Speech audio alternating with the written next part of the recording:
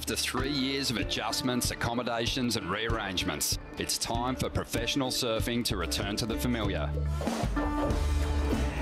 Up into the hawk and hammers. That's a classic Bellsbowl wave right there. Massive. Here in Wadawurrung country, nothing compares to a cold morning. The sun rising out beyond the Winky Pop button, revealing Southern Ocean swell lines marching into the famous Bells Bowl. Now in its 59th edition, as the Rip Curl Pro commences, the world feels more back on track. The crowd loves it. This year, winning the bell will mean more than ever. The mid-season cut is closing in, with waning chances for surfers to save themselves on tour. He's going to need a big result in Australia to make the mid-season cut.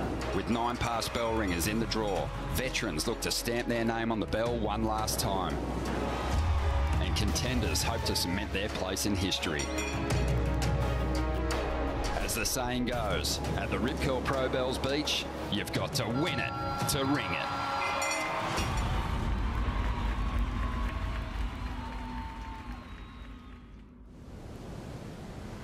I've been having this vision.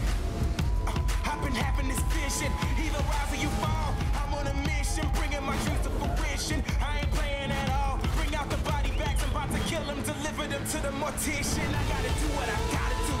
That's for my fish, back in my face. I gotta do what I gotta do. I pray to God, he never came. I'ma do me, I'ma do me. That's in my blood, I'll never change. That's in my blood, I'll never change. That's in my blood, I'll never change.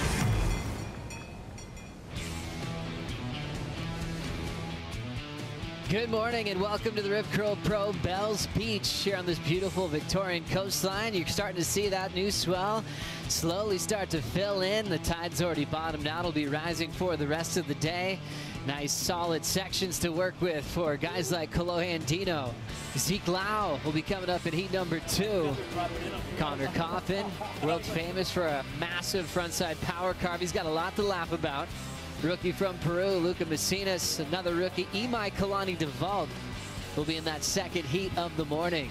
One of the biggest guys on tour, from Owen Wright to Connor O'Leary, getting some last-minute advice from Richard Dog Marsh as Seth Moniz prepares for heat number 1 against his good friend Ryan Callanan and also rookie Callum Robson.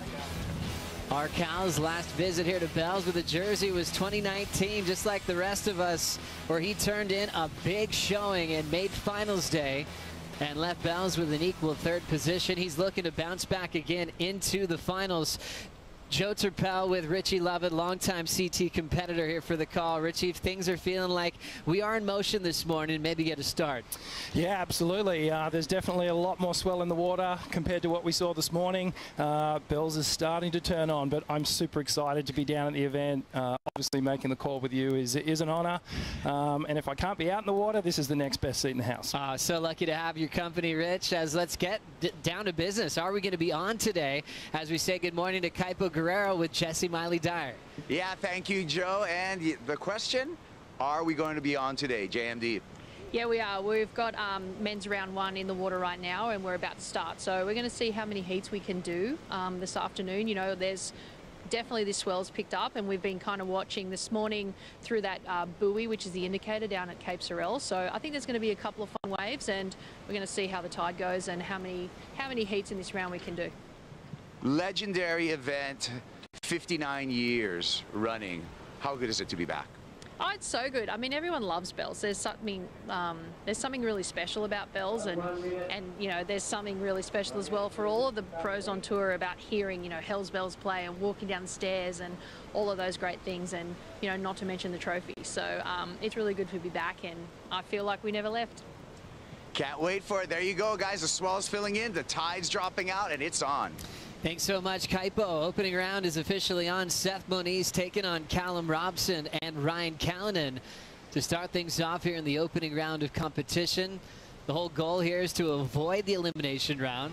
Top 2 get to go right into the round of 32.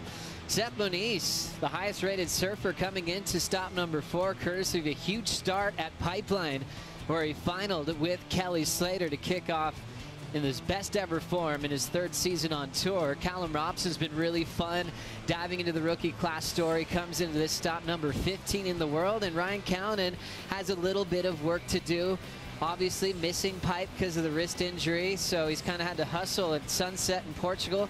Hasn't had the best success in those last two events. Pressure's going to be on Ryan to really perform on the Bells Bowl today. Yeah, Joe, pressure does various things to surfers. It can either bring you undone or you can click you into gear. And if my meet-up with Ryan is anything to go on about 5 minutes ago, he is so laser focused and ready to go. But it's a really interesting matchup, this one. Ryan's also the only goofer footer in this heat, so that's going to set him apart in a couple of different ways. He's going to be able to draw on that backhand attack.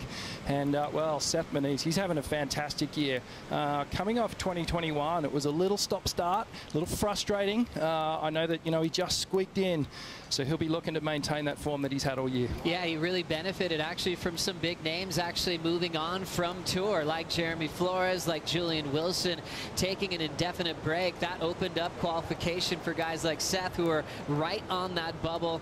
This year, a totally different start. Final at Pipe, quarterfinal at Sunset Beach, has him in a great chance to maybe be positioned in that final five talk come into the year. Yeah, absolutely. And my mind's drifting back to B. Durbich, who actually fell off tour. And when I got off tour, I had to retire my spot in 2006. He went on to finish second in the world that year. So it can be done, and it seems like he's using that second chance really well. First wave of the Rip Curl Pro Bells Beach goes to Ryan Callanan. The man from Newcastle throwing some spray off the top of that one.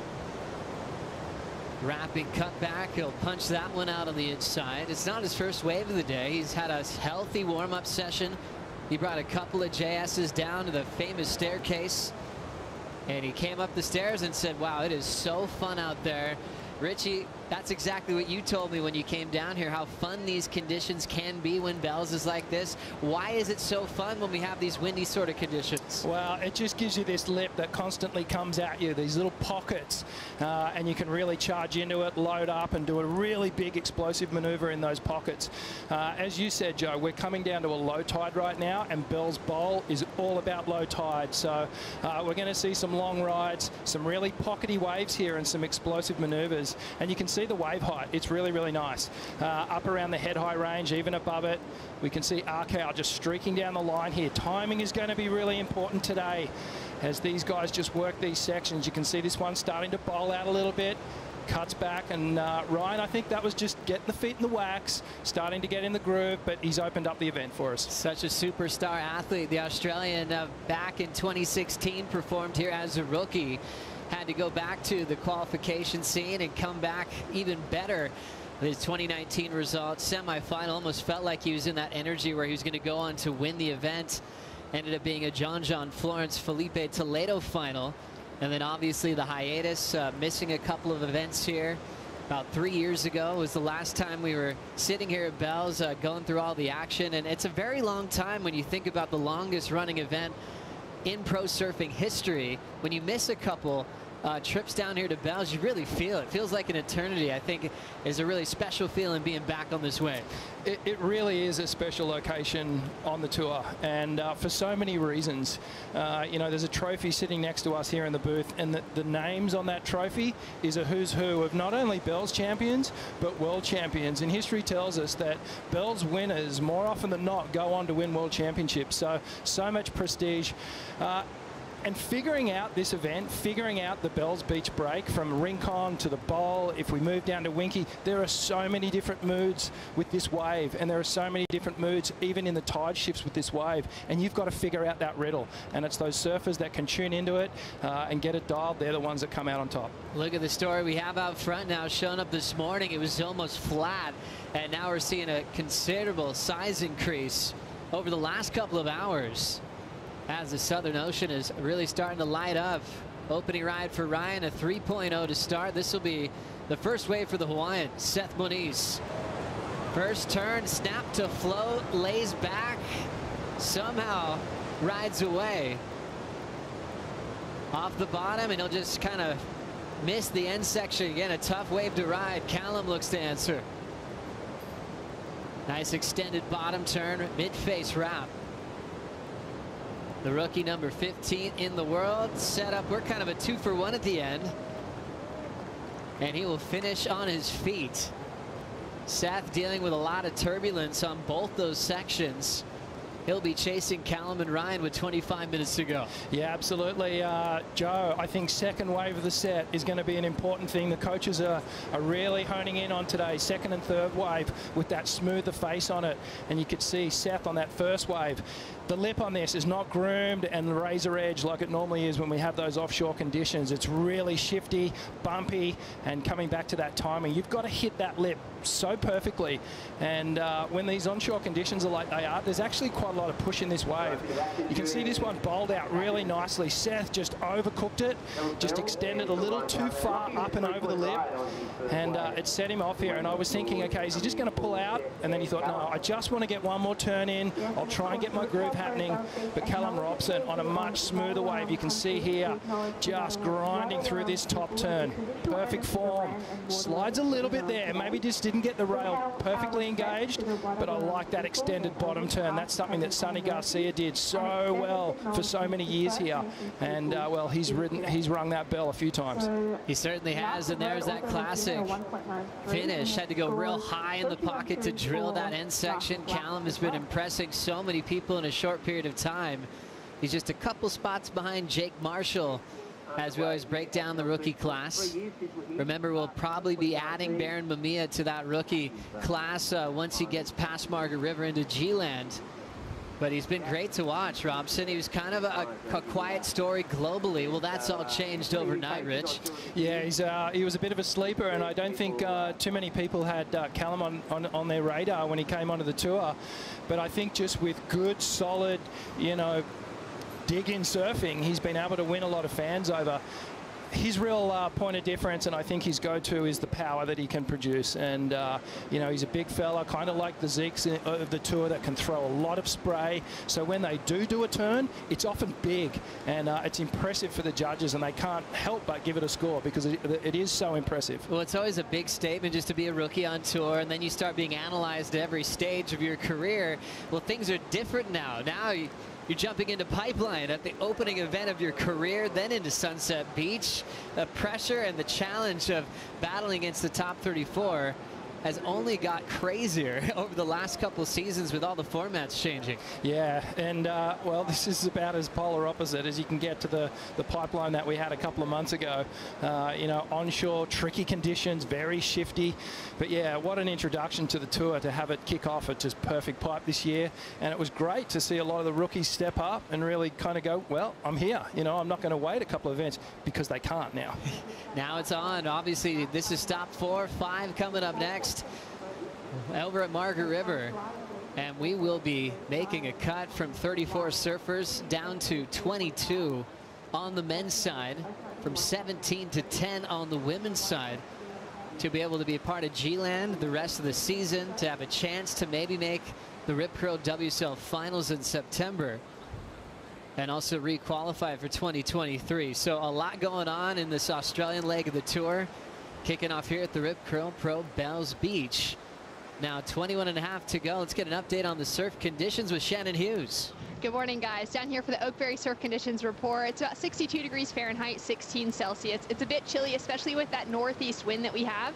Slightly strong onshores this morning, unfortunate, but it is pushing in some more swell. We're looking at about 3 to 4 foot right now for the conditions out in the lineup, which is great. It's been pulsing and increasing through the morning, and we're expecting it to continue to get better, at least size-wise, throughout the day.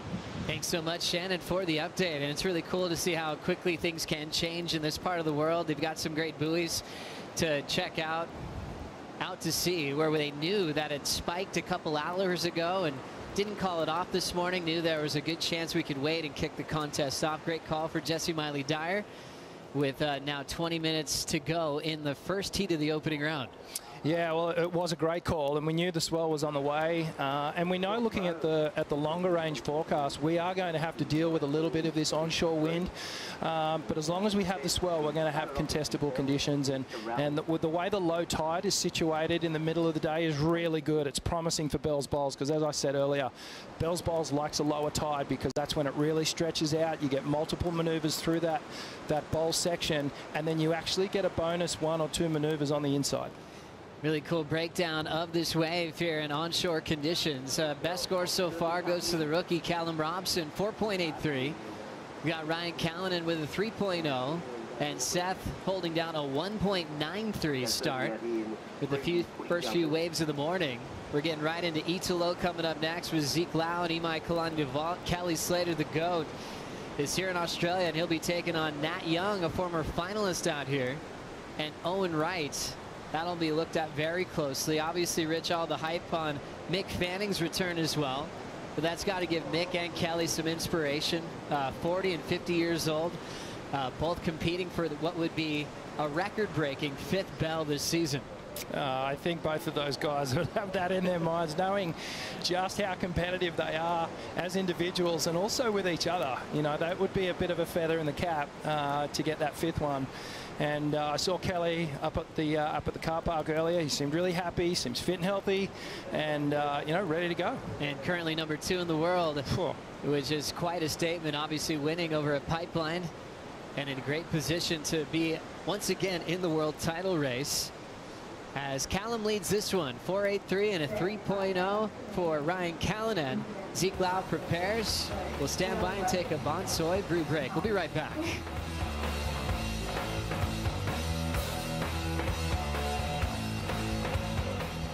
Yeah, like growing food and cooking and fishing and kind of those things are all a bit intertwined, and spending time with my family and my girlfriend, and have a couple cats and a dog now, which is pretty funny. I never thought I'd have pets.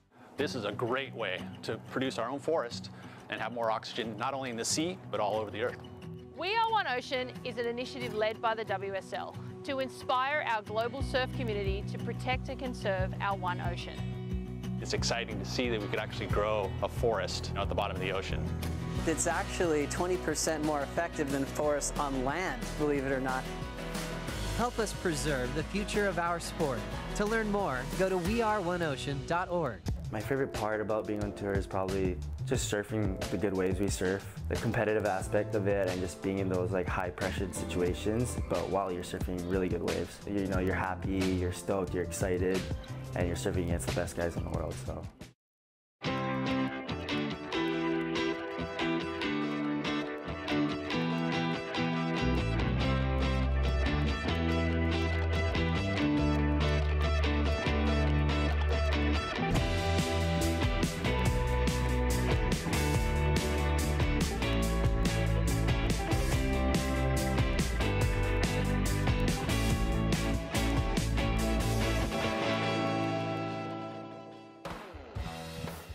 Opening round, heat number 1, still plenty of time. 17 minutes on the clock for Callum Robson, Ryan Callanan, and Seth Moniz to avoid the elimination round. You go there if you stay in 3rd in this opening round. Top 2 get to move on to compete straight into the round of 32 and just get a little bit closer to potentially ringing that bell. You think how important that is for all surfers to get that feeling of one, making a CT final, then maybe getting your first win of your career. Seth was incredibly close to that to start the year.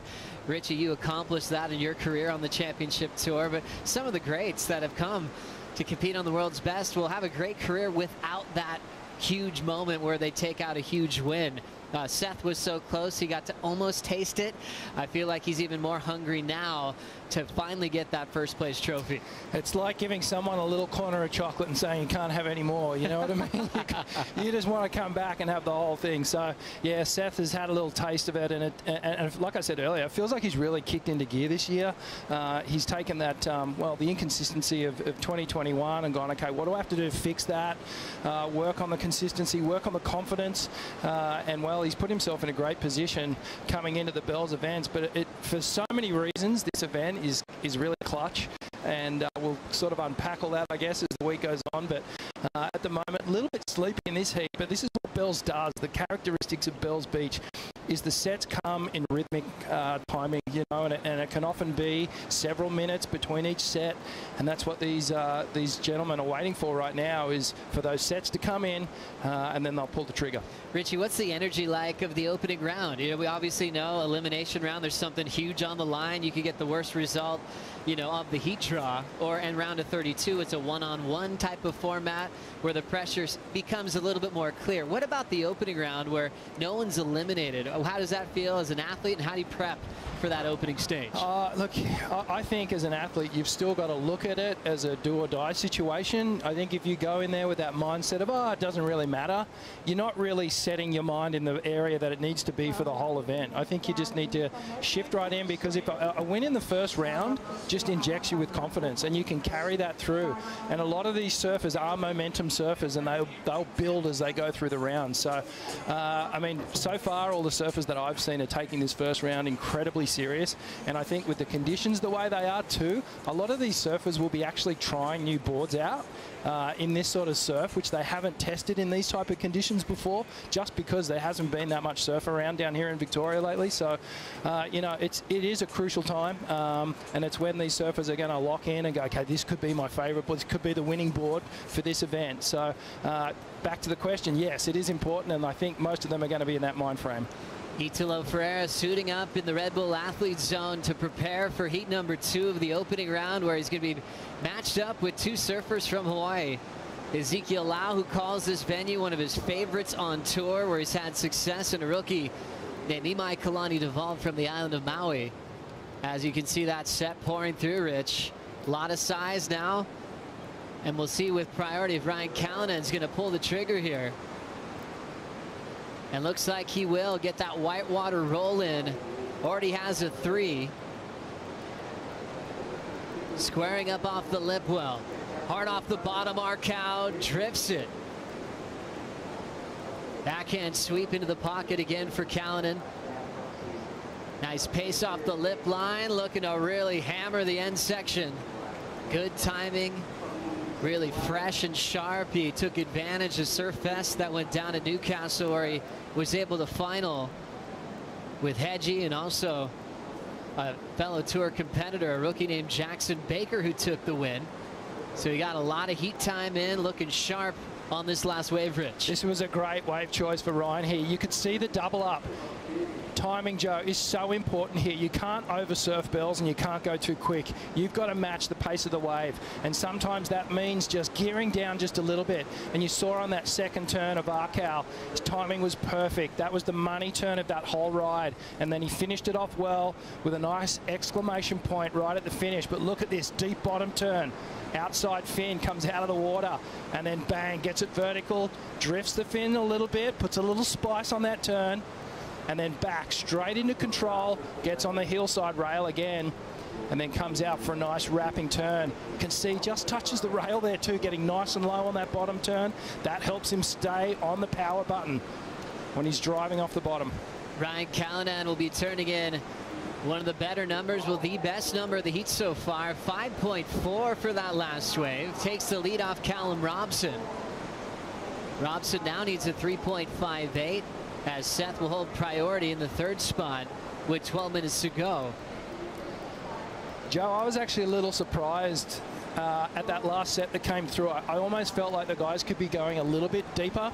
I think because the swell does have a little bit of west in the direction, that it's going to come down the point a little bit more, so that they can afford to sit a little bit deeper on the bowl here. And this is the thing about experience, and this is the thing about coming to Bells so many times and surfing it during all these different moods and conditions. You start getting your lineups dialed in, and for a few of these surfers, it's kind of the first time they're coming back for some of our rookies. 11:20 on the clock. It's all about qualifying for the back end of the season as we check out Bubble Watch for the men on the championship tour. The cutoff is at 22. We have a 5-way tie above it for 18th. From Coffin to Jack Robinson, Big Zeke Lau, rookies like Sammy Pupo and Lucas Messinas. And then on the opposite side, needing a result to make the cut, Federico Moraes, Leo Fioravanti, Joao Chianca, Jackson Baker. A lot of ties will be broken after stop number 4. And one of the bigger names that we're seeing, Ryan Callanan. He's 31st in the world. He really needs to make a big run in this event. Yeah, absolutely. And have a look at the name right down the bottom there, Owen Wright. That's a special one, because we're not used to seeing him on that on so low down on the ratings. It's just crazy. So Owen, it is go time for him. He really needs a result at this event. And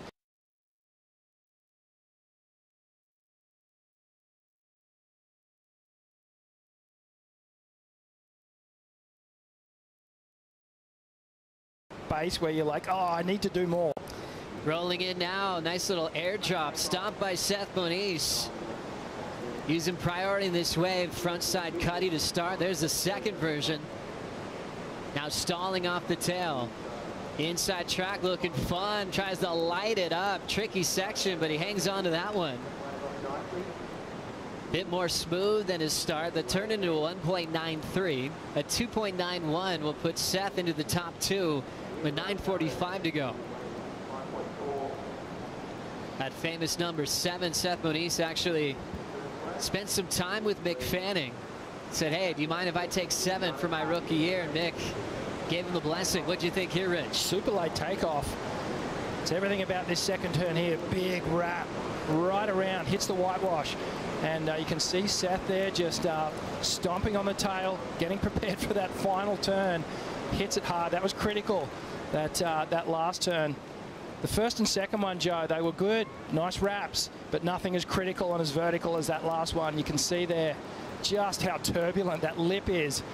And he was able to ride out of that. He's not big in stature, but he's got so much strength in those legs.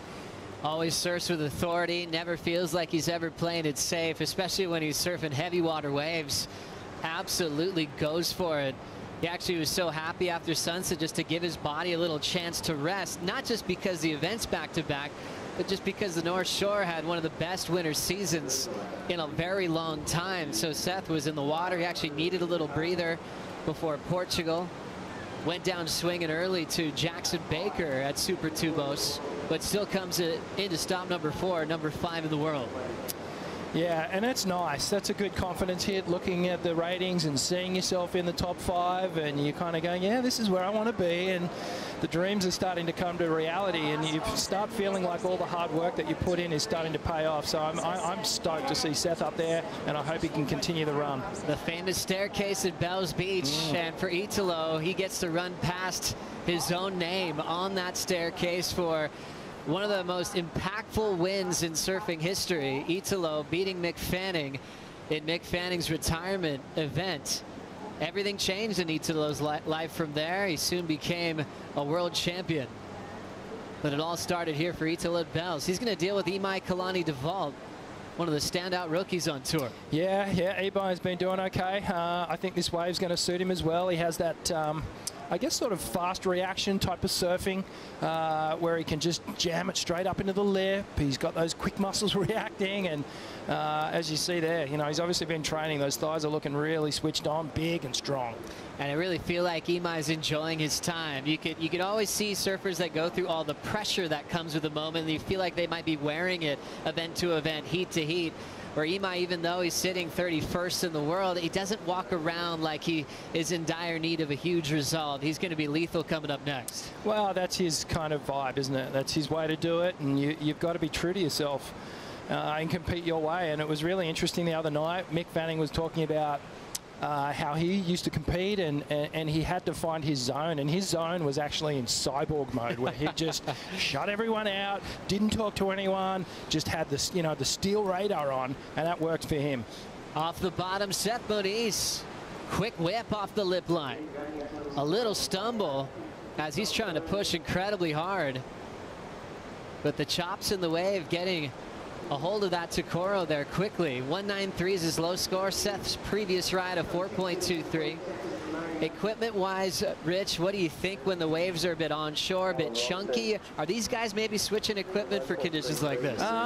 You know what? I think they're probably going mostly just for their standard shortboard. I don't think because of the wind we'll see many epoxy boards ridden. Of course, someone like Kelly could prove us wrong there, but I think most of the surfers, from what I've seen, are just going on their standard shortboard because, you know, when the sets do come through, they're head high, and you need to be able to lay into that board, trust in what the equipment is giving you, and really be able to perform. And like I was saying before, I think a lot of these surfers will be on fairly new equipment. Maybe they've only had a couple of surfs on them so far. So it's a great round to figure out the wave, to figure out their equipment, and really start to lean into the event. So unique to surfing, even compared to our relatives in snowboarding and skating, where those guys have their runs dialed. You know, they're not just waiting for game day to actually perform on what's in front of them. Where surfers, if there's no surf, I mean, what have you been doing the last couple of days? Exactly. You got to play golf or do something, go to lunch. But, you know, when I have, multiple times I came down to Bells and competed, I would always have boards that were just an inch longer, because I knew that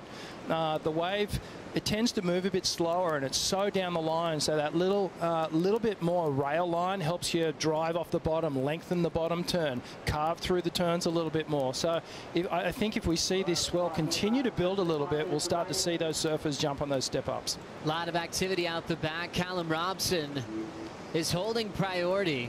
Only has one wave ridden at that 4.83. So being selective, taking his time on his wave choice, but priority will switch to Ryan Callanan. With Callum not going on that wave, Ryan's adjusting now, seeing that he has first priority. Will take this wave to protect his lead. Backhand float, extends it.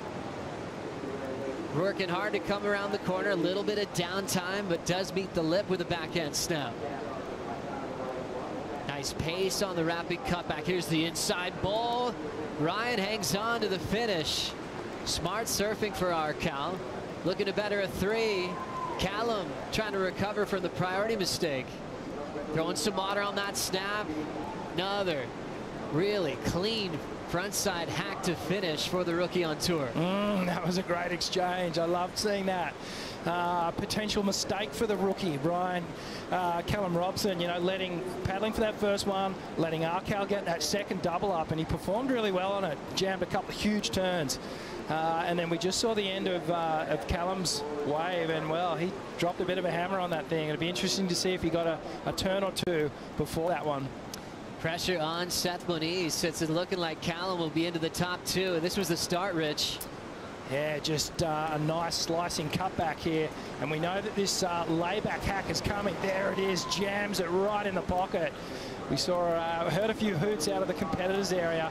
A nice lip gliding floater, but probably the maneuver of the heat so far. Let's check out Arcal's wave. Soupy section he had to project over that floater. A little bit of downtime here. Jams it up in the pocket. The advantage the backhanders have, Joe, is that they're able to come around and get a lot more vertical. That forehand, it tends to make you go out onto the face and swoop a lot more.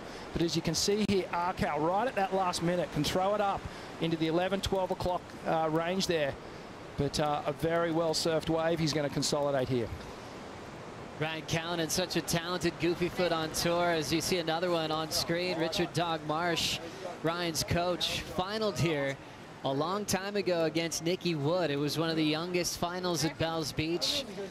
Dog was 17, got second. Nicky Wood was 16. It made the headlines. All the magazines were writing about it, how unpopular that result was for the veterans that were on tour. Some called it a pro junior type of final. I mean, that's always been the case in surfing. That change of the guard field doesn't ever feel good for the surfers that have been around for a long time. No, the elder statesmen, they don't like to see the little whippersnappers come in and steal their thunder. So, but it happens, you know, generation after generation, time and time again, unless you're Kelly Slater. That's right. Kelly, 50 years of age, breaks his own records. He'll be coming up at heat number 3 this morning, looking for a 5th bell. As we have a minute 40 on the clock, let's check out the Harvey Norman heat recap. Callum Robson getting a nice start with a 4.83. Yeah, started well, and it was all about the bottom turn. And look at Callum Robson here, just grinding, cutting through these soupy sections, slams it off the top. The strength of this guy, he's able to muscle through these soupy sections, but Arcal, he's been pretty dynamic on his backhand. And that beautiful turn there, he drifted the fins a little bit, cutting back into the whitewash, timing it. That's the one thing that stood out for me so far with Arcal, is that he's timing. He's not trying to rush his turns. He's staying with the pace of the wave. And sometimes you can look like you're rushing it a little bit out of Bells here, but you have to stay right in that pockety section, especially when we're on the bowl here. And things get a little sleepy with the wave as it comes off the bowl and onto the inside section, so you've got to make it look good. And Arcal just timing that last section very, very well. But Callum Robson, he fought back here. Nice wrapping cutback, and I love this turn here, Joe. Jams it right in the pocket, leans back into the turn, throws an absolute ton of spray and finishes well. Such a solid finish, and also what a great reaction to losing priority. Had to let Ryan go on the wave before it, and he turned in success in a short period of time, recovers from that mistake and turns in a 6.5 and gets the lead. Ryan to second, world number 5. Seth Moniz now needs a 7 to avoid the elimination round. And just like that, we're nearly at the end of heat 1. But that's amazing that, you know, Callum Robson, normally those little mistakes will see you out of the heat. He was so lucky to be able to turn it around, and he's lucky that that was a 3-wave set. The rookie Callum Robson gets the first win of the event and moves into the round of 32 with Ryan Callanan. We'll see Seth Moniz in the elimination round here at the Rip Curl Pro Bells Beach. When we come back, Italo Ferreira, former Bells champ, takes the lineup with Zeke Lau and Imai Kalani Devault.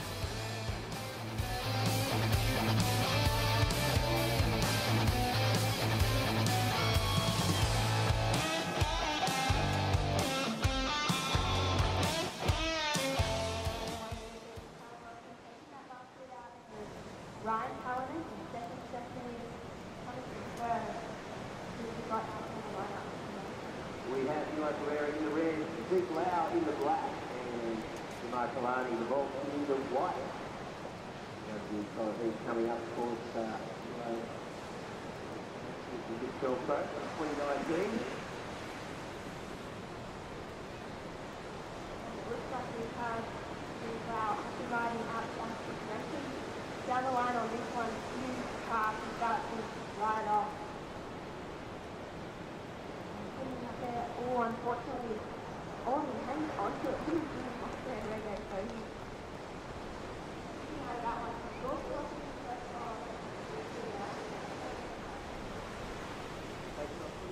There, so it turns the egg to 6 years, the white one and everything. Lost it? No. Opening the count pretty early in the season.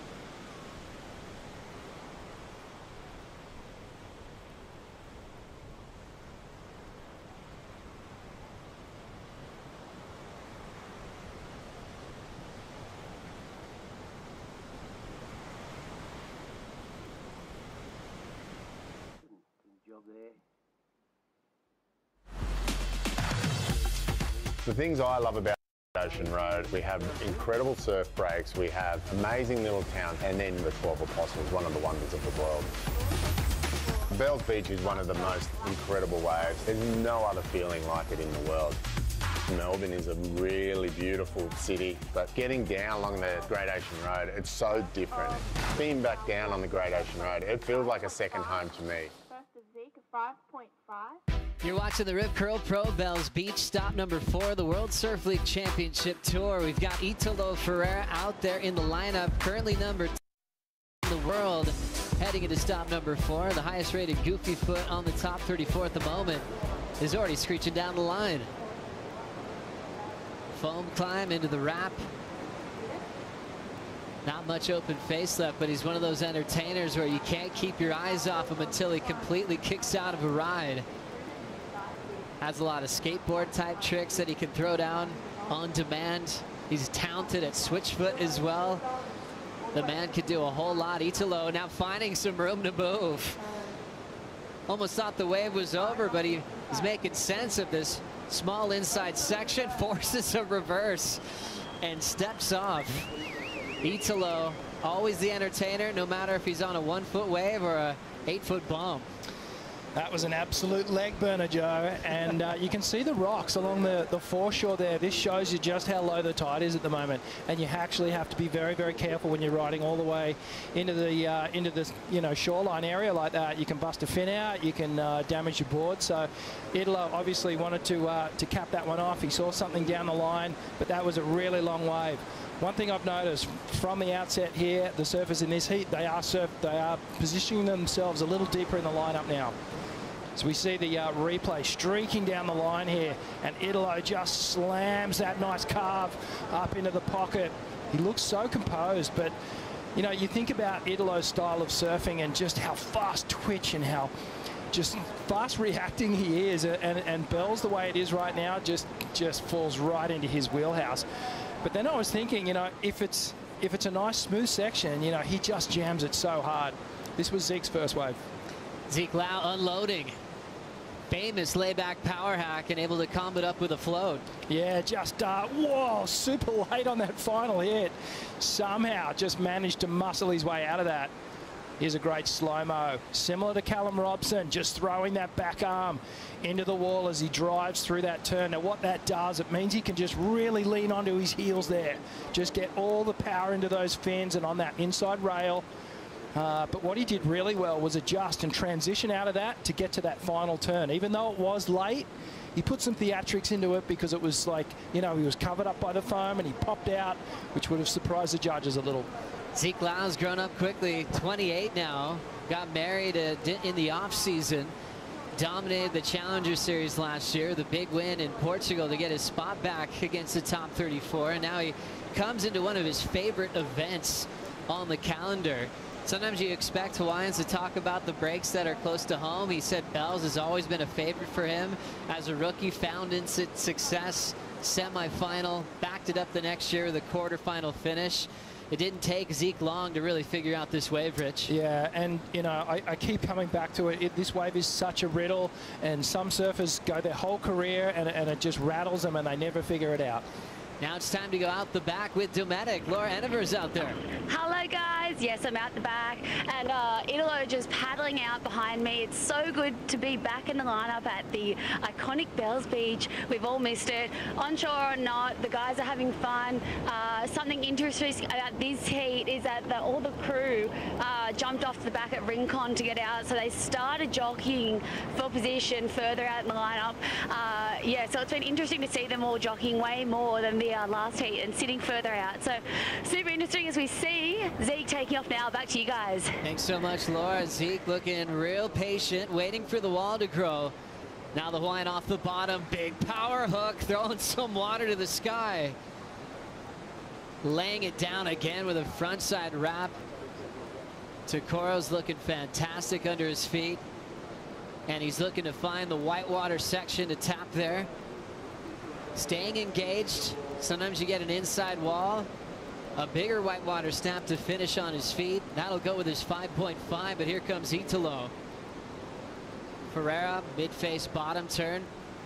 Could create his own speed on just about anything. Smaller inside section, and he'll just throw a pop, shove it, spins it around switch. I was waiting for that, Rich, all morning. Yeah, of course. You expect it, right? Guy is so talented. Is this a wave that will help him be hyperactive? The conditions we have today, remember, I mean, I keep thinking about Newcastle last year where it was flat and he had 17 waves ridden. Yeah. I didn't even know that was possible. Do you think that kind of approach on a day like today is going to pay off for him, or will Bells allow him to do that? No, Bells doesn't really allow you to do that. It's all about pace, pace, pace. You know, you can't oversurf this wave. You have to wait for those sections. You have to slow down sometimes, and we saw Zeke do that. But let's check out Italo's waves. Wow, jams that one. Tighten the pocket to start things off. This wave flattens out really quick. And when it's on shore, Joe, this is what happens. You get these little double up sections right through the bowl. We fast forward down to the end section. Look at the speed. He's picked it up again, slamming off the whitewash there. But really, it's those big open face turns like this one that Zeke's about to do here. See how he waited for it. He knew this section was coming. Oh, and just drives so hard and with so much power through that little pocket. A nice wrapping cut back onto the inside. And then just does some clean rail work, some nice transitions all the way through to this inside section. Another little foam climb to finish things off. But the pace is there. He doesn't look rushed. He just looks like he's so in tune with the way this wave is, even when it's onshore. So cool to see his stature and confidence. His timing's looking very incredible. And well, both of his rides for Zeke, you're picking out major individual moves that are really standing out. On his 5.5, he featured that layback hack. His wave that he just finished, that huge full rail hook, throwing a ton of water. And now we've got to talk about this man, Imai Kalani-Duvall. He's been kind of out of the flurry from Italo and Zeke. Still waiting to really get started. Yeah, and, you know, I don't care who you are, a rookie or a seasoned pro. as 10 minutes starts to wind down on the clock, if you don't have a score on the board, it starts to weigh heavy on you, and you start to think, okay, I got a 20-minute heat now, not a 30-minute heat. Average, you know, I got 10 minutes per wave if I only want 2 waves. And when the sets are coming in rhythms like they are now, several minutes apart, so all of a sudden Imai's in a situation where he needs to make sure that his next wave counts. Otherwise, he's going to start getting right on the back foot here, and he's going to be out of this heat. So it's an important time for Imai. He needs to keep his composure, and as a rookie, that's difficult sometimes. Especially when you have the energy-filled Italo Ferreira just looking like he's in a low gear and just finding good sections, getting the crowd excited. For Italo, 3.17 to a 4.10. Zeke has 2 better scores, a 5.23 and his 5.5, as they're sitting in the top 2. Italo is using a little bit of everything here. He's finding his own speed. He loves to generate his momentum just on his will and ability, but also trying to use the power of Bells on his first 2 turns he had out the back. Winner of the first heat was a rookie, Callum Robson's with Kaipo.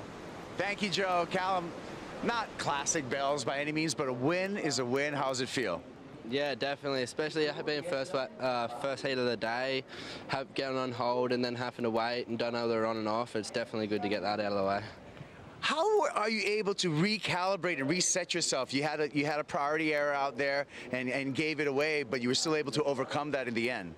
Yeah, I made that mistake, and I kind of saw Seth down the line, and I knew that even if I made that mistake, I'd go to second. So I had a look, and then I seen a lump in it, so I didn't go, and then I was like, oh, made that mistake, and kind of had to reset and just go, okay, there's another wave. I felt like there was another 2 or 3 coming after that. So Ryan went the first one, and then I went the one after, and ended up being the best wave of the heat. So I was stoked to work in my favour.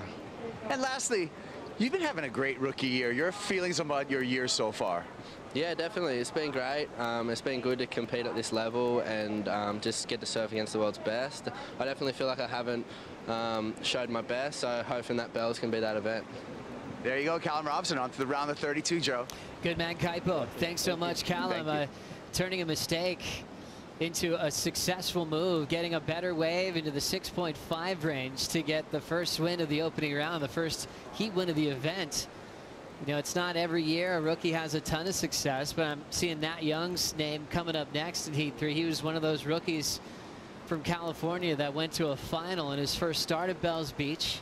Some people just have that natural relationship where they can make comparisons to waves at home, knowing how to really perform and turn in a keeper section on an open face carve where they can make that a money turn and a very scoreable maneuver, just like Zeke did on his 5.5. Yeah, and it's a great score. It's those big moments, those big, strong, powerful moments that Zeke has had on his waves that the judges are leaning towards, and that's why he scored on average, you know, a point higher than or then some over Italo's waves. Owen Wright preparing for Kelly Slater and Nat Young in the opening round, heat number 3. That's a big one coming up next.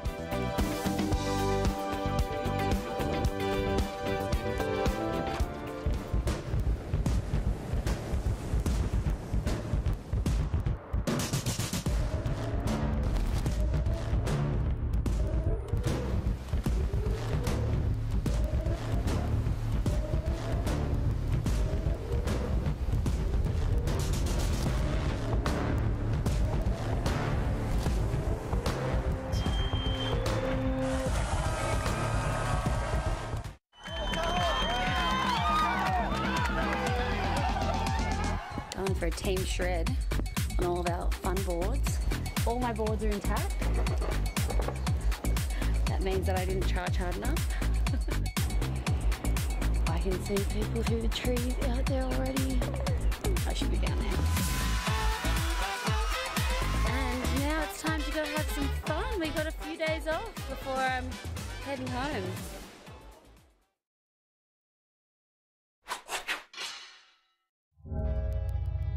Here we are back at Bells. Decided to retire, and then I found myself in the final against Italo. And yeah, things were going good, and then I was just behind. I was waiting for a set, and he went a medium one and just smashed it, and there wasn't another wave that broke. But for me, ending my career and, you know, I had tears of joy and you know, celebration in my heart. But then to look over to Italo and see the emotion that he went through, he was screaming and just, you know, just so overawed in the moment was incredible. And it showed me what it meant to him. And it also solidified that, yeah, it's time to walk out the back door. So great reflecting back on great Bells moments, especially with Mick Fanning, who talked about the final that he had with Italo back in 2018. And it was so emotional, it was sentimental for everyone on hand globally watching Mick, everyone knowing that he'd be leaving full-time competition. There felt like obviously there was this local crowd just trying to will Mick on to not only win, but then hold the record for most Bells in history. But the story would change. It was Italo's day to turn into a guy who could compete for a world title. That came very soon after. And yeah, those screams, we heard them from the Bells Bowl of Italo's celebration, winning his first big event of his career. Yeah, I don't think the enormity of that situation was lost on him either. You know, having Mick and that retirement little moment, but also his you know, first really big win as we see the man up and riding now. Trying to channel those feelings from 2018, an aggressive backhand hack for Italo. Throws the vertical in the whitewater. There's the backhand carve, putting more energy into this wave than he has on his first two strikes. Big finishing move again. Italo completes. Needs a 6.63 to take the lead. I'm going to say got it, Joe. That was an amazing wave. That first turn was incredible. So much speed as we see Imai up and riding. Imai just trying to find himself in this heat. 1.5 before this. And just trying to get a piece of the action. It's been just swallowed by Zeke and Italo in the first half of the matchup. I remember watching Imai in the Challenger Series over in Portugal at Ericeira, and he surfed just so well. And there are similarities to that break and here at Bells Beach. So I feel like he'll be tuning into this wave quite well. And it'll be great to see what he actually did at the start of this wave. But let's check out Italo first. Watch this first turn. It is just so quick. He explodes off the top of that thing, just tears the lip apart. Does well to actually control himself on that second hit. A little bit of rail work, transition here. Back into the pocket, and then he sets up a nice clean finish here, connects perfectly with that closeout section, and that's why you got the little fingered claim, because he knew that two big turns like that are going to net a huge result. And I think we may even see this score go a touch close to the excellent range. But look how tight was that pivoting turn on the lip there. Little airdrop back into the pocket. It's those little tiny bumps, he's able to navigate them so well. Foamy section for Imai, up and over. A little rock and roll layback snap over that section as he comes through to the inside. He looks good. He looks free. He looks fast on his board. I feel like it's just a question of getting him on a better wave. So Imai with some work to do in the back half of this opening round heat, but such a solid surfer. He's got everything. Big airs, charges, and heavy water waves. Really fun addition to the rookie class that we have on tour. That did get a little smaller, unfortunately, due to injury, with Carlos Munoz recovering from his injury at pipe to his shoulder. Had a successful surgery there. Liam O'Brien breaking his fibula in the warm-up before opening day at pipe. Cool to see him in the water at Bells yesterday as he's just working his way back to form. So you're down to now 6 names in that rookie class, and I guess you should say maybe like a 7th when you add Baron Mamiya. Still a lot of fresh faces to really talk about on the top 34. Yeah, absolutely. It's exciting when you throw the rookies into the mix. You never know what they're going to do. Think back to last year where we had Morgan Siblick just have an amazing year, make the top 5 and get into the final 5 there. And you know, look at what is happening this year. He's got second-year syndrome, and unfortunately, is way back there on the ratings. But it's not because he's not surfing well. He's just ripping, absolutely tearing the bag out of it. Things just aren't going his way, and he needs to figure out a way to switch it around.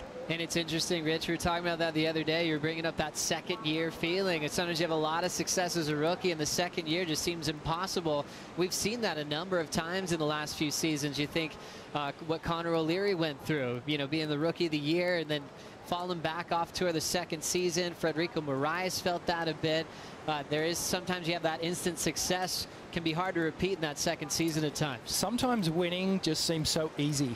And when you're on top and you're on a rhythm and you're on a roll and things are happening and everything's just coming to you, the sets are coming to you, your boards feel good, everything's clicking and everything's right, you know. And then when things start going wrong and you start going down the loser hole, it's really hard to climb your way up. Sometimes those walls feel like they got soap on them and you just can't figure a way out. And that's when you need to dig deep and do a lot of work and try and figure out the maze to get back on top. Imai's last wave, his best so far, 4.23. Last score for Italo, 6.5. That keeps him in second. Zeke Lau still out in front with his 5.5 and 5.23. So incredibly close to take the lead in this one. Zeke will hold priority with waves on the way. All of them passing on that last one. Wave selection being so important. And remember, coming up next, we've got Owen Wright and also Nat Young taking on a 50-year-old who's #2 in the world. Shannon Hughes, any insight on Kelly and if he's here and ready for this next tee? I watched him run down these very stairs at Bells Beach. So iconic to see him heading out this morning for an early surf with the Grom, one of the rookies on the women's tour, and Benny Luce Johnson and her coach Ross Williams. So he's clearly ready to go, already pouring back into the next generation out here as well, and got that warm-up surf in this morning. He's going to be running down behind me any second. Can't wait. Really looking forward to it. Thanks, Shannon. We've got Zeke Lau in motion. Big power hack off the top of that wave. Wraps it on the open face. Nice clean cutty again. He's got some speed to burn and jams the end section. Zeke looks connected. Looks like he's in his favorite second home on tour here at Bells. Backhand whip off the top for Italo, current #10 in the world. Stalling, waiting for this inside double up. He's got it now. There's the vert. Looking so smooth this morning. Transitioning on a rock and roll float. Inside bowl still has some room for Italo. Throws the fins out. He'll get stuck and go down for the first time in the heat. Wow, what a wave. He was connecting, so much variety. We'll break that all down in the replay, but Zeke's wave choice has just been so good, consistent in this heat. He knows which wave to catch, and that comes from experience. That comes from being out in the Bells Bowl time and time again, surfing this wave, regardless of whether it's 2 foot, 6 foot, 10 foot, onshore, offshore. You've got to put your dues in out here. I mean, it's often spoken about at waves that have a lot of consequence, like putting your time in, learning the different swell directions. That could really go to any wave on tour, especially Bells. What do you think here? So why Zeke took this wave is because he saw this section doubling up down the line, and he made good work of that snap, drifting the fins again. Cuts back into the soup, and another one. He's just timing here. He's just trying to stay in the pocket and set himself up for that final turn. Also, Imai Kalani got his third wave of the matchup. Yeah, funky little layback snap to start things off. It was more kind of a carve, and a second one. Just staying nice and flowy on this wave. Comes through to the inside section. Quite a narrow stance, Imai Kalani. But, you know, it helps him stay on the tail of that board. Helps him pivot a lot. Into the inside section, a nice soupy wave. But sometimes that can be really hard to ride. But have a look at just how fast Italo Ferreira is surfing here, and he has just picked a perfect wave. This one held a lot more size through to the inside compared to some of the other rides that we've seen in this heat. Unfortunately, just slipping off on that final turn, but he did some great work in the lead up. What a great exchange. Everyone getting involved there. First was Zeke, then Imai got the second wave. Italo, the final wave of the set. All surfers awaiting scores with 7 minutes still to go, as we anticipate a massive heat #3. Owen Wright, Nat Young taking on a man they call the GOAT. Currently world #2. Kelly Slater trying to fight for a 5th bell. And believe it or not, his first bell came in 1994. So Damien Hardman won in 93, then Kelly won in 94. That was a long time ago. He already had a few world titles by then. But he's seen everything here at Bells, at Winky Pop. He's had finals and victories at Joanna. Here he goes again. unbelievable. It really is remarkable what he is doing, and I know it's been spoken about time and time again, but it really is inspirational to see Kelly here and competing and not only just making up the numbers, but actually right up there on the top of the ratings and you know, potentially staring down the barrel at another world title. Who knows? That's so cool. So many memories for Kelly. He passed Tom Curran as being the all-time great event winner in this part of the world back in '06. Okay. Jerseys are slippery, so yeah, we're getting a little bit of the tricks in the trade from Kelly. A little bit of insight here. Maybe it's a new suit, fresh jersey there, so not leaving anything to chance. We know a lot of the surfers, they also wax up the top of their feet and then they rub it on the bottom of their feet as they're paddling out, because it is a long walk along the rocks here to get out, especially if you take the back way out around at center side there. Every junior surfer around the world will be waxing their jerseys. Yeah, they will. After seeing this clip.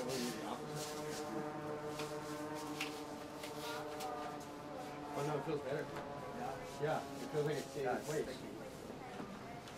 Surf hack. Heat hack 101.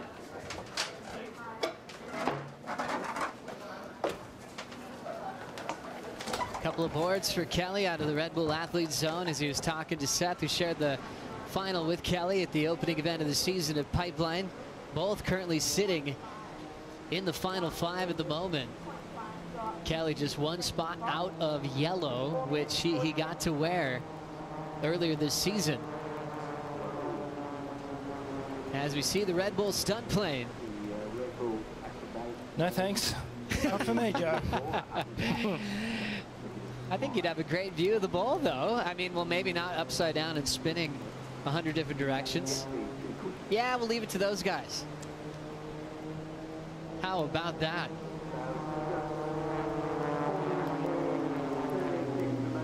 Wow. It reminds me of some of the lines that Italo draws. Well, it's exactly in right. the ocean. There's some G-forces happening right there, that's for sure, as we actually had the F1s racing around Melbourne, which is an hour north of where we are right now. But the Red Bull stunt plane's putting on a real show here for us. Yeah, this Red Bull stunt plane did the same thing at the F1. Some of our athletes got to visit the pits just the other day and really tune into that whole different sport. And wow, those cars go really, really fast. Pretty spectacular. We had the chance to go up in the sky in a much more comfortable fashion in a helicopter, and we got to see this entire Victorian coastline, which was riddled with waves. The scenery was absolutely gorgeous. The water was exceptionally clear. It was like a summer day. It was blazing hot, and it was such a great vision to see it all from the sky. You know, this part of the world is kind of known as the gateway to the Great Ocean Road. If you start heading down the coast towards Apollo Bay, it is something you've got to check off on your bucket list when you come to this part of the world. Absolutely. There are so many little towns and bays to visit, great restaurants, and everyone's so welcoming on this stretch of coast. But let's get back to the replay here. And it's Zeke Lau, who has just been power hacking his way through this heat. Currently sitting in second. Italo has inched his way ahead. And it's with surfing like this, just watch how tight and fast this man just rivets off the backhand here, picking the slightly bigger waves that have these little sections that are popping up for him, timing it perfectly all the way through to the inside, just pivoting, weaving, picking his moments, and then just attacking. And Italo feeling good about this one. Watch how fast he just slams off the top there on his backhand. So tight. I'm not sure that there's another backhand surfer out here at Bells who's going to be able to match him just for his pivoting ability. So quick in his transitions, but he's also looking exceptionally smooth. I love the time that we get to enjoy Italo off the bottom and how smooth his re-entries have been. That rail line's looking incredible. And yeah, Italo's gap. Yep, I'm inspired by the Red Bull stunt plane. He wants to go upside down again if he can with a minute 45 to go. What Idolo does really well in my mind is that he surfs with so much energy, but never looks too rushed. You know what I mean? His timing is so perfect, and he always looks like he's doing the maneuvers in the right place. And as I said, there's energy there, and he's always really kind of frantic. But there's a way that he makes it also look really smooth in his rail work, and it's a unique thing. And very special, and that's why he is a former world champion, and he does so well at events like this. Now setting up himself in the title race, number 10 in the world. He's feeling it. He's feeling the energy from the Red Bull stunt plane, in the lead over Zeke Lau into the final minute now, and Zeke and Italo have priority over Imai. It's a tough spot to be for Imai Kalani.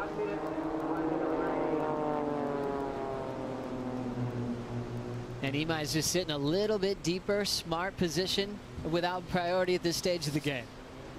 Look, I think he's got to just throw caution to the wind and have a crack if a wave comes, but this has really been a tale of pocket pairs at the moment. Imo's on 4s, Zeke's on 5s, and Italo's on 6s, so really, and that's just come with the slightly bigger waves that Italo's had, and that one wave that finished a lot bigger down the inside track, and he was able to do some bigger turns in the end. But Zeke should take a lot of confidence out of this one if he can maintain second position, because some of those turns he rifled off were so powerful, so smooth, and he does look like he's really connected with the wave here. And I think Zeke knows, being where he is on the standings, there's a lot of people tied with him for 18th on the leaderboard, and he wants to get a little bit more room to be safe to make it to G-Land after he leaves Margaret River. Solid performance right on the buzzer. Zeke will get out of the way because Italo has priority. The 2018 Bells champ will just spin his way out, move on to the round of 32 along with Lau. We'll see Imai in the elimination round later on in the event. Coming up next, Kelly Slater hits the lineup with Nat Young and Owen Wright. We'll bring in Ronnie Blakey and Kaipo Guerrero for the call.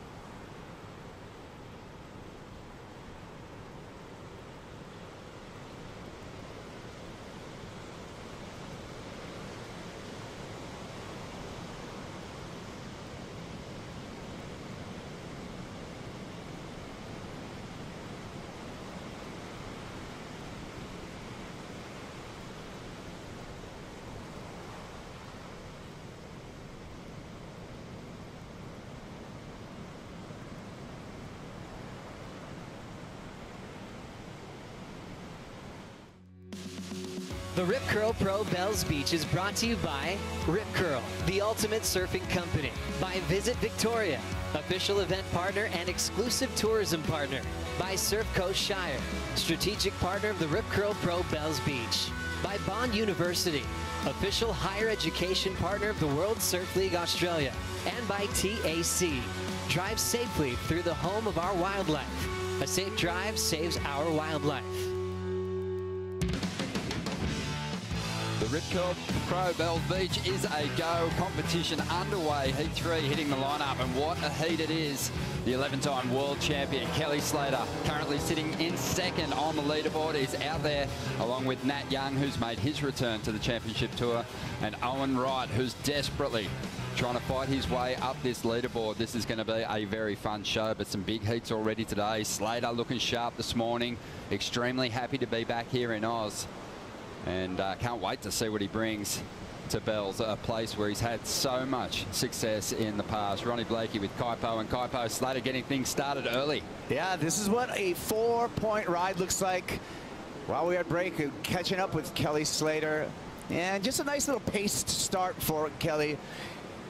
Keeping the board moving through here. Great rail work with that extra release he always gets off of those turns. Looking lively right now, the 50-year-old Kelly Slater.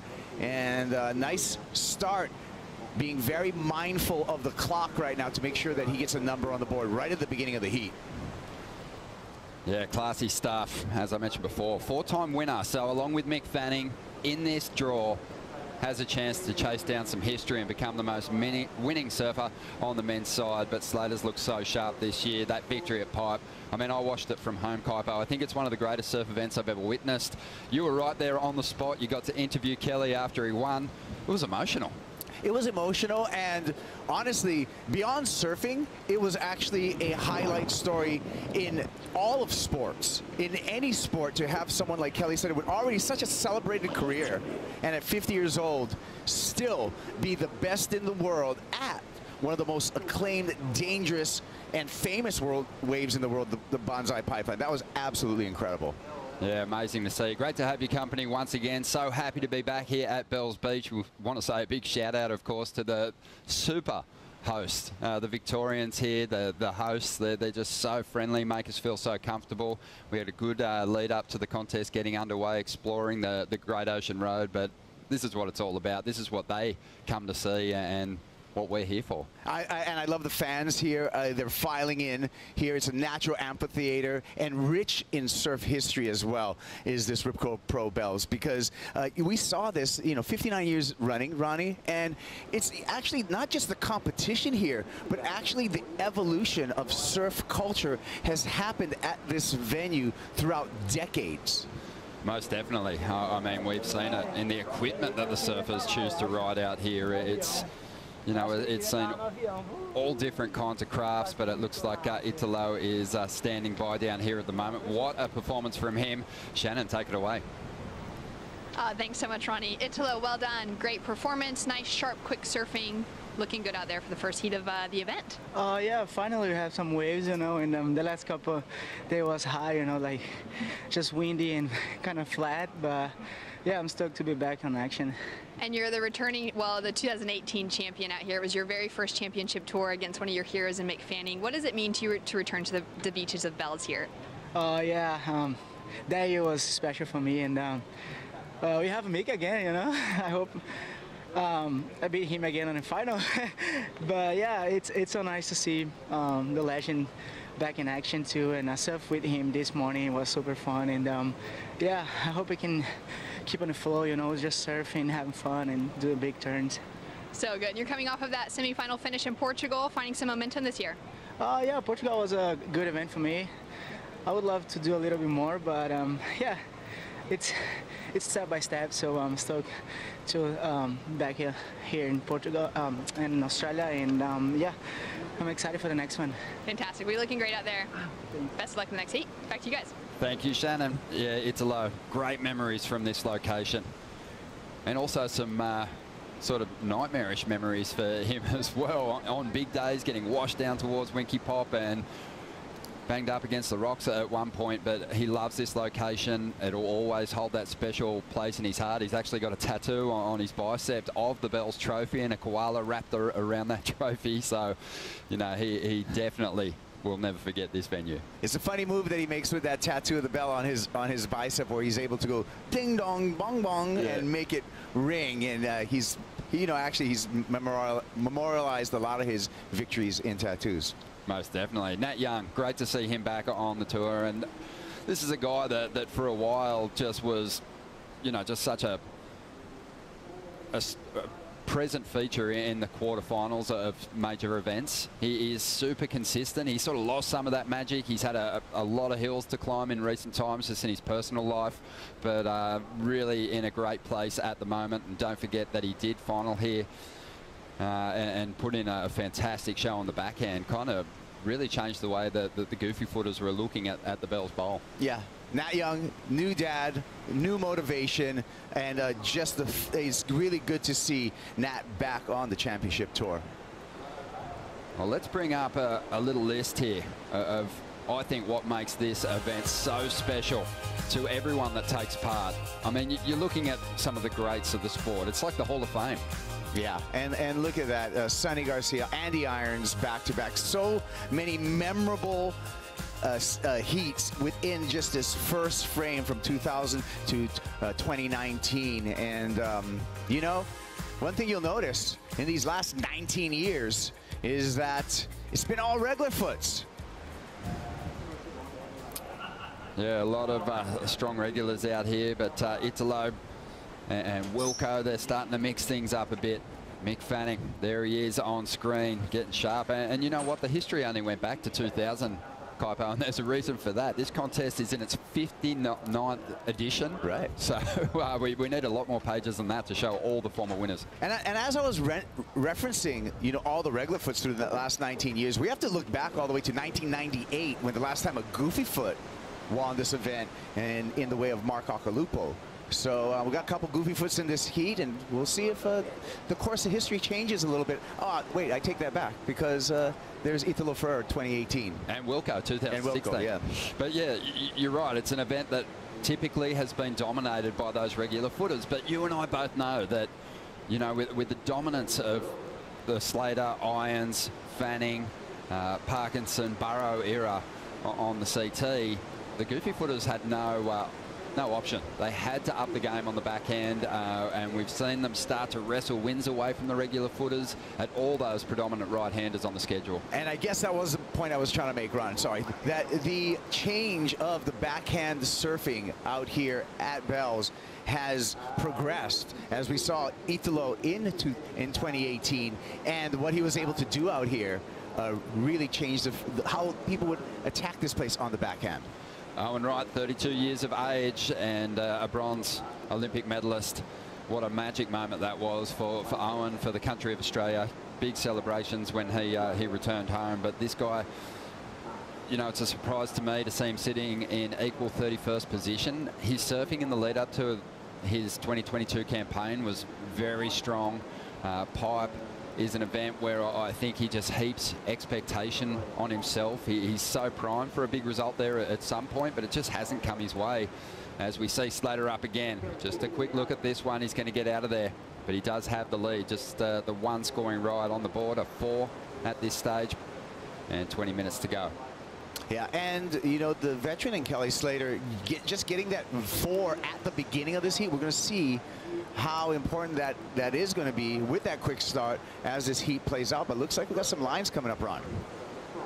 Yeah, set waves approaching, and out there hanging on to that priority at the moment is, well, it's neutral really between Nat Young and Owen Wright, because they haven't taken a wave yet. But Kelly's got to surrender priority to these two competitors. As we see, it looks like Owen sitting deep. Nice section standing up here. Big, clean backside float to get started. Drives up into the lip again. Bit of a transition turn there. We'll put a bit more into this one. And off the bottom and a bit more vertical on the approach as he makes his way through to the inside now. This wave's starting to flatten out. But a lot of work done. Already looking like this is going to be the strongest ride of the heat so far. And he'll get the finish. Very clean. Well put together ride, well orchestrated ride, and identifying that wave, which had a nice steep section on the takeoff, really gives credit to Owen Wright and his positioning. I like Owen surfing at this location, Kaipo, especially when the waves get a little bit bigger. We've seen him lock in big numbers here in the past. Just has that ability and that really kind of classic traditional approach. He's very rail to rail. Rarely you see him kind of pumping his board between turns, and he'll just link one turn beautifully into the next. You can see he paddled deep on this one, and he had a double up section, and that allowed that steep foam climb, getting over that section again, back up in the lip, patented backhand hook for Owen Wright, and back again. Just the tempo that he's able to surf on, like you were saying, top to bottom surfing, not a lot of wasted movement throughout this entire wave, just gliding effortlessly through this dead section. And of course, we all know that the finish is important, and Owen stabs it for the finish. Getting a little bit more length in his equipment. I know he dropped back a little bit last year, Kipes, and Just at times he felt a little twitchy. It looks like he's really smoothed things out with this ride. Yeah, that longer rail line you can see completely utilized, and now when he gets on his toes, he's able to just use that leverage to hook off the top in slow motion, and really can study all the body mechanics of Owen Wright in a brilliantly surfed wave. We'll see what the number comes in at, Ron. Yeah, expecting something pretty decent. 7.17 for Wright, and he rockets into the lead. Slater hanging on to that second position with a 4-point ride. Nat Young, he waited a long time for his first ride out there, only managed a 2. But this is really dream conditions for Nat Young. He grew up at Santa Cruz, obviously, and Bells and Santa Cruz, Steamer Lane, compared a lot. A little flatter in that wave face, and someone like Nat can really let go of some great variety on the backhand, and he exploded through the lip on that last turn.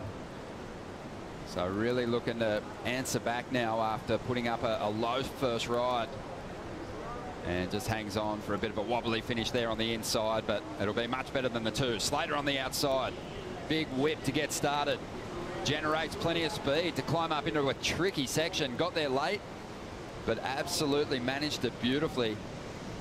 Great control as he rolls on through to this final move, and it's a beautiful section. And Slater absolutely clouded it, and gets a little bounce on the whitewater as well, sticking with it for the finish. So that'll be a good backup to go with the 4 that he had earlier on, and Kelly not after a lot to get himself into the lead here, just a 3.18. Yeah.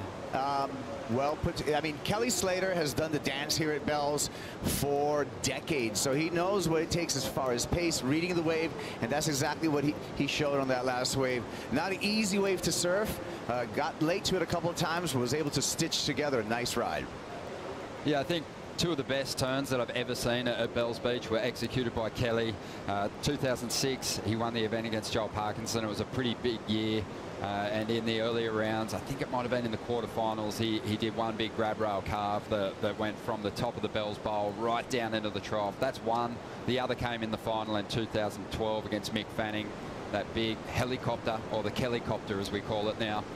But here's the replay of Nat's ride. Couple of good hits on this one. Couple of nice hits for Nat. I mean, the wave at the beginning was a bit slopey, so it kind of let him down. He was able to get a couple bangs right through the midsection, and then it got real sleepy here. So you can see Nat kind of having to fight with this one towards the end of this ride. Able to get the finish, but it just looked like a bit of a struggle through that mid and end section. Meanwhile, Slater, right from the get-go, beautiful carve here, brings it all the way back around.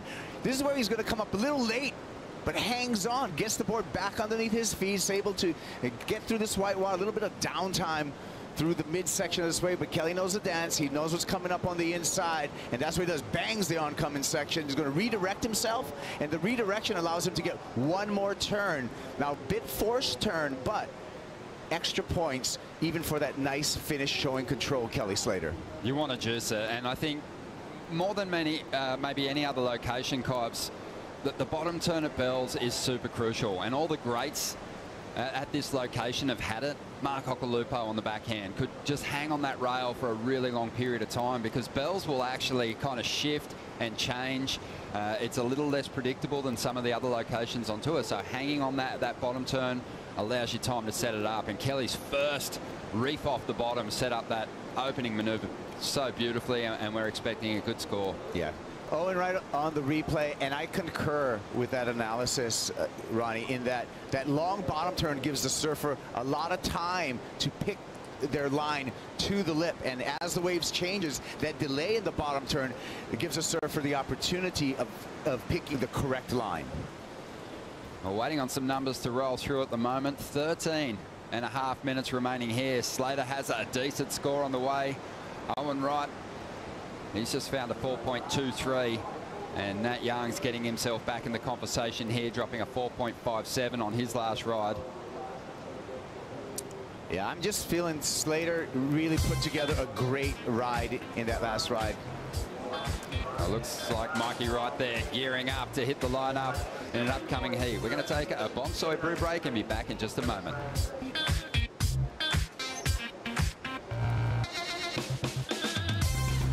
This is a great way to produce our own forest and have more oxygen, not only in the sea, but all over the earth.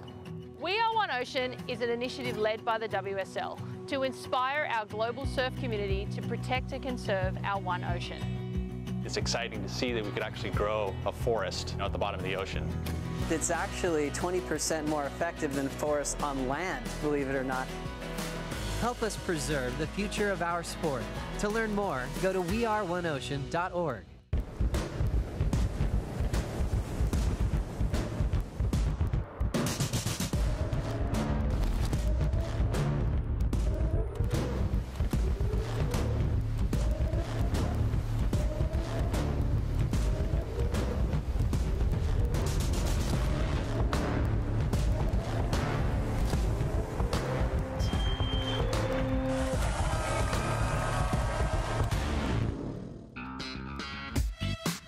Welcome back to the show. This is the Rip Curl Pro Bells Beach, a contest that Kelly has been competing in for yonks, and he's had a couple of big victories here. 4, in fact, chasing history here this year. But this is a look back. There's that turn I was talking about earlier, Kibes. Big wave and a big turn from the 11-time world champ. 11-time world champ, 4 bells to his credit. Incredible surfing, continued to define the way to attack Bells Beach and the bowl, as well as that spinner he did up at Rincon. So many memorable moments for the GOAT, Kelly Slater. Oh, there it is. That's the 10-point air from 2012. I mean, that's still going to go pretty close to the top end of the scale if it was in a heat today. But you know, 10 years ago now, as we see Owen, this is live action. He's leading this heat, 4.23 on his last wave. Just looking to extend to solidify one of these positions to qualify for that 3rd round. And Owen sporting a new sticker on the nose of his board too. All the Rip Curl team riders have that going on. I like the look of it. The new logo was debuted here at the Rip Curl Pro Bells, and you can see it on the nose of Owen Wright's board. And a really cool thing is that the same logo has been used by both the women athletes and the men's athletes, all coming together under one logo.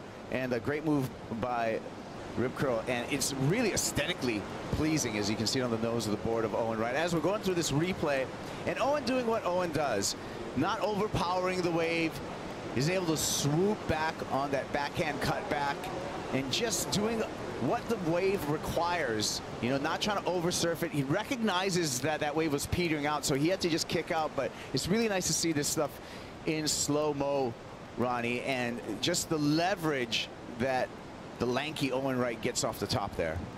6'3", by far the tallest surfer that is on the tour, but also just an incredible wingspan, and he just puts it all together. And as you said, aesthetically, it's a great style to watch. He's currently hanging on to that first position. That last ride didn't go into his top 2, but he is surfing with a big goal in mind at this event. He's got so much ground to make up in order to make the cut in these next 2 contests, sitting in equal 31st position. It's just bizarre to see him back here. You know, typically he likes to get his campaign, well, everyone likes to get it off to a great start, and typically Owen does, but the schedule's really different these days. A big shift up, and for the veterans, I think it's made it a little more difficult for everyone except Kelly Slater, who kicked off in his pet event, and he kicked off well. Yeah. Kelly coming out swinging over there at Pipeline, but to your point, for the veterans, is kind of have to rethink their approach on a year-long tour when you start in Hawaii. Here's Nat Young.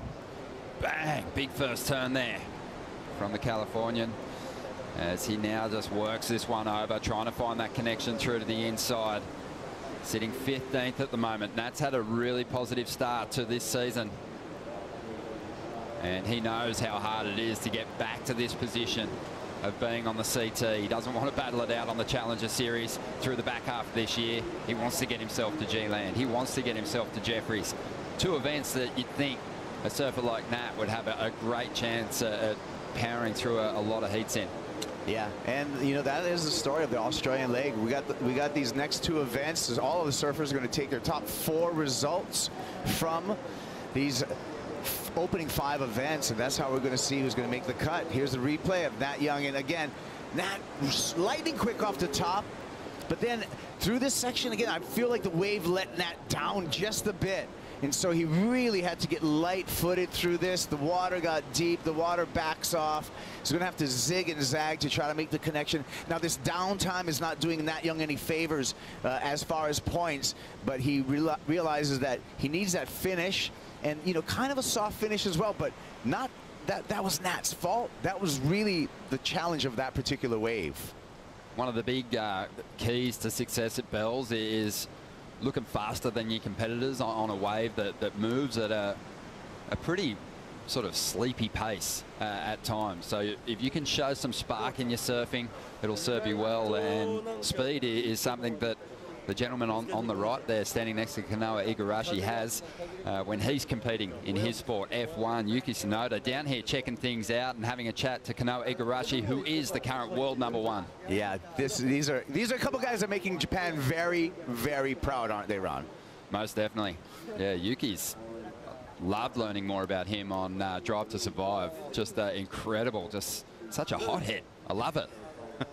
We need a couple more on the men's tour. Yeah, you love the personalities, right, that were displayed there in the F1 series. Yeah, no filter for Yuki. Yeah, I love that about him. So looking forward to seeing how he does through the rest of the F1 season. But he's just lapping up everything that Victoria offers, and it has huge sporting events, and they've really missed Bells on the calendar the past couple of seasons. So I'm expecting massive crowds to turn out to watch this unfold, especially when you've got Slater in the mix, because we've been saying it for about 10 years, Kipes. Yeah. You just never know when he might wrap it up. I mean, he keeps turning up, and I hope that he doesn't, because it's just remarkable what he's able to achieve. Sitting in second place, has a fantastic chance of cracking the top 5 this year, and I think anytime Kelly's in that kind of clutch situation where he's chasing big heats, the pressure is instantly on his rivals, because you know that he loves the game. He absolutely loves it, and he loves the pressure. Yeah, and he loves the game when he's happy and when he's content. And being successful in so many ways, I think, is just that aura that you're getting, you know, from Kelly Slater. I mean, look at it, he gave out an Oscar just this year. Amazing. Yeah, I can't wait to pick his brain about the Oscars. It's going to be fun. But let's see what's unfolding here, because Owen Wright's got himself right where he needs to be. When the pressure is on, when he's feeling the squeeze, he's managed to come out and put together a very composed performance. It's not over yet. Still 5 minutes to go, but he's got to be happy kicking things off here with a 717. Yeah, and you know, that again was a lot of the wave selection, Ron. That particular wave for Owen Wright really had that double up section. As we take another look at this 717 on the Harvey Norman recap. And it was just a steeper wave than the rest on offer, and Owen Wright was just able to bang away at it seamlessly. Kelly Slater, though, classic Slater run. Love this. There was a slight adjustment coming off the bottom just to make sure the timing was absolutely spot on for that first turn, and I thought he did really well there. You know, that was a very late section to try and climb on top of, but Slater showing us that he's in good touch, seems to have good equipment under his feet, and a solid finish here. Yeah, this is when he goes to work, right? This is a little extra when you're punching the clock. Just get one more turn in, little extra points there. He doesn't want that same situation that he had at Sunset Beach. Found himself in the elimination round there. It was nerve-wracking and only just squeaked through. Owen found the backup, 4.23. That's got him out in front at this stage. But look at that low center of gravity, just trying to maintain control as he rode through that white water. Really difficult to do here at Bells Beach. There's a lot more power in this wave than sometimes you can see on screen, as Nat looks to go chasing down a 6.51 here. Nice little sequence of turns, but this one just not really making that connection through to the inside. 3 minutes and 40 seconds to go. He's going to have to put his head down here. Slater out the back with priority. We want to acknowledge here at the Rip Curl Pro that we're on Wadawurrung country, and we acknowledge the Wadawurrung people as the traditional owners of the land and waterways we're on today, and we pay our respects to the elders past, present and emerging, and extend our acknowledgement to any First Nations people watching it in on the broadcast today or here down on the beach. And we're gathered here at Jaruk, the original Wadawurrung name for Bells Beach, and what a special place it is. You feel the energy down here, Kipes. It's so beautiful. What a sunrise it's been the last couple of days. Yeah, beautiful. The energy is tangible, and it's just so nice that these are open, undeveloped areas right here where, you know, really you feel the energy of nature. You feel the energy, Kipes. You also feel the energy when you're jumping out of a plane through the clouds just before the event kicks off. You went skydiving the other day. Did you get a chance to take in the view, or did you have your eyes shut as you plummeted? I had a great view of Torquay as well as the Bells Beach area, but I was on the edge. Well done, mate. Can't wait to see that. That all come together on the vision. But on the outside at the moment, Slater using priority to have a pretty good look at that wave. And hopefully he doesn't rue that decision at the end of this heat. 2 minutes to go, throwing priority away. A rare and uncharacteristic mistake there from Kelly. Really uncharacteristic. Owen Wright's going to benefit from it. Let's see if Owen can really shut this heat down. Again, starts with that clean floater to really set up that second manoeuvre. This wave already starting to flatten out, but he might stick with it. Just looking to improve on a 4.23. Owen driving up into this final section and absolutely clobbers that oncoming left-hander, and very clean exit as well. So we might have just saved that ride, and we'll probably up the requirement just a little bit. Yeah, Owen Wright in control of this heat. Sometimes I feel, Ron, that timing and just your rhythm through the heat as far as your priority really come into play, especially when you have challenging conditions like this. So if you're first in line when those good waves come in, all you got to do is surf it like you know how to do it, just like Owen Wright was able to do right here. Again, starts it off with that nice floater to skip that section. And you can see just calmly surfing and matching the wave for exactly what's on offer. Calm through that middle section, but then turns up the volume for the finish, bangs it, and I feel that he will improve on his scoreline. Yeah, turning up the requirement too. 5.27. Slater in second now, looking for a 5.38. Nat Young's going to have a shot at Kelly here. 6.51 is the requirement. Will he get that opportunity, though, in the form of a wave? We'll have to wait and see. Didn't see a whole lot of action. Kelly looking for a bit of an update here from the onside announcer. Wants to know how much time's on the clock. Oh, 20 seconds, and it looks like Nat Young's going to have an opportunity. Well, Owen's fallen out of the mix in the elimination round before, so he's understood the urgency in this first round. Slater without priority. Swoops on one on the inside. Nat let this one go.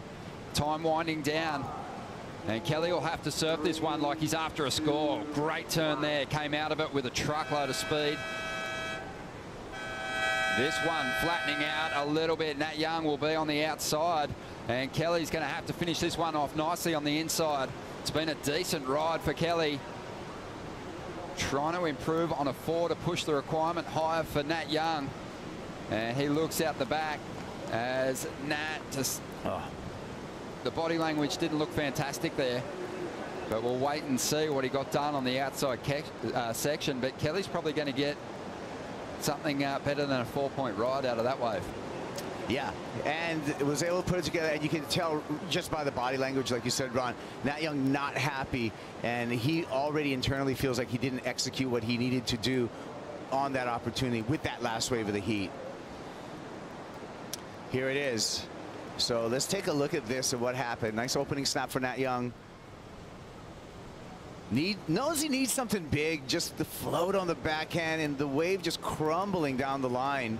Really not giving him a pocket, really not giving him that cupped out face, that concave to really have a dynamic, any kind of dynamic maneuvers. A little bit off timing on the finish, and that's not going to be it. We know Nat has the surfing, but that wave just didn't provide for him. He came out of the float with a lot of speed, but as you said, the wave flattened out. He didn't have a big steep section to really lay into. Slater upped his total, and he's going to finish up in second spot. Owen Wright, though, taking the win and moving on through. We'll take a quick break. More to come in just a moment.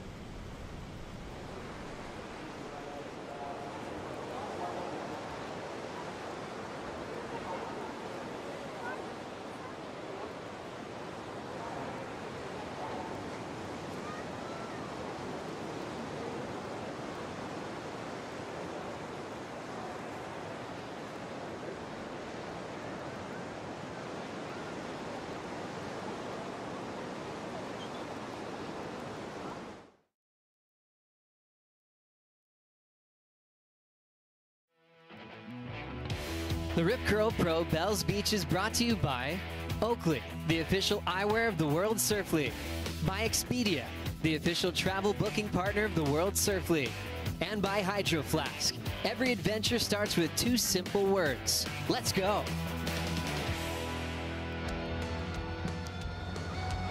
We're loving having your company here for the Rip Curl Pro Bells Beach in its 59th edition. And these youngsters are desperate to chase down one of those Bells trophies. They're so iconic. Got to be one of the best trophies in the sport, Kibes. Yep, if not the best. Here we go. Starting off, Ron. Yeah, Leonardo Fioravanti looking to get started quickly, moving with a lot of pace, hammering down the line on what is a great-looking wave. Big section here. And a solid hit from the Italian, who's got a tough draw here in the first round.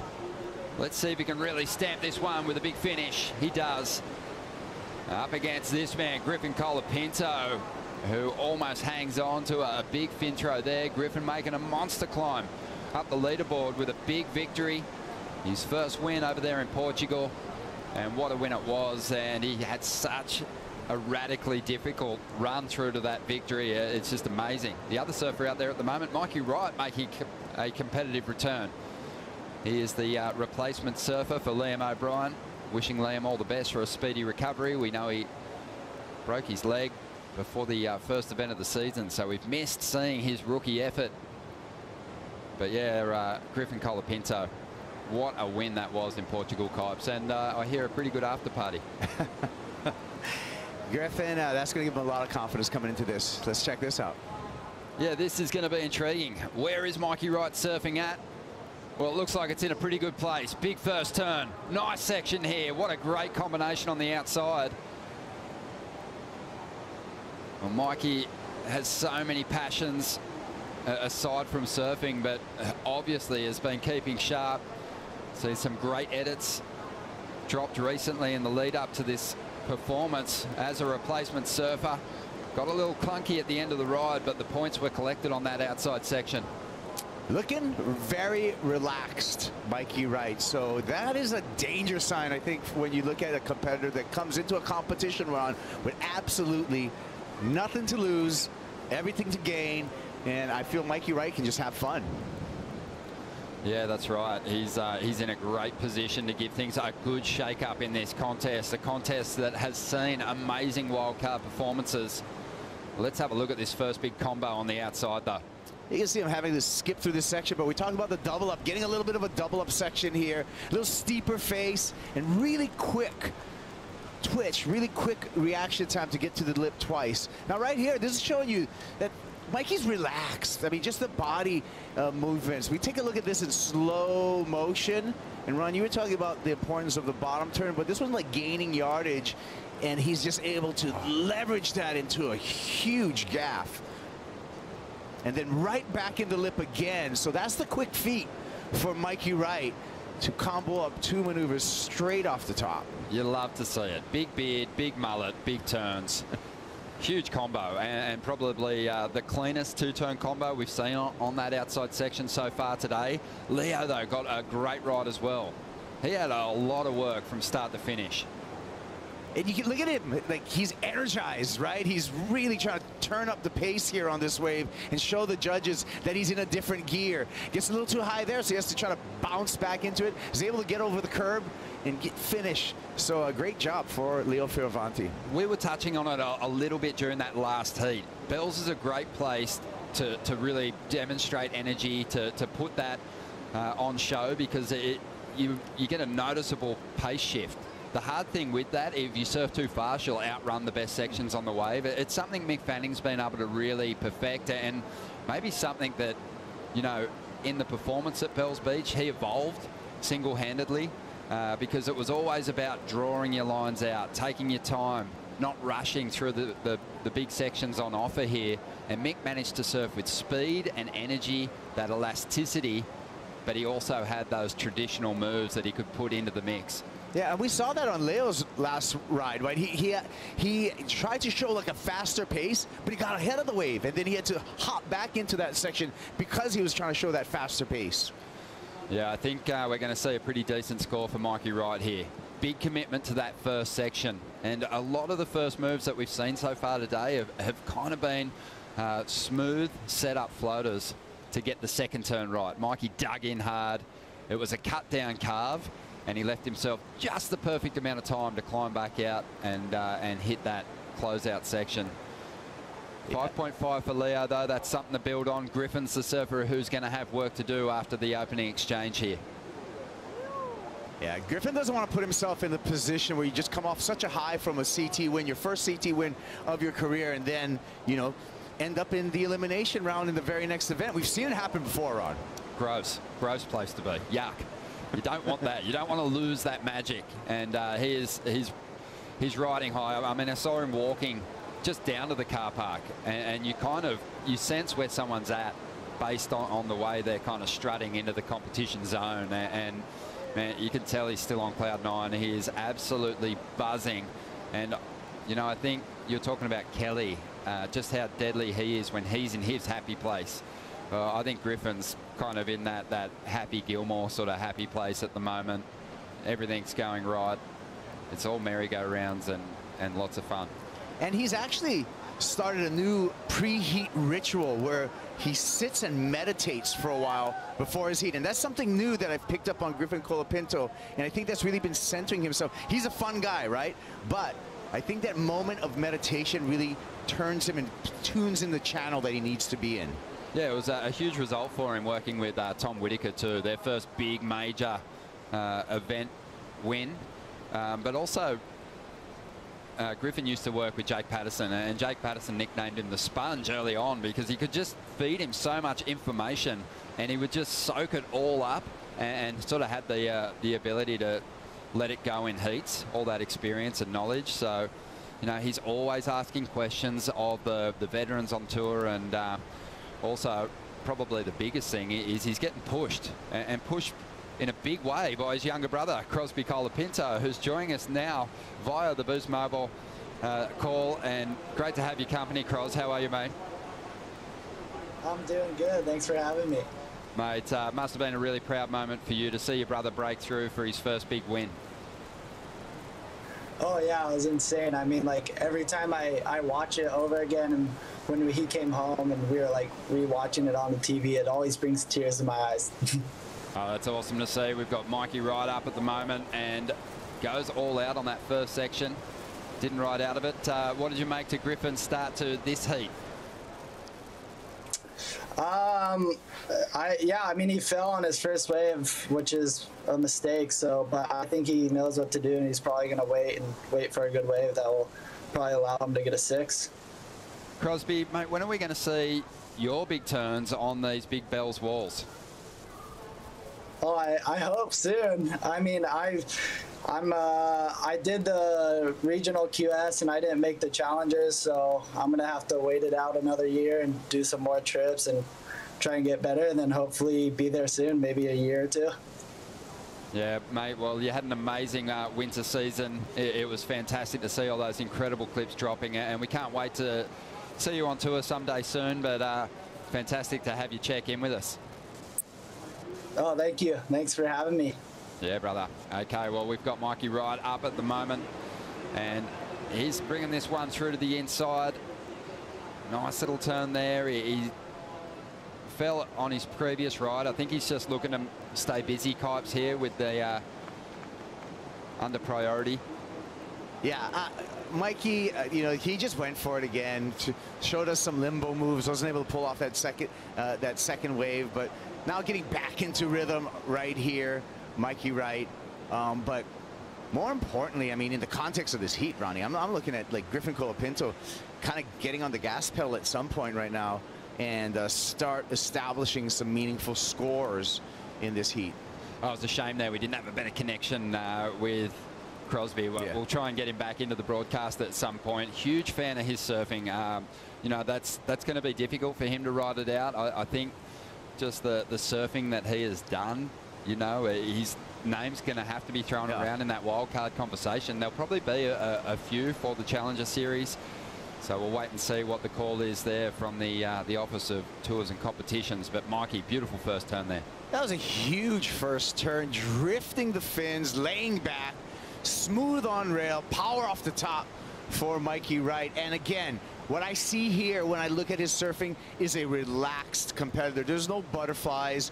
There's no pressure. This is a guy who's going to go out there and have fun and do incredible surfing, and that's going to be a danger spot for the rest of the field. Now, Mikey Wright battled some injuries on his time on tour, and you know what? I think he's always been that surfer who's had an economy on the movement of his body through turns, but he's looking more freed up and looser and sharper than I think I've seen him in a while. And I think it's scary for the other competitors in the draw. He looks alive. He looks alive. He looks healthy. And another thing that's related to, well, we'll get through this replay again because this was right behind Mikey Wright. Griffin Colapinto, nice slash off the top. And this pulled back view gives you an idea of the entire wall here at Bells Beach as Griff going through the paces here much better on his second wave. Has to do a little light-footed tap dance on the inside here to get through that dead section. Gets a little forced to drift there for the finish, but much better for Griffin Colapinto. That'll get him on the board. Most definitely, yeah. What Griffin's going to have to watch in this heat is there's going to be no coasting the second place. Leo's already got a reasonable number. Mikey Wright's clearly going out there and surfing like an injury replacement or wild card should, and he's throwing everything at it. He just dropped a 7.67, well out in front, and it's, you know, if Mikey can replace the 5, it's going to be a battle for second spot here. Yeah, and when we talk about Mikey Wright and Griffin Colapinto, and we just had Crosby on the call in, we can see the benefit of siblings surfing and having a natural sparring partner. Mikey having his brother and his sister as a natural sparring partner for every session. Crosby, obviously the natural sparring partner for Griffin Colapinto. So when siblings come up surfing together, it usually rises the performance of all the surfers in the family. It sure does. Yep. Well, just under 16 minutes to go here. And Mikey, he'll be feeling pretty good about that last score. That was under priority, turned in a 7.67. Solid stuff from the injury replacement surfer. But let's hear from a man who's coming into this contest with a lot of pressure, performed so well in his first heat. Owen Wright with Shannon Hughes. Owen, well done. You kicked off early on with that 7. Can you just break the rest of the heat down for me? Yeah, I guess like the start of the heat, there was this bomb set come through and Kelly got a wave. Like we were out the back and the Huda hadn't gone yet, and wave gone through and then Huda went, Kelly got it. So it was kind of sitting there for a while at the start, but yeah, found my wave I was looking for and got some good points there. That kind of just set up the rest of the heat. I had a couple falls, picked a bad one, but it was nice to get that heat start, and yeah, it was enough for the win. But yeah, I've surfed Bells a lot of times, and you always kind of see your mistakes as they play out. Absolutely. Talk to me about the pressure that you're sitting at right now, 31st on the rankings. How are you managing that? Yeah, I mean, it's more like I just know what I got to do. You know, I've had starts like this worse in previous years and finished 5th, so I got to take confidence from that and the years that I've been on here. So yeah, I know what I got to do. It's just you know, there's a time limit. There's 2 more events, so I'll be putting my best foot forward. Yeah, definitely the time limit. Well, on a lighter note, cool new sticker, Rip Curl looking good. Yeah, it's great. I love it on the black strip, and you know, I got the bronze logo here for the bronze medal, so I always taken out a bit of a memory out there, which is cool. But yeah, nice white logo, and this one's feeling good, fresh. Awesome. Well done, Owen. We'll see you in the next round. Thank you. Back to you guys. Thank you, Shannon. Yeah, Owen Wright seems like he's in a really focused zone at the moment, Kipes. He has a lot of work to do. We mentioned that before, but you know, that's a big confidence building first performance here at Bells in tricky conditions too. Especially in tricky conditions. When you have a heat wind coming in, because I know every single competitor's coming in, you're a bit more nervy when the waves aren't perfect, because not only are you having to elevate your performance, but there's a little bit of battle with nature right now, because nature's just not handing you a perfect canvas every single time. And you can find yourself on the wrong side of the rhythm in a 3-man heat. And you know, you look back at Nat Young's run through that last heat, he never really connected with the set wave, whereas Kelly Slater and Owen both got themselves decent-sized waves, and they were really able to flare up on them. So, yeah, to avoid that, to get on the right side of the rhythm, to get on the front foot, not waste your opportunities is absolutely massive, and a big confidence builder for the Australian veteran. 13 minutes to go here. Mikey Wright hanging on to the lead. And he's not one of those guys that you're kind of surprised. Put together a couple of decent scores. The way he sort of managed the opening stages of this heat, very impressive. Knows that, you know, he's got to get big combos done on the outside for good scores. Didn't finish off that first wave, still won, you know, won the exchange really, as we see now. Griffin trying to get himself back in the heat. Had a 5.33 in his last wave. Wasn't able to link those first two sections together, but he'll make up for it here with a nice reverse. Has all the tricks. And whether it's Bell's bowl or pipe, he's going to throw himself into it. That was a clean finish too. So didn't need a whole lot to push ahead of Leo, who's up at the moment, and we'll try and answer. Just 24 years of age, but, you know, feels like a veteran because he's been traveling around on this circuit since he was around 11 years old. Just like Kanoa Igarashi, I remember seeing them as Grom surfing down at Winky when the event was on, well before they made the grade and joined the tour themselves. But Leo's got plenty of experience surfing the bowl, and I think we've seen it on a couple of waves now. Yeah, and Leo, I mean, for such a young surfer, had to come back through numerous injuries in such a young career. But that also shows fortitude as a competitor to bounce back from a broken back. He had the shoulder dislocation, and then he did the knee, and came back from all of those.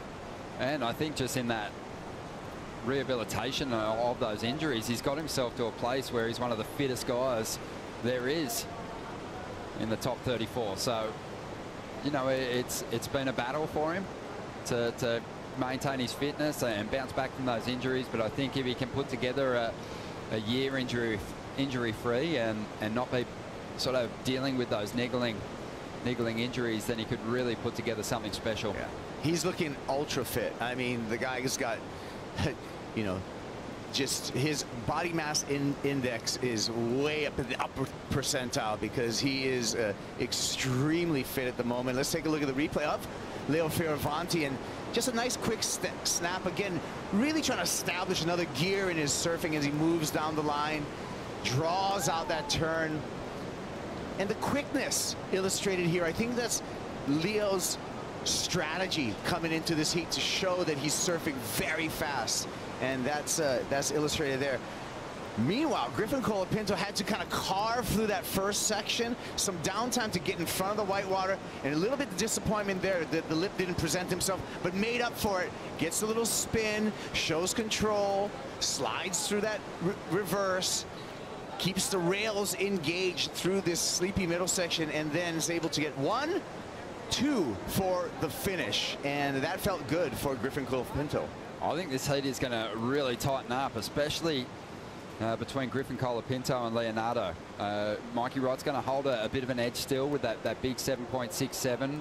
Leo's going to have a decent score on the way here. Really sparky and stabbing through the lip a couple of times. 9.5 minutes remaining here in Heat 4 of the opening round, with Toledo coming up next.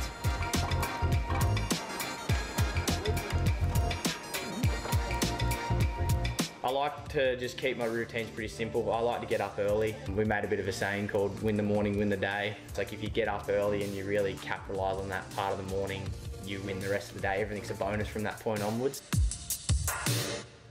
Some of my favorite things to do outside of surf contests are hang out with my friends, golf, just come up with random goofy things that a lot of people might not think is fun, but we make it fun with the crew we have. Oh, Bruce's part. This is a great way to produce our own forest and have more oxygen, not only in the sea, but all over the earth. We Are One Ocean is an initiative led by the WSL to inspire our global surf community to protect and conserve our one ocean. It's exciting to see that we could actually grow a forest at the bottom of the ocean. It's actually 20% more effective than forests on land, believe it or not. Help us preserve the future of our sport. To learn more, go to weareoneocean.org.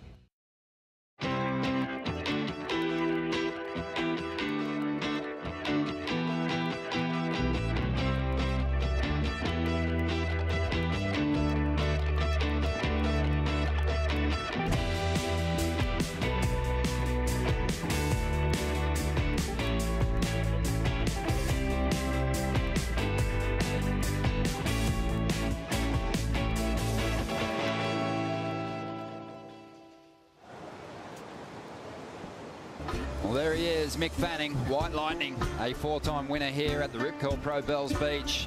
About to hit the lineup once again here. Back in 2018, finished runner-up to Italo in what was his last run at a bell. But he's back. He can't turn down the wild card. He loves the wave so much. He loves this area. And when the opportunity was presented, he just took it with both hands. And well, hopefully for Mick, he'll have both hands on the trophy at the end of the event. But he's got a big test ahead of him. He's got a lot of great surfers to get past. But you'd like his chances here at Bells. And he's a fan favorite. On the drive out here from our accommodation in Torquay, you see a couple of signs on the side of the road, "Go Mick," and so still really a fan favorite. And I think surf fans from all over are glad to see Mick Fanning back in a jersey. Well, this is of course the home of Rip Curl as well, and they've got their headquarters in Torquay, and big pictures of Mick, Medina, Tyler Wright. They're world champions, plastered on the side of Rip Curl HQ. A beautiful mural there by Mad Steez. Yeah. Rip Curl, the ultimate surf company since 1969, has been outfitting surfing. And when you talk about surf culture and a brand, there's so much history within the brand and the influence that Rip Curl had on the entire culture of surfing. It's been tremendous. It's been a tremendous ride, and we're continuing on that train right now. The founders, Brian Singer, Doug Warbrick, they initially kicked off Rip Curl in a bakery in town. I was hoping they'd still be there, so you get your wetsuit and a pie on the way down to the surf. 6 minutes remaining here. Griffin Colapinto, he's in third spot at the moment, in 7th position on the leaderboard. Doesn't want to lose that momentum after his first victory. Mikey Wright has been pushed back in the 2nd spot because Leonardo dropped to 7.77 for that last ride, where he used that speed, but he seemed to find the pocket a little more than he did on his first wave, and he was well rewarded. A great read by Leonardo Fioravanti to set himself apart. He made it very obvious from his very first wave that he was trying to put another gear in, surf a bit faster than the rest of the competitors. Visually, that translated to bigger numbers from the judges, got the job done, and good going from the Italian surfer right now. Most definitely. I want to say a big thank you to Visit Vic and the Surf Coast Shire for their support of this contest. Great place to visit, you know, especially when the event's on, but lots you can do when you get away from the contest site. Took a journey down the Great Ocean Road the first day we arrived. So beautiful, so much space down there, plenty of little beaches you can find a wave to yourself on. But, the activity, the people, the cuisine, you know, and there's an abundance of really great health food here, which I appreciate. It's just a wonderful part of the world.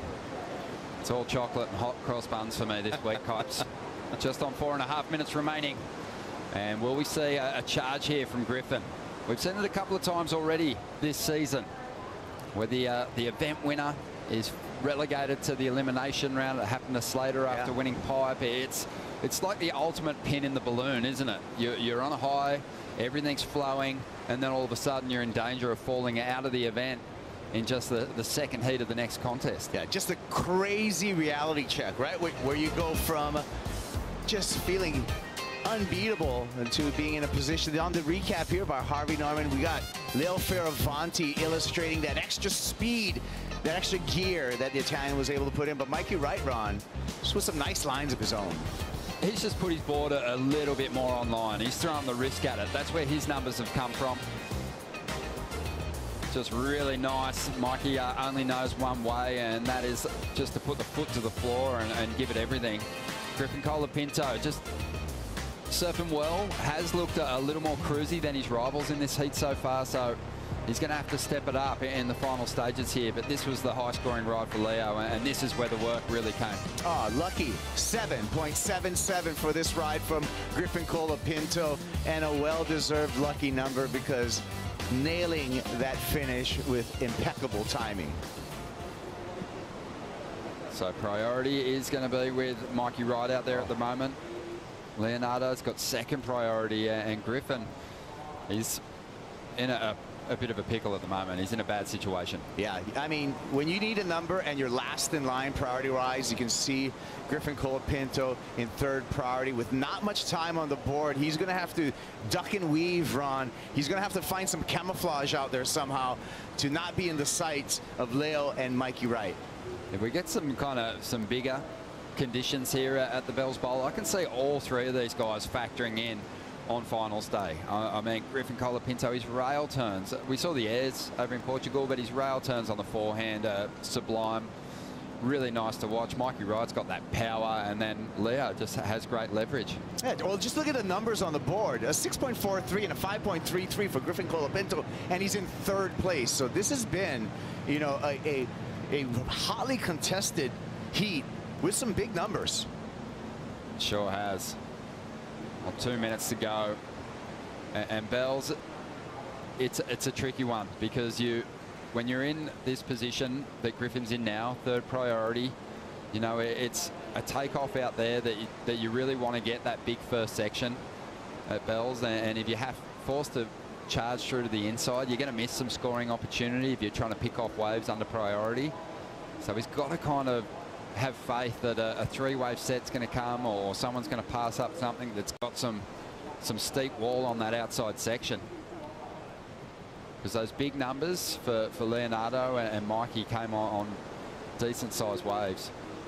Decent-sized waves with that big opening turn out the back and bookending it with a dynamic finish. So it's kind of that dance right out here, Ron. It's getting some big turns outside, making sure you flow through that middle section and giving the judges something exciting to finish with. Well, time is ticking by, 1 minute to go, and this would be a big, we talked about it being a confidence building opening round for Owen Wright in that desperate situation, equal 31st position, trying to really climb the ladder. For Griffin, it's the big reality check. I mean, we say it often, you know, anyone is capable of going on to win, but they're also capable of falling out of the mix in the second round. So he's going to have to, it looks like he's going to have to rebound in the elimination round here, because I can't see too much coming our way at the moment. Yeah, and the clock's his enemy right now. There's nothing he can do. I mean, he's got 20 seconds, and looks like he's still smiling. Well, gotta laugh it off, I guess, at this point. He's just trying to find some space out there and just give himself some kind of opportunity, even if it is on an absolute shocker of a wave. He is a guy that has those big individual turns he can call on, but not on this occasion. He's going to run out of time. Mikey Wright started strong, finished the same way. Leonardo Fioravanti built nicely through that heat, and he's going to take the victory and progress through to that third round. We're going to take a quick break. More action coming your way in just a moment. We're going to bring in Shannon Hughes and Rabbit Bartholomew for the call.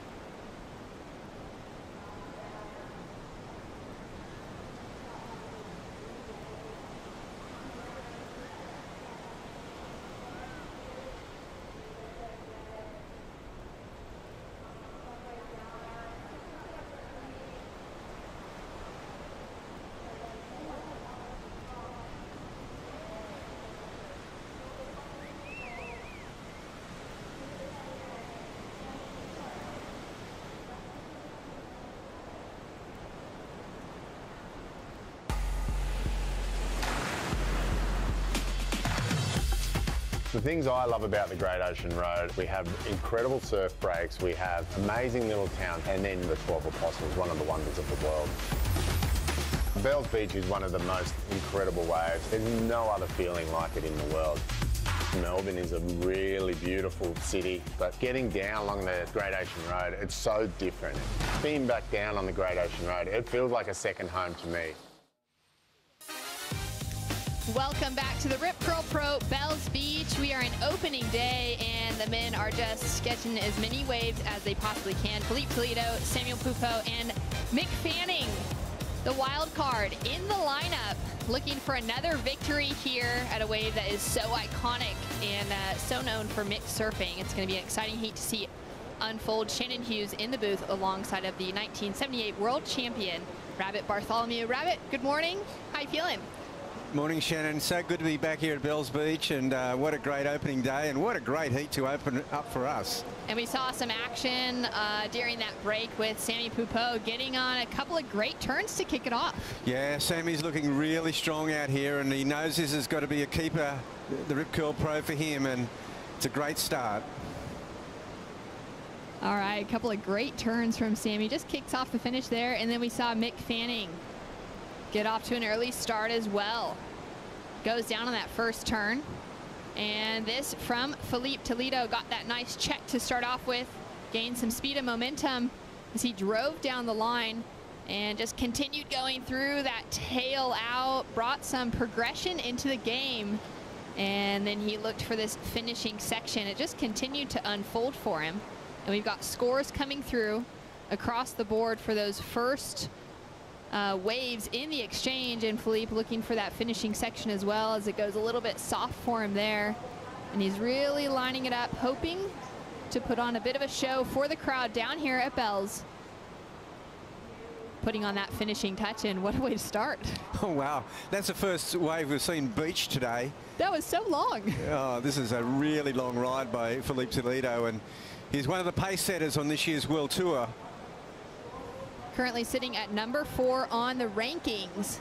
He's gotten himself off to a great start, so we're now waiting for the scores to come through. What did you think of that tail throw?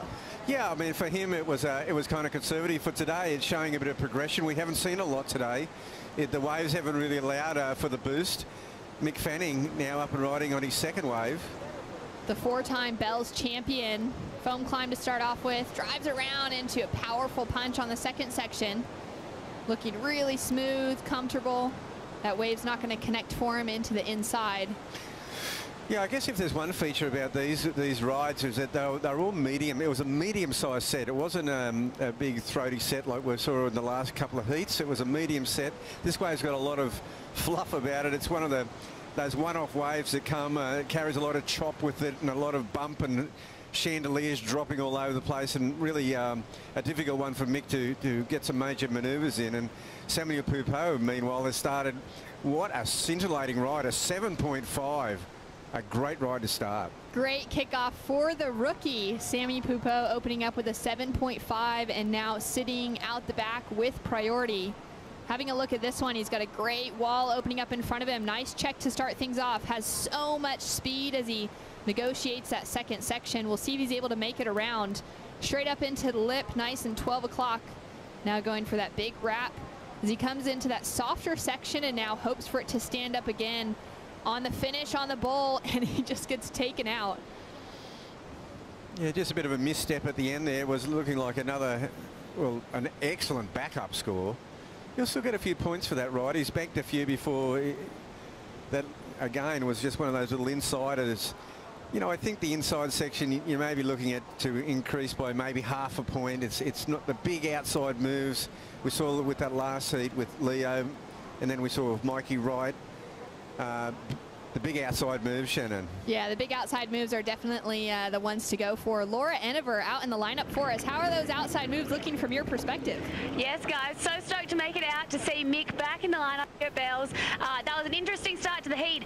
Sammy actually paddled out through the lineup here while Felipe and Mick jumped off the back of the rocks. Mick was looking at that first one that Sammy ended up getting the 7.5 on, but was just too deep and had to let Sammy go. So he ended up moving across, was sitting on the bowl, and yeah, they're all jockeying again for position. But what a start for Sammy there. Wow, thanks so much, Laura. I love hearing that perspective from the lineup and just all of the strategy, Rabbit, that comes into play at the start of those buzzers. And for Sammy to get the upper hand against two of the greatest in men's surfing between Felipe and Mick is really impressive. It's a really hard thing to do, you know, particularly, you know, it's like getting behind the break, getting that inside positioning in the priority free zone, getting that great start. And Samuel, wow, he really capitalized on that first ride. So situation starting to kind of find itself out there. Sammy with that 7.5 has now backed it up with a 4.67 for his last ride. Felipe Toledo has dropped in a 5.83 for his opening wave that took him all the way to the beach. Mick Fanning with a 2.5 and a 0.87 for the three-time world champion now up and riding in. Mick Fanning goes for a big slide on the tail for that first turn. Now hoping for that wave to continue to open up for him, and here we go. A little bit of pocket for him to work with.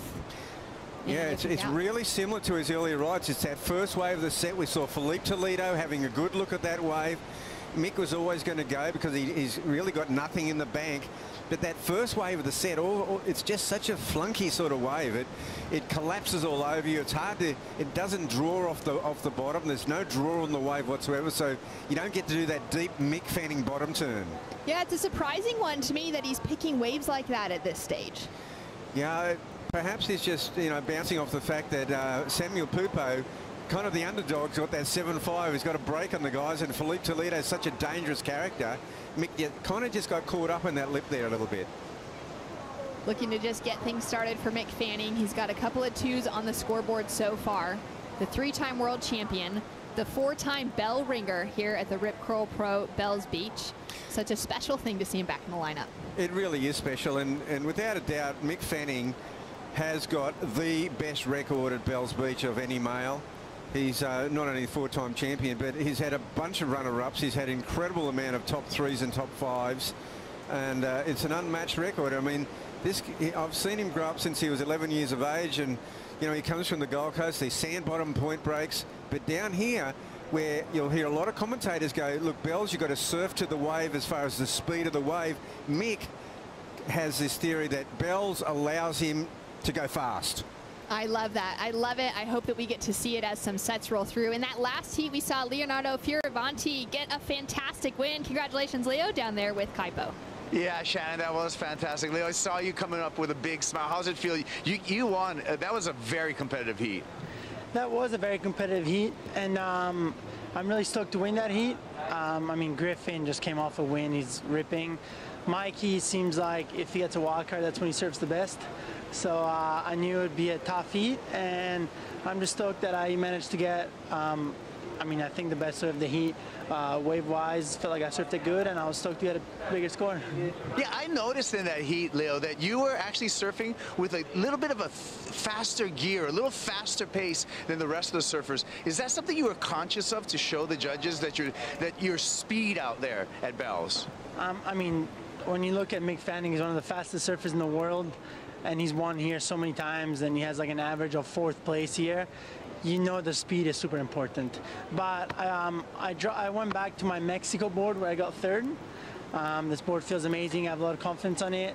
And I just feel like, you know, if you give me the waves, I'm surfing good. You know, I haven't found some rhythm this year, but went over to Newcastle, the little QS, got some rhythm, and I hope that I can keep it going over here. Back to a magic board. When you have a magic board like that, what do you do? Where do you keep it? When do you decide to pull it out? You buy a fridge and you put it in until you take it out. Actually, a freezer. No, it's one of the, I literally have not surfed it. I surfed it in my semifinal in Mexico, and I surfed it again like 3 days ago, and that's like 7 months apart. So that's what you do with a magic board. And you know, maybe there's boards that go the same, but it's more about like the confidence, the memories you have on it. You know, every sport is about confidence, and when you're feeling good on whatever it is, whether it's a wetsuit, a watch, whatever it is, just keep doing it, I think. Great surfing, Leo. Looking forward to seeing you again at the round of 32. Congratulations. Thank you. Thanks so much. Great to hear from Leo, and keeping that board on ice before the next heat. Like having the presence, it shows certain maturity really to have that presence of mind to put your board, that favourite board in cotton wool and bring it out for the special occasion.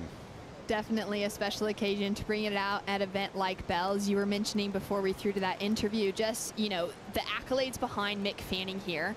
In modern surfing, talking between 2010 to 2018, Mick Fanning finaled 7 times, taking the win 4 times and 3 runner-ups. I mean, he's just had such an incredible track record here, and so many of these surfers have had that opportunity to compete out here as well with him before his big retirement event back in 2018 when he made the finals and went down to Italo. And that was a famous retirement. Even though he didn't win that, it was still a victory lap, you know, for Mick. And obviously he saw how much emotion it meant to Italo to win that Bell's final. And you know, Mick has just got a record second to none. 17 minutes, 30 seconds on the clock. At the moment, the rookie, Sammy Pupo, is currently sitting in the lead with that 7.5 and that 4.67. He's had a good start to his rookie season, getting that 5th place finish out at Pipe. And it's been great to see him finding a bit of momentum. He's currently sitting above the cut line right now at that equal 18th place ranking. Yeah, he's got a tenuous hole though. There's 5 surfers tied for 18th. They're just inside the bubble. So this actually has a lot of relevance for Samuel Pupo's year. Well, we're going to hear more about that in just a moment as we got some live action from Mick Fanning driving into that first turn, looking for that second section now. Big wrap and just really engages the rail for Mick into a second big carve. Now setting it up nice and patient through to this inside section. Just getting some of those transitional maneuvers, and again, it just goes flat for him, so he's unable to find that powerful finish. Mick's trying to surf his way into this heat. It's a good sign because, you know, it's not easy coming in as a wild card after retirement. You know, these guys are battle hardened. They've been in the trenches. They've been on the tour, surfing against each other. Mick's been having babies and having a lot of fun and doing surf trips. So true. As we take a look at this replay, what did you like about it? I really like it. It's a much better looking wave. It's a smoother face. It's got a big, gets that nice Mick Fanning painted wrap. Now, as you said, this middle part here, obviously it goes into deeper water. There's not enough body in this wave itself to carry him through to the shorey to get that extra sort of half-point bonus. All right, so scores to come through for Mick Fanning, a 3.33. And just a bit of a sluggish start for Mick, unable to find that wave that's really going to allow him to unleash. But if anyone knows this break and knows the way to get that leading position away, it's going to be him. Well, one thing I did notice that when he was riding that wave, both his competitors were checking him out. They go, what is Mick Fanning doing in there? Well, with 15 minutes, 30 seconds on the clock, we're going to go to a Bonsoy brew break. We'll be right back with more action right after this.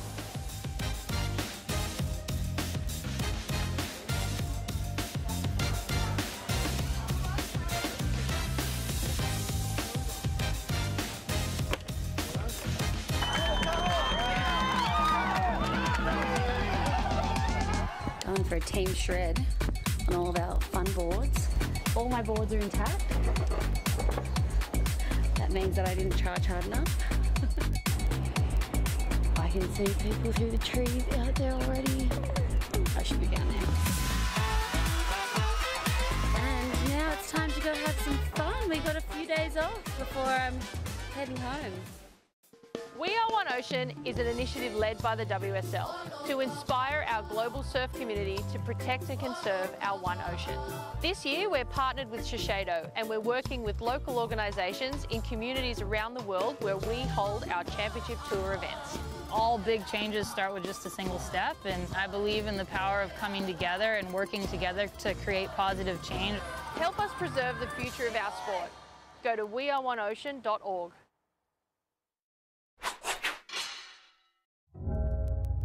Bells in 2012 was a huge week. We had just had the passing of MP. Had an incredible week of waves and found myself in the final with Kelly Slater. It was my 3rd final in the row. I'd been runner-up twice, the 2 years before. Yeah, it was the most focused I'd probably been in a final. We both started off pretty quick. I had priority and the lead, and Kelly takes off on a straight closeout and then just does that full helicopter, full rotator. I was out the back and I looked back and I saw him through the air. I swear he looked at me and was like, got ya. And you know, when something was so incredible, you had to give it a 10. But yeah, I was lucky enough. I had 2 big scores on the board and just snuck past him in that final. And to ring that bell again, it was a huge thing for me to celebrate the life of MP, but also to have broke my drought since my 2001 bells.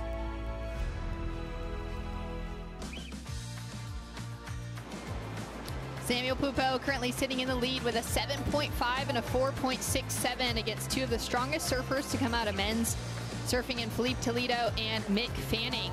Philippe currently sitting with priority. All 3 surfers out the back. Philippe with just the single wave to his name so far, just a 5.83. And he'll be looking again to make it into the finals here at Bells. He went down in 2019 to John Florence. And he's got that memory to pull from, but a few heats to make it through. He's been very selective so far, Philippe. He had a look at the wave that Mick Fanning selected to go, and there's Mick fishing around on that inside, getting a small to medium one.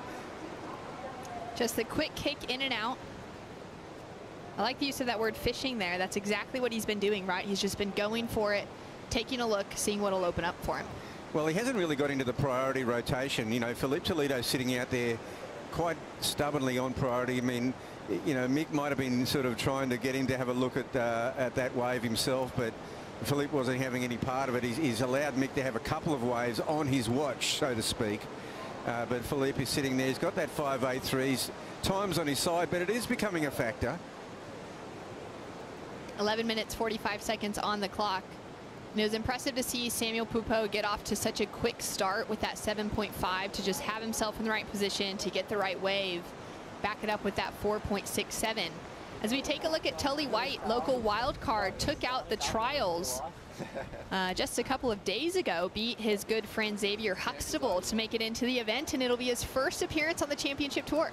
Yeah, it's a very strong local contingent, and of course young Xavier has been coming through the ranks, but Tully, you know, got him on the day and has earned his right to be that local wild card, and it's great for that Torquay Victorian surf fraternity that they're well represented in the Rip Curl Pro. So true. And another first is Kanoa Igarashi sporting the yellow jersey.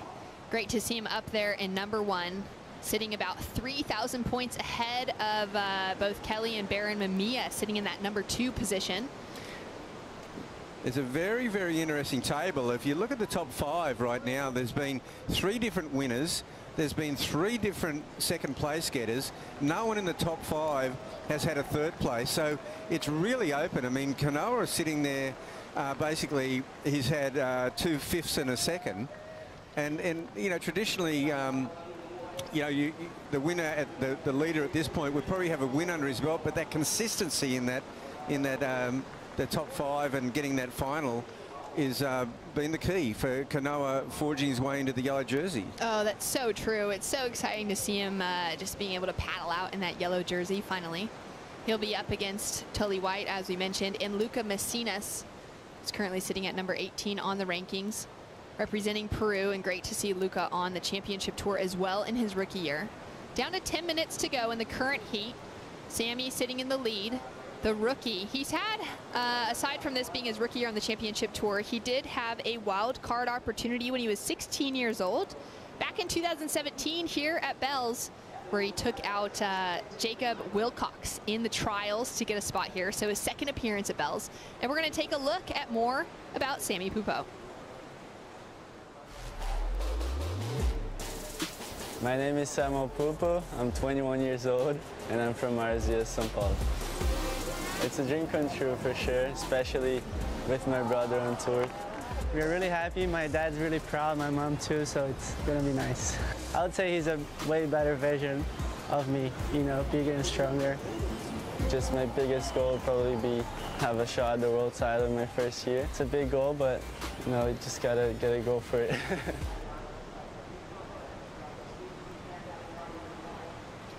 Mick Fanning up and riding, looking to better that 3.33 as his high score. He'll kick out on the inside. Felipe Toledo still holding on to priority with that single leading 5.83 to keep him in that second position. I guess one of the features of this heat is that we haven't really seen one of those three-wave sets. You know, we've seen these one-off sets, and Felipe Toledo still not interested in having a look at this one-off wave as we see Samuel Pupo. Driving down the line, looking for that first big section. Connects with the pocket on a great dynamic turn to start things off. Goes in for a big wrap on the second. Now eyeing it up as he comes through that inside section. He's got the bowl to handle. And what a great performance. Looking to increase on that 4.67 rabbit. Yeah, well, that would be a really a key point for him right now. If he could get up in that 5.5 plus range, he'd just make a bit of daylight between him and second and third. Obviously, Mick, I would think now he may consider going out there and trying to get into more of a priority situation. He's been sitting in relegated to third priority based on the fact that we haven't seen one of those multiple wave sets. Felipe Toledo sitting out there still with first priority, but only the one wave, and he still manages to sit in second place. It is so impressive just finding his way on that one as we take another look here at Sammy Pupo. Yeah, this Sammy's just looking really sharp. I really like the board under his feet. It just looks, it's got a lot of life in it. And he's surfing with a lot of intent in this heat, that's for sure. Great finishing section that opened up in front of him. Yeah, it did. It was just a nice little bow on that one, and it'll help him out. Looking to improve on that 4.67. That 7.5 sits really nicely with 7 minutes to go. Yeah, and we saw that with Owen in a previous heat, opening up with that 7-point ride. Just set himself up to then be able to build from there, to be able to find that backup score and put some pressure on the rest of the field, but it just set him in the lead the whole time as well. It did. It's just such a good score to get today. Anything, we haven't seen anything in the 8-point range, but 7.5's right up there. And now we see Mick Fanning sitting there with Felipe. Second spot is still well and truly open here because Felipe Toledo has been incredibly, very selective, I'd say, based on the fact that he's waiting for some quality. Mick's been sort of, as we said, he's been fishing around. He's been getting those one-off sort of medium waves, but they've had a lot of chop, and they've had really no body in the wave. They've been kind of gutless in many respects, and hasn't been able to open up to his full repertoire, as you can see by his score tally. You know, he's got 6 waves, but nothing over the 3-point mark. And now he'd be looking to either try to get Felipe Toledo to take something or wait for a multiple wave set. We see a few lines coming through now, Shannon. A couple of lines coming through, 5 minutes 40 seconds on the lineup, and we've got a score dropping through now for last of Samuel Pupo. It is going to move into his top 2 waves, and there it is with a 5.73. Increases his lead, and we've got Laura Enever out the back with a set rolling through. Laura. Yes, guys, we've seen a few sets dribble this heat, but they haven't just had that.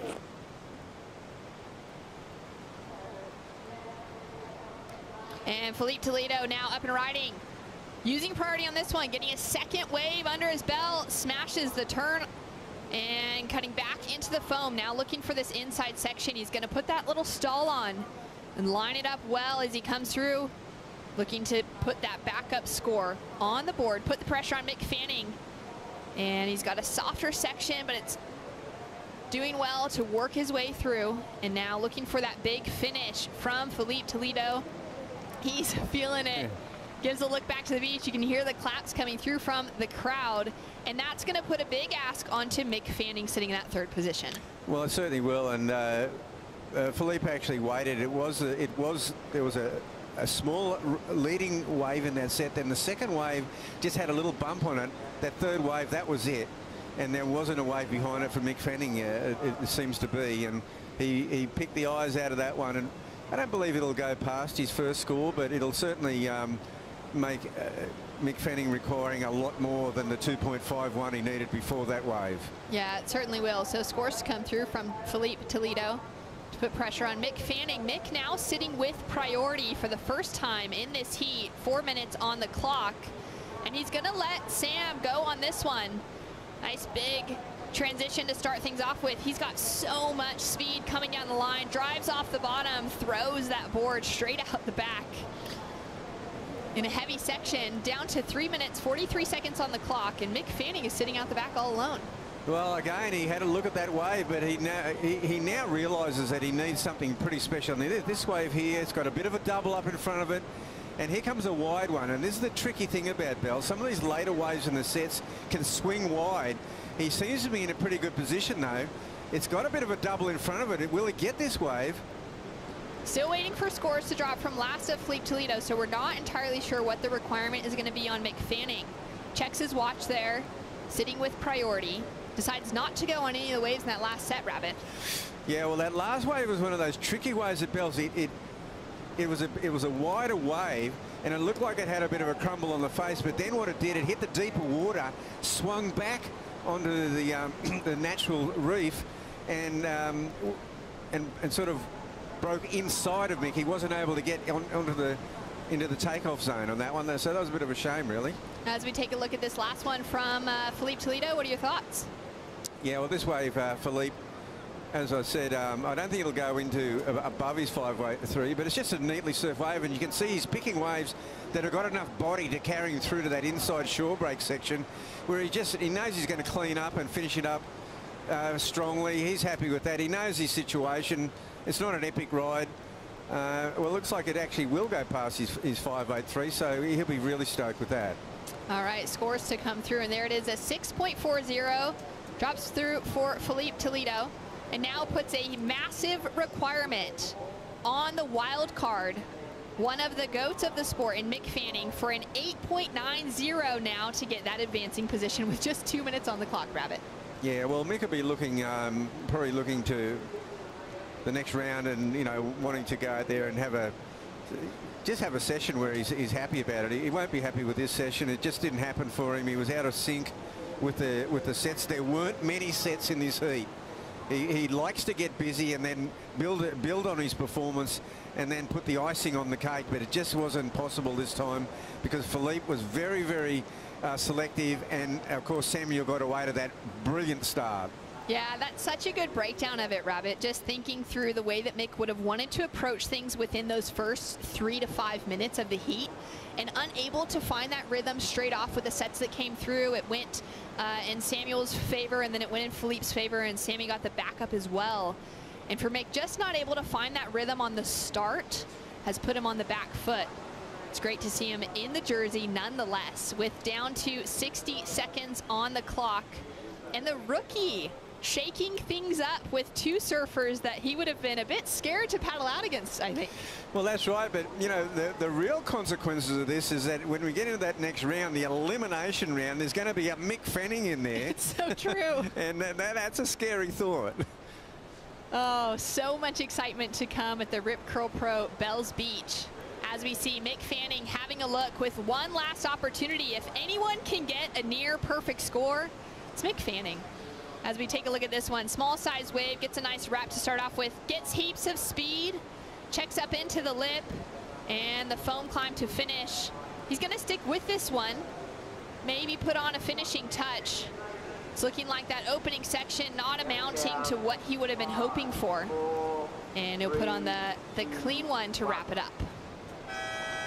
Down to the buzzer there, and Samuel Pupo with another score to drop through, but it's safe to say that him and Philippe Toledo will be advancing through into the next round.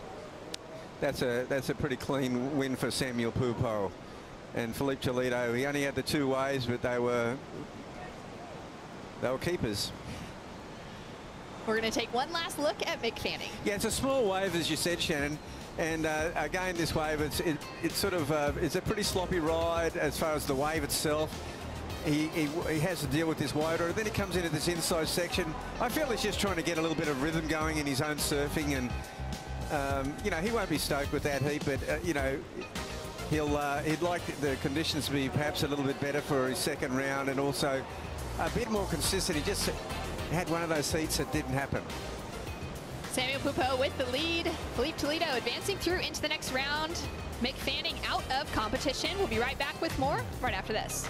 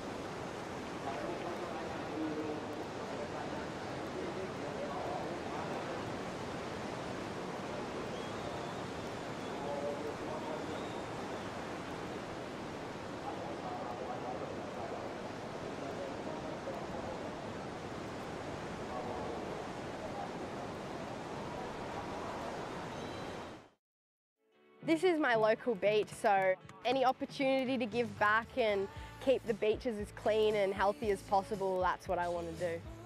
We Are One Ocean is an initiative led by the WSL to inspire our global surf community to protect and conserve our one ocean. It's just good to show that it only takes a little bit and you can make a big difference.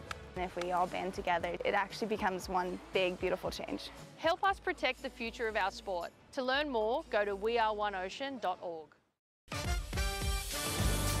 weareoneocean.org as we see Tully Wiley getting things off to a quick start. The wild card just mistimes that second section.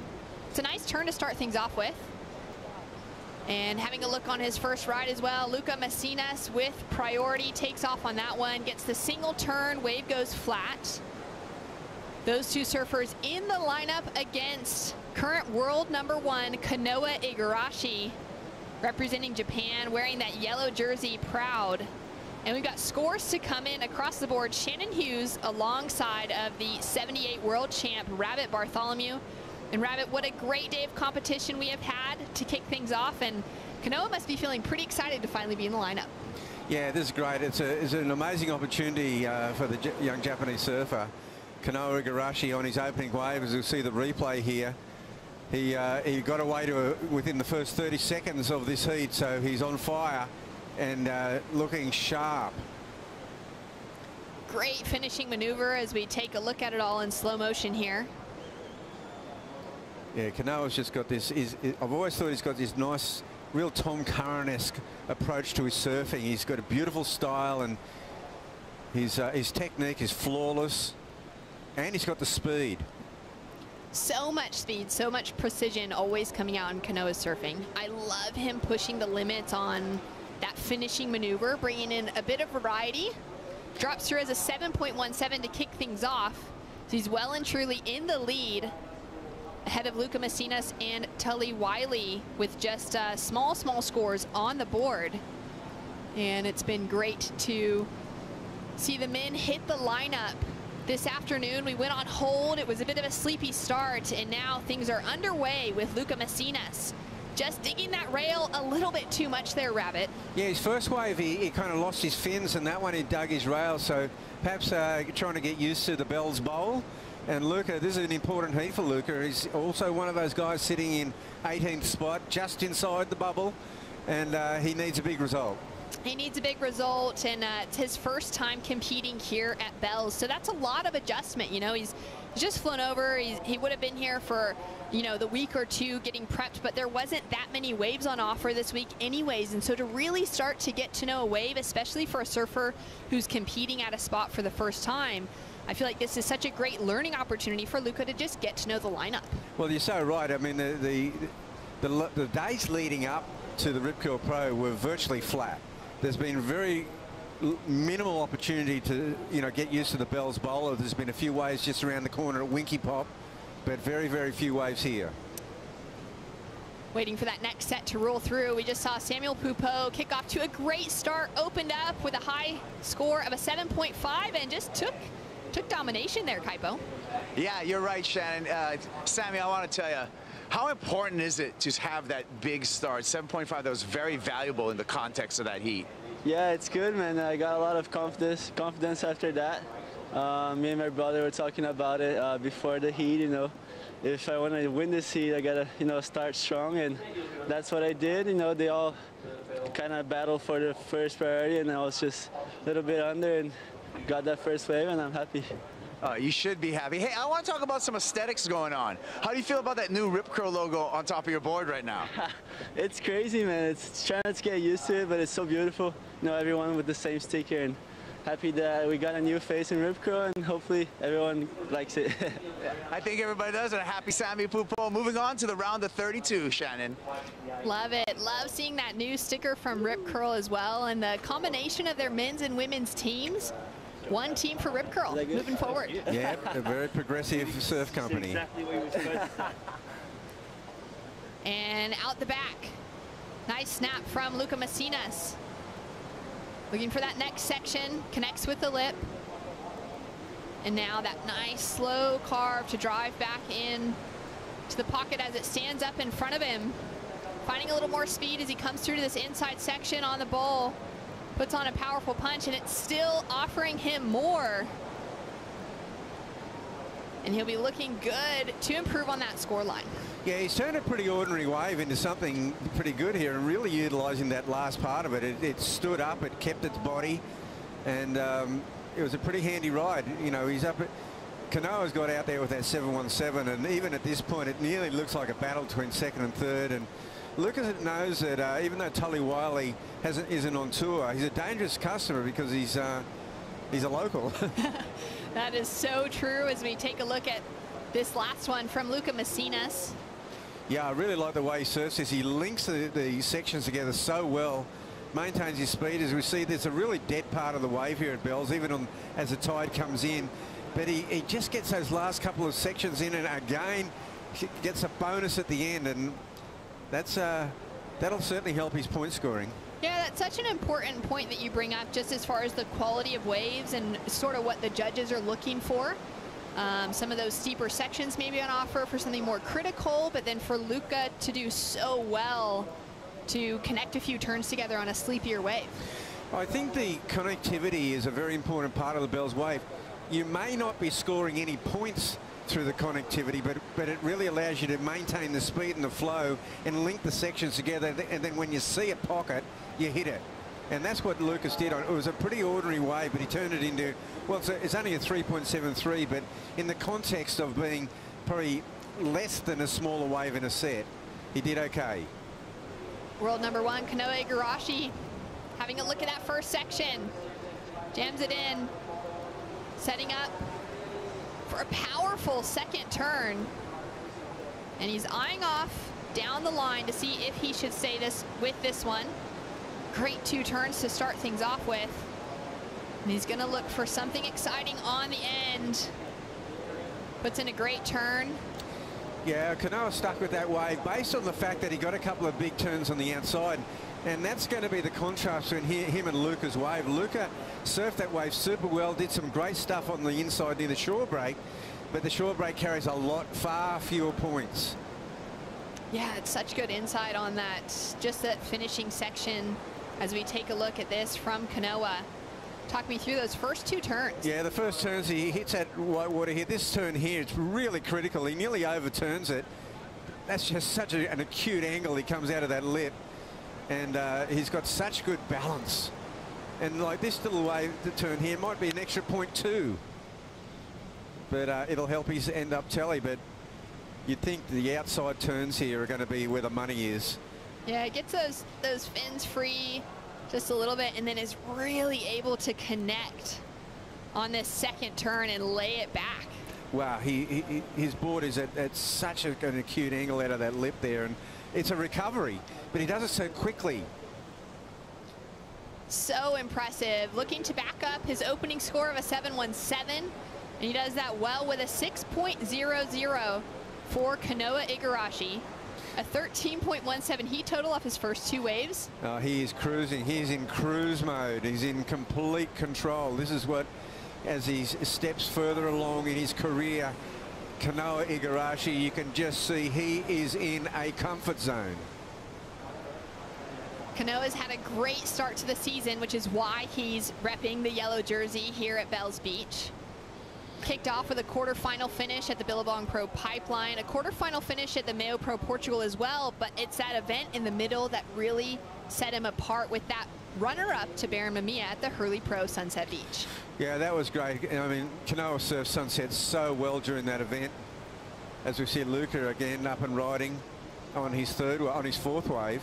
So staying really busy for Luca Messinas, just digging the nose, unfortunately, but looked smooth in those first couple of turns. Yeah, I mean, he's finding out about bells and how you got to surf the wave. I mean, these lips, they don't pitch.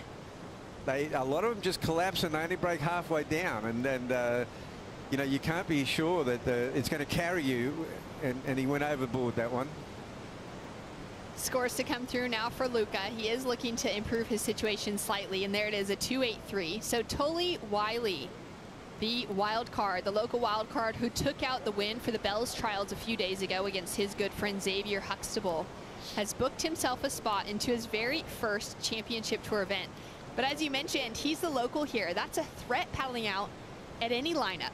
Yeah, well, it's double-edged sword, really, because he's the local. It puts a little bit more pressure on him, obviously. But also, Tully, he's just come off the regional series, and he's had a ton of heats under his belt. So he's, you know, it's different, say, to a wildcard situation like for Mick, who hasn't surfed a heat for years, basically. Whereas Tully, he just had a ton of heats through the regional series, qualifying series, and now he beat a couple of hot young local kids to earn his right into the main event of the Rip Curl Pro. But he'd be feeling perhaps a little bit of pressure out here that one, performing at home's a pretty important thing. That's so true. And coming off of the finishing event of that regional qualifying series, we saw Tully Wiley make it into the quarterfinals at Newcastle, as we see. Nice moment there between John Florence, Mick Fanning. John will be coming up soon. Mick having a chat with good friend Owen Wright.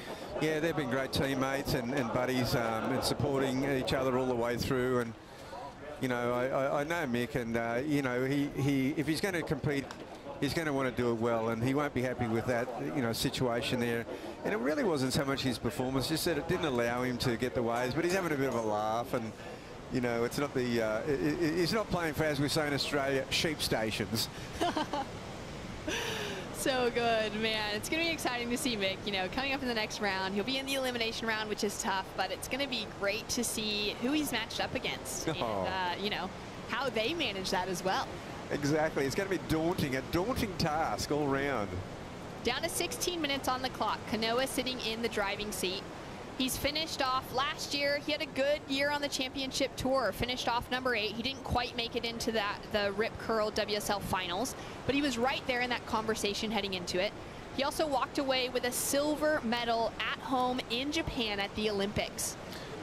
Yeah, that was a great performance, and what an amazing moment for him. And here he is again.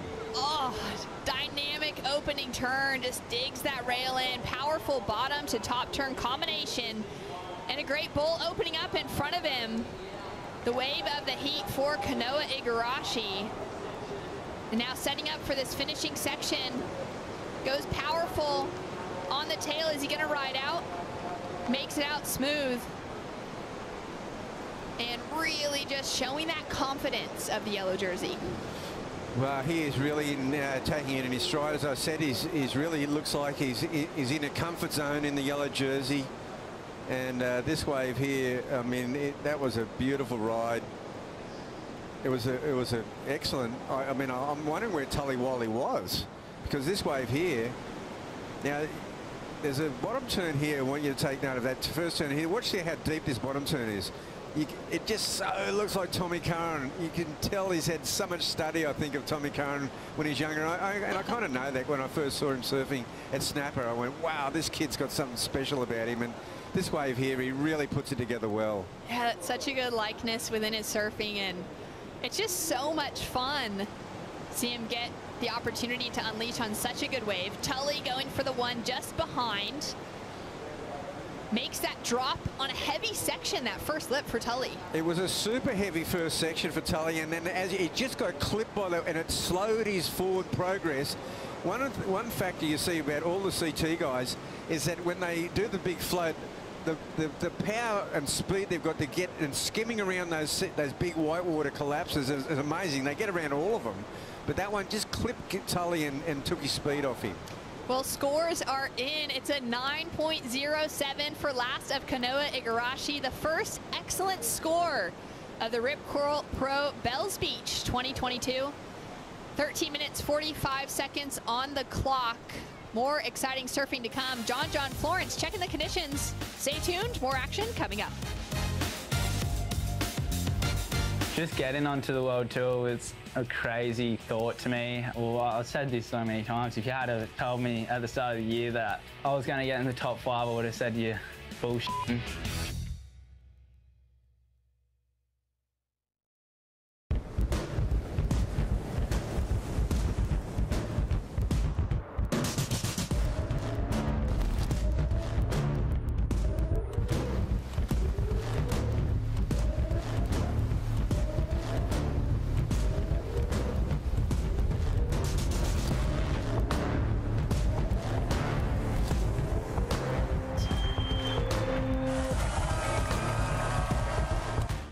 yeah, you want to win the titles and stuff, but you know, I really look forward to the performances, having some good battles of guys and bouncing off each other. Then you're putting on a show for everybody, and then that leads to the event wins or the titles, whatever it be. Then that comes after that.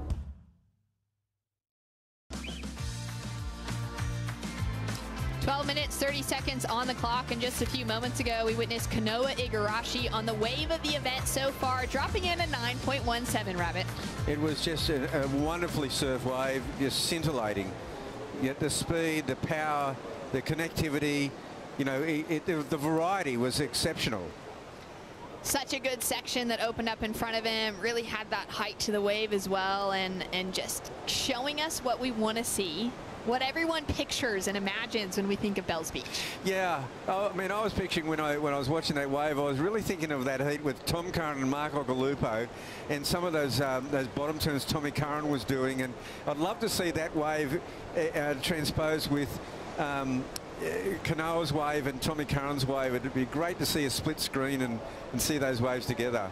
Kanoa on the paddle back out, decides to go as both Tully and Luca miss the opportunity. Big foam climb to kick it off. Fast around the section, so much speed. He's going to ditch that one. He's already got a couple of good scores, keeping him with a 16.24 heat total.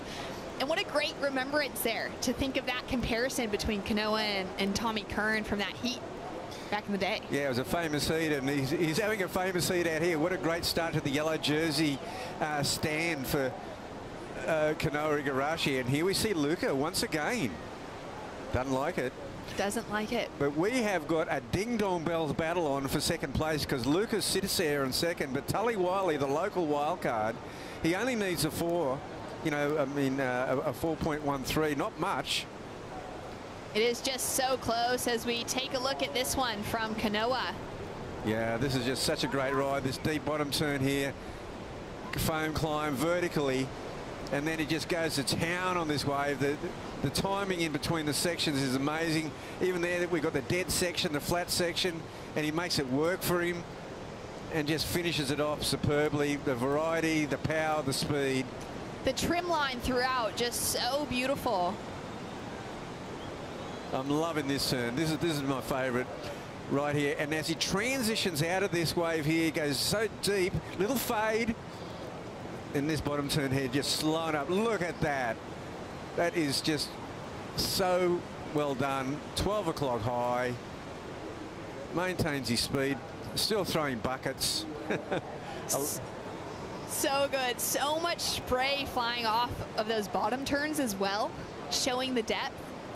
As we take a look at Tully Wiley. So uses priority on this wave. He's now chasing a 4.13 to move into the advancing position. Nice turn to start off with. He's got a great section. Goes 12 o'clock. Nice, powerful backhand attack from the local, and he puts on a solid finish. He's going to be feeling so good, hearing the crowd, feeling the beach erupt for him on the finish. And Luca Macinas, the Peruvian, great second turn on that inside, kicks out right in front of Tully Wiley, and we've got a heat on our hands for that second place finish. We've got a great heat on our hands, and that Luca Macinas knew where he was. This shows his CT experience here. He was going to get out of that wave. He knew that Tully Wiley had a good one before him. He's going to go out there with 9 minutes remaining. Getting second priority will be very important, because it's really the battle between second and third. This wave of Tully Wiley, this is a good ride, Shannon. Great ride. I'm sorry, open face here. And this section here really lines up for him. And here's the money move. He lines it up for one last turn, brings it around, snaps it under the lip. Buckets flying. Behind him, Luca Macinas. Look at how clean the face of this wave is. So smooth for that two-turn combination. And then he finds those finishing maneuvers. Great exchange between the two. An honest exchange, and we're going to see a bit of a paddle battle. I mean, Luca's got the inside running, but these scores will really dictate what's at, because when we look at, and as we see Kanoa just having a bit of a look at that one, if we go before that wave, the high score is Luca Macinas at 3.73. All the rest of the scores are virtually irrelevant. Now waiting for scores to come through for Tully. He's chasing a 4.13 for the local wild card to make it into the advancing position. And he drops through a 6.93, moves Tully Wiley up into second. You can see that kick as he hears the score. Luca Messinas now chasing a 5.64, and Tully just putting on a proud performance here at home. Yeah, the cliff erupted on that wave of Tully Wiley, particularly that last maneuver where he snapped it under the lip and sent a massive bucket of spray out the back of that wave at Bells Beach. And on the way behind him, though, this is an incredible exchange. Luca Messinas did some pretty nifty moves himself. He's chasing that 5.64, so we're waiting for scores to drop through from the judges. So far, one judge gives it to him, one judge does it, and there it is. Scores in a 5.8. Luca just gains back that advancing second position. Tully Wiley would hear now that he's gone back down into third, but he's only chasing that 2.60 for the 2021 Victoria State Champion to keep himself into the advancing rounds here at the Rip Curl Pro Bells Beach. So as it sits right now, Kanoa Igarashi way out there in front, the highest combined heat score of the day. We have Luca Messinas now. That 3.73 has come into play. It has just kept his nose in front of Tully Wiley, who has the highest score between the two combatants. That's 6.93, a keeper. And now it's up to Tully, but Luca has the priority situation over him. There's still 6 minutes remaining. They probably need a multi-wave set.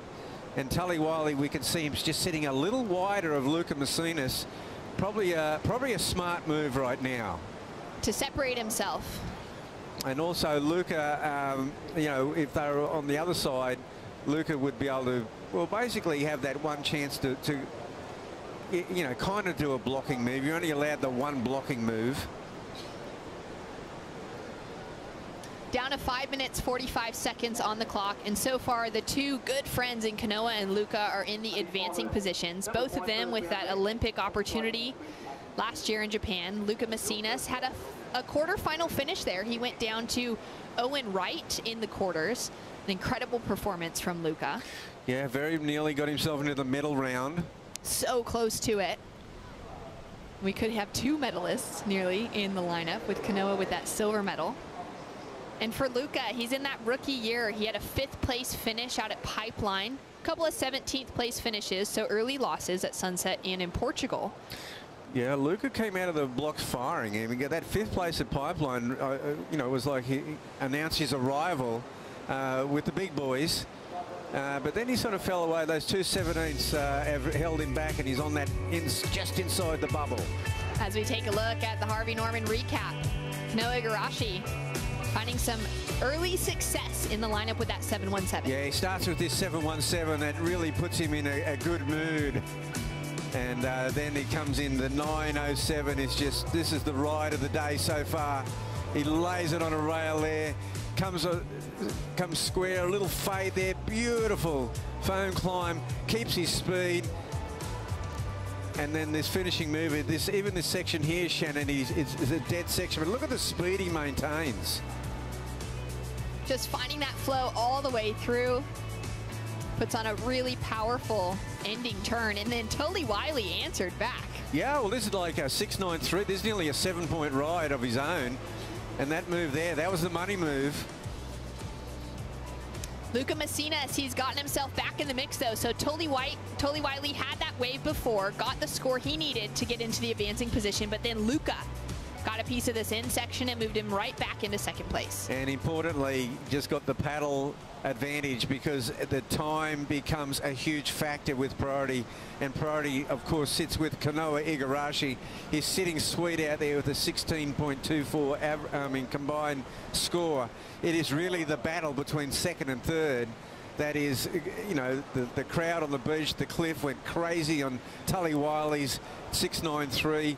It was a beauty, but he still sits in 3rd place. Still sits in 3rd place. Just a small score, a 2.60 requirement.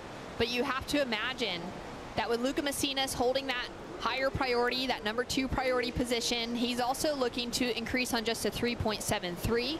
he gets away with a couple of turns, he's going to put that bigger requirement onto Tully Wiley. Exactly, and that's what he'll be looking for, to improve on his position and also not allow Tully much room here, because look at the score. Tully Wiley at 2.6. That's one backhand snap. It could just be so easily done. It's really exciting. I mean, it's been nearly 30 minutes, 2 minutes, 30 seconds on the clock, and this heat just turned on. Some better sets than what we've seen throughout the last couple of heats, really allowing each of these surfers that opportunity to open up, to get in some good turns, to find those big critical sections. Oh, and what Luca or Tully would give to have that 6-point throwaway of Kanoa Igarashi. Absolutely.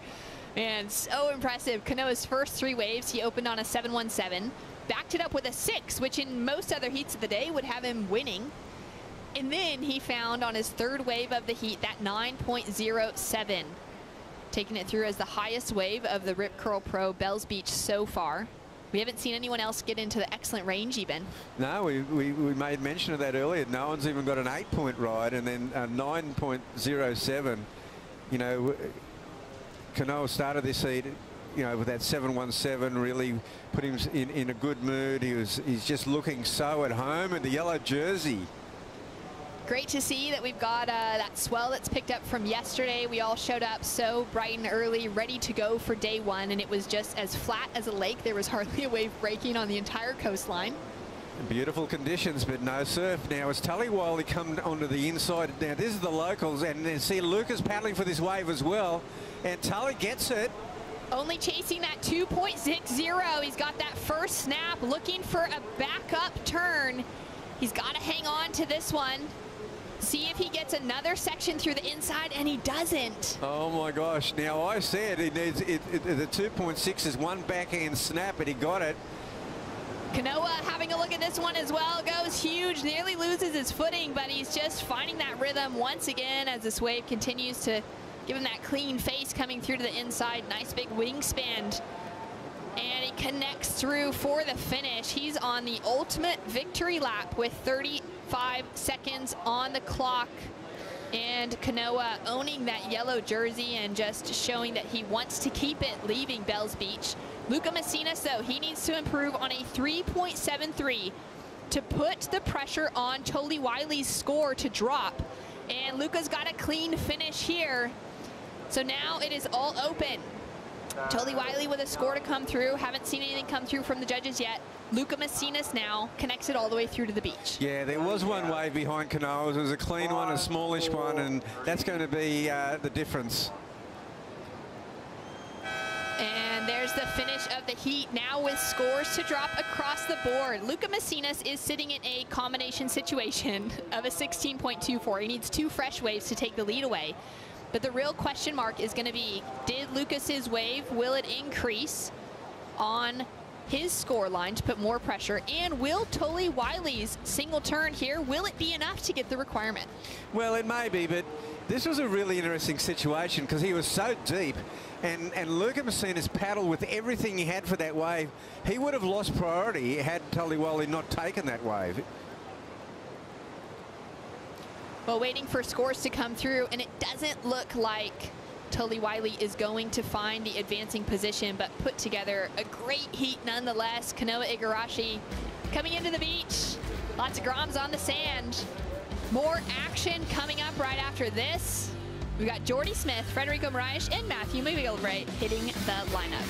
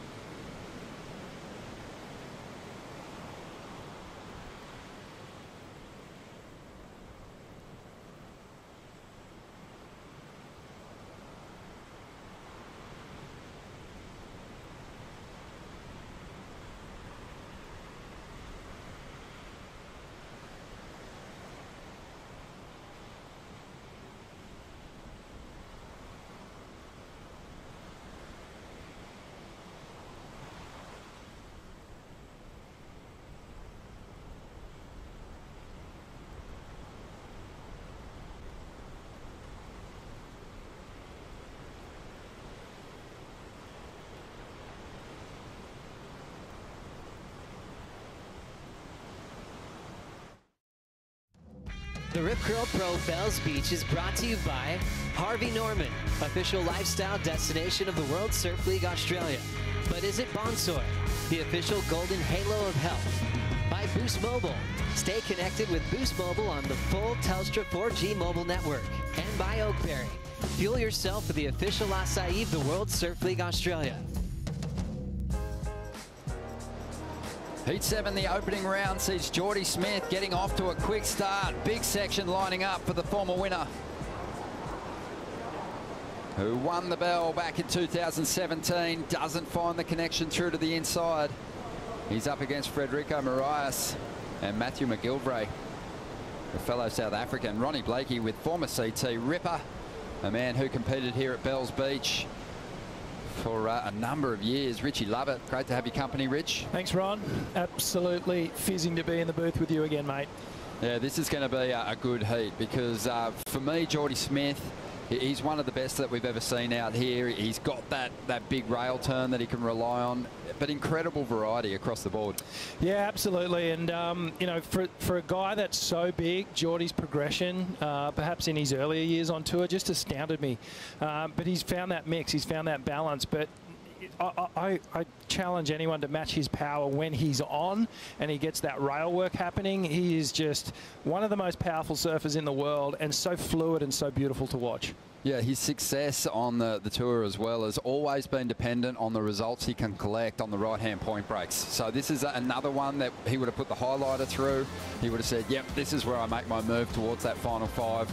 This is a big heat for Geordie. He's up against a couple more big rail surfers. Frederico Moraes of Portugal. 2 previous events here, 2 quarterfinals. Solid stuff from him. Matthew McGilvray getting his first shot at a CT event here at Bells.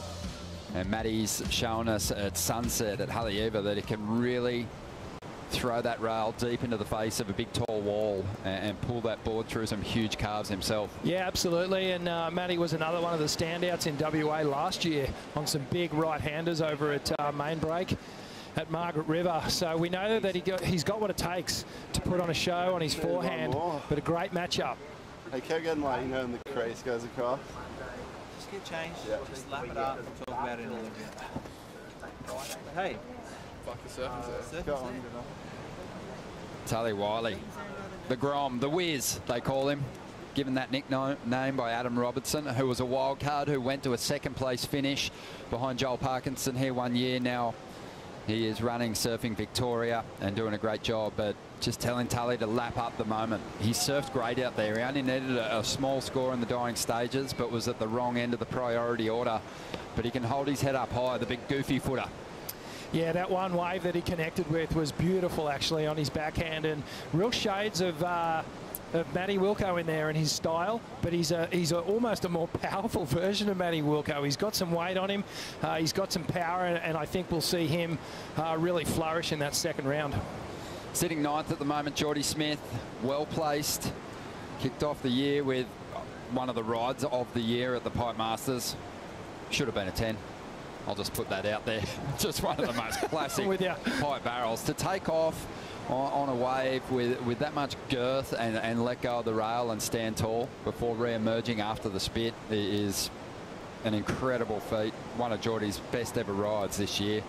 And I think little moments like that just get the fire burning again, don't they? Yeah, absolutely. I think it's probably the best ride, or one of, that he's ever had in his life. It was an incredible wave. I'm not sure what else he actually could have done on that one. I don't think he could have been any deeper, but it certainly put him in a good place, a good headspace to have those big scores early on in the season, and coming to a wave like Bells where he has clicked before. His results are outstanding here.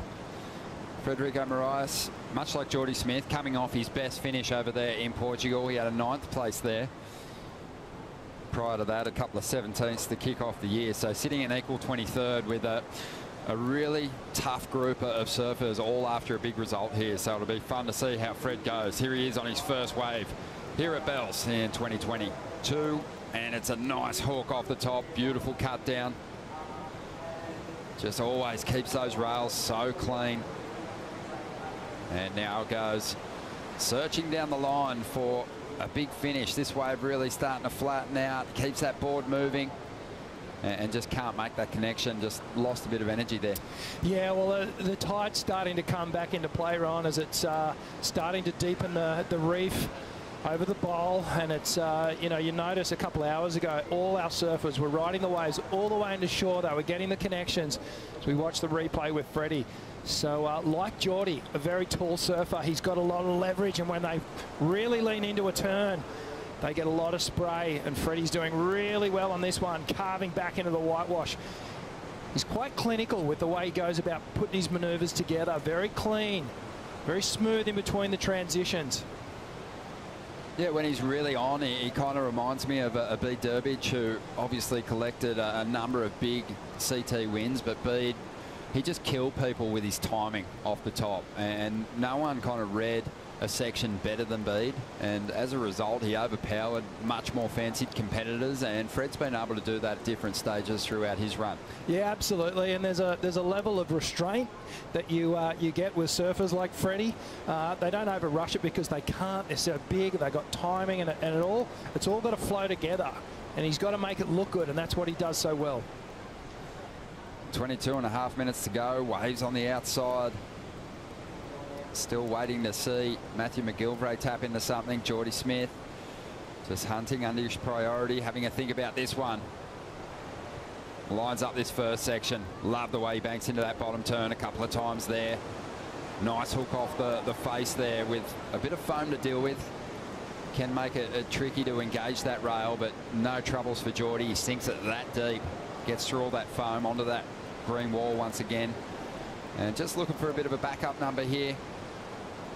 Early stages in this heat, but he just wants to find some rhythm out here at the moment. Just a 2.33 on his first wave, waiting on the number to drop for that one. Let's check in with the current world number one, who's with Shannon Hughes. Kanoa, that 907 blew us all away. You must be thrilled to walk away with the biggest wave of the morning. Yeah, I mean, of course, it felt really good. Yeah, I missed spells. Haven't been back here in a couple of years, and it's just nice to come back here and see old friends and just come back to somewhere that I really love. It's one of those events on tour where I had a really hard time when I was a rookie, and I ended up falling in love with the place just over the years and trying to master it. And today was just a classic day on the bowl, and I'm glad everything worked out. Talk to me about wearing that yellow jersey. Yeah, it feels good. I mean, everyone can see me, so it's nice. But yeah, it's just it's an honor to be wearing yellow, and I feel really proud to be wearing it, and you know, it's just a color, but it definitely it feels special to be wearing it, and I've seen all my heroes wear it, so yeah, it's and I guess it's like a confirmation that I'm kind of doing the right thing, I guess, and I just want to keep going. It's really early in the year. You know, there's still so much surfing and so much work to be done, but I know it's been a good start so far. Well, talking about that, I mean, there's a lot to come in the year, but do you have any specific goals in mind? Yeah, win a world title. Perfect. Yeah. Love it. Thank you. World titles for Kanoa Igarashi this year. Wow, that's a big statement. And like, it's not actually just the colour. You know, that jersey is.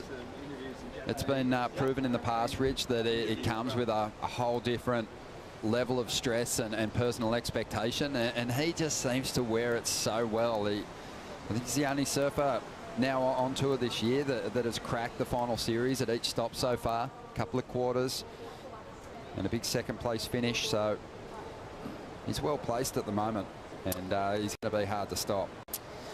The takeaway from me, Ron, with that interview is just the composure and the maturity in his answers. And, you know, 2 years ago, even 3 years ago, sure, Kanoa's had some big wins in his career already, but he still almost felt like, to me, had that sort of starry-eyed kind of grommet attitude. But now there's a seriousness to him, and that comes with putting that yellow jersey on, and that comes with going, okay, I'm going to put a world title campaign together. And, you know, it's a big deal. On track at the moment, he is Federico Moraes, also on track to progress through this heat. 5.33 in his opener, and this wave looking pretty good too, just pushing it a little hard there, but wanted to make something of those transition moves. Matthew McGilvray up now and looking for his first score in this heat. Matty always extends through those big frontside carves. Nice big section to play with there.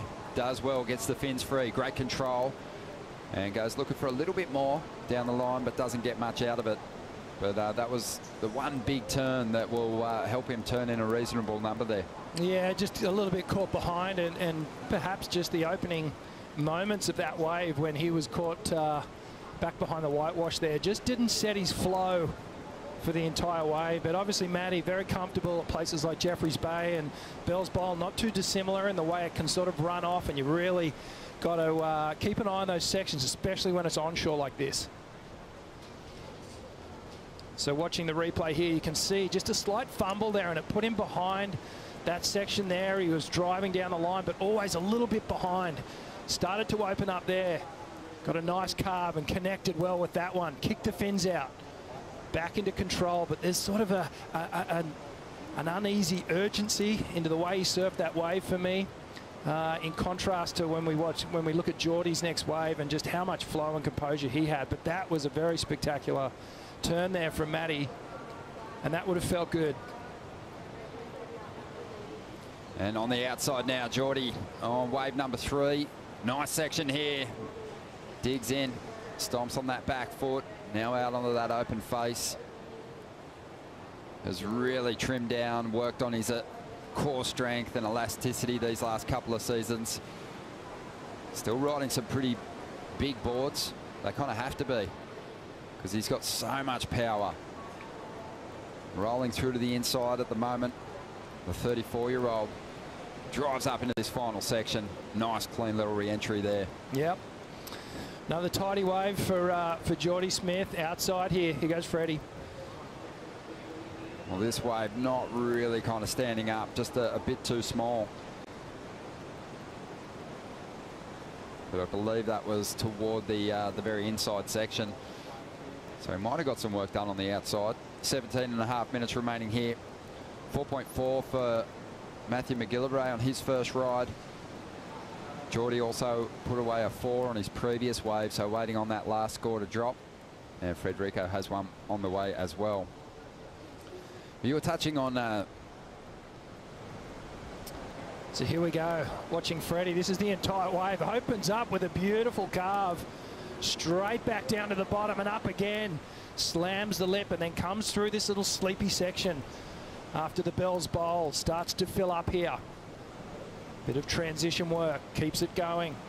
Knows there's another 1.5 points on this wave. Drives through to the inside. Slams it again.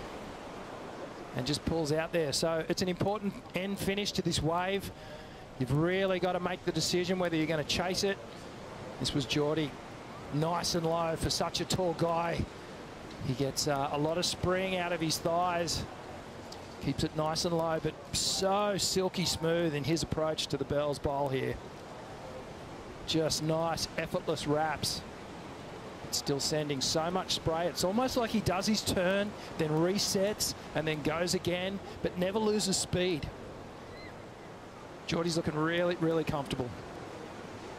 Yeah, I love watching Geordie out here. We mentioned that victory in 2017. Let's dive into the Hydro Flask deep stats now, with career event wins sitting at 6 now. And, you know, when you look at the locations, you can see just how strong Geordie's forehand is. A couple of wins at Trestles, a couple of wins at Jeffreys Bay. Had a win with incredible aerial antics over in Brazil. And, of course, a win here at Bells Beach. But, you know, looking at it, his run of results here over the years, 12 events and only 3 times he's missed the final series, 3 quarterfinal finishes, 4 semis, a runner-up and a victory. I mean, he's one of the best out here for sure. But yeah, I just wanted to make those comparisons to Bells Beach to Jeffreys Bay. Both right-hand point breaks, obviously rich, but super different waves. Yeah, absolutely. J-Bay's a lot more predictable. It's a lot more down the line. There are really defined sections. J-Bay, the Super Tube section, it can be a little bit tidal, but nowhere near the tidal differences that you get here at Bells Beach, and the different personalities that you'll see with Bells within a 4 to 6 hour period. And You know, I've always said it's like riding a wave of bells is like kind of constructing a novel. You've got the opening paragraph when you take off, and then you've got to create these chapters, and you only get about 3 or 4 chapters through the bowl. Then there's a little downtime, and then there's the conclusion, and you wrap it up. And it's how you construct that together and put it all and knit it all together. And Geordie does that so well. Yeah, well, none of the event winners here have had a victory in their first season. Jackson Baker on screen, gearing up to hit the line. Up next, we're going to take a bonsai brew break and be back in just a moment.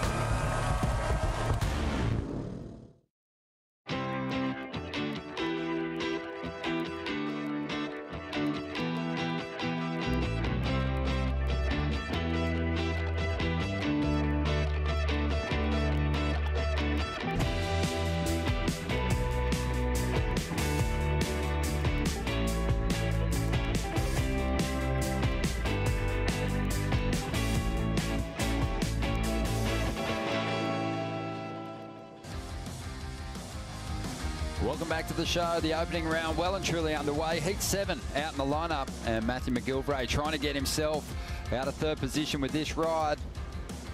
Gets that first hit in, that vital first connection to the lip or carve into the bowl. Matty on his way, needs to connect this one through nicely. Loads up, springs off that lip, just loses his back foot and can't ride out. He's just looking a bit off, isn't he? His timing's off. He doesn't look entirely comfortable on his board, but this man, on the other hand, he's connecting. Yeah, starting to find it. Frederico Barrias trying to get rid of a 4.57 and replace it with something solid as he rolls through to the inside now. Still a close heat, and no huge score locked in just yet, as Fred just brings this one through to the inside, starting to pick up some speed now. Nice float to finish. Leg burner, absolute leg burner. And then it's a long paddle back out to the top of the point. But as we see, Matty McGillivray, you can see just from the outset, he's looking a bit desperate, looking a bit frantic.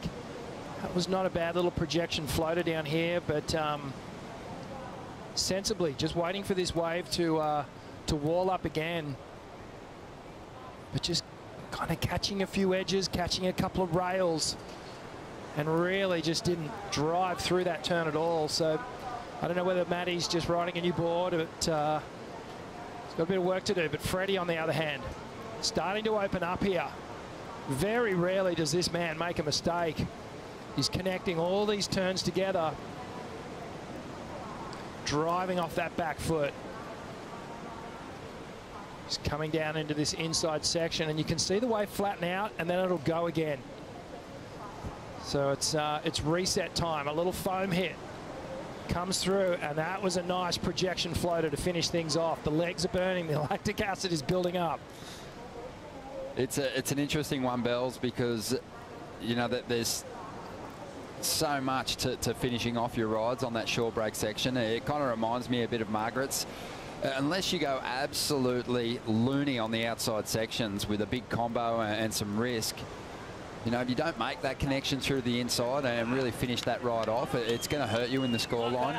So each of the surfers commit through that flat section here at Bells and always tries to make that connection to the shore break. Even if it's sort of just a nothing turn, it still just seems to finish off your wave and really put it all together for the panel. Yeah, absolutely. It's cliche, but it's icing on the cake. And it really is where fitness comes into play as we see John Florence heading out. Big heat, the next one. Under the cliffs. Conor O'Leary as well. Jackson Baker, who just had the biggest win of his career so far, the first Novocastrian to win Surfest, a long-running contest up there at Newcastle. Plenty of big-name stars getting down here to watch the event unfold today. The opening day competition. Mick Schumacher on screen. Had the F1 complete yesterday. Leclerc getting the victory, setting the fastest ever time up there, and smashed the field. Yeah, he was, what was he, 15 seconds or something ahead of his closest rival in second, but that man on screen there, Matty McGillivray, just having a bit of a shocker.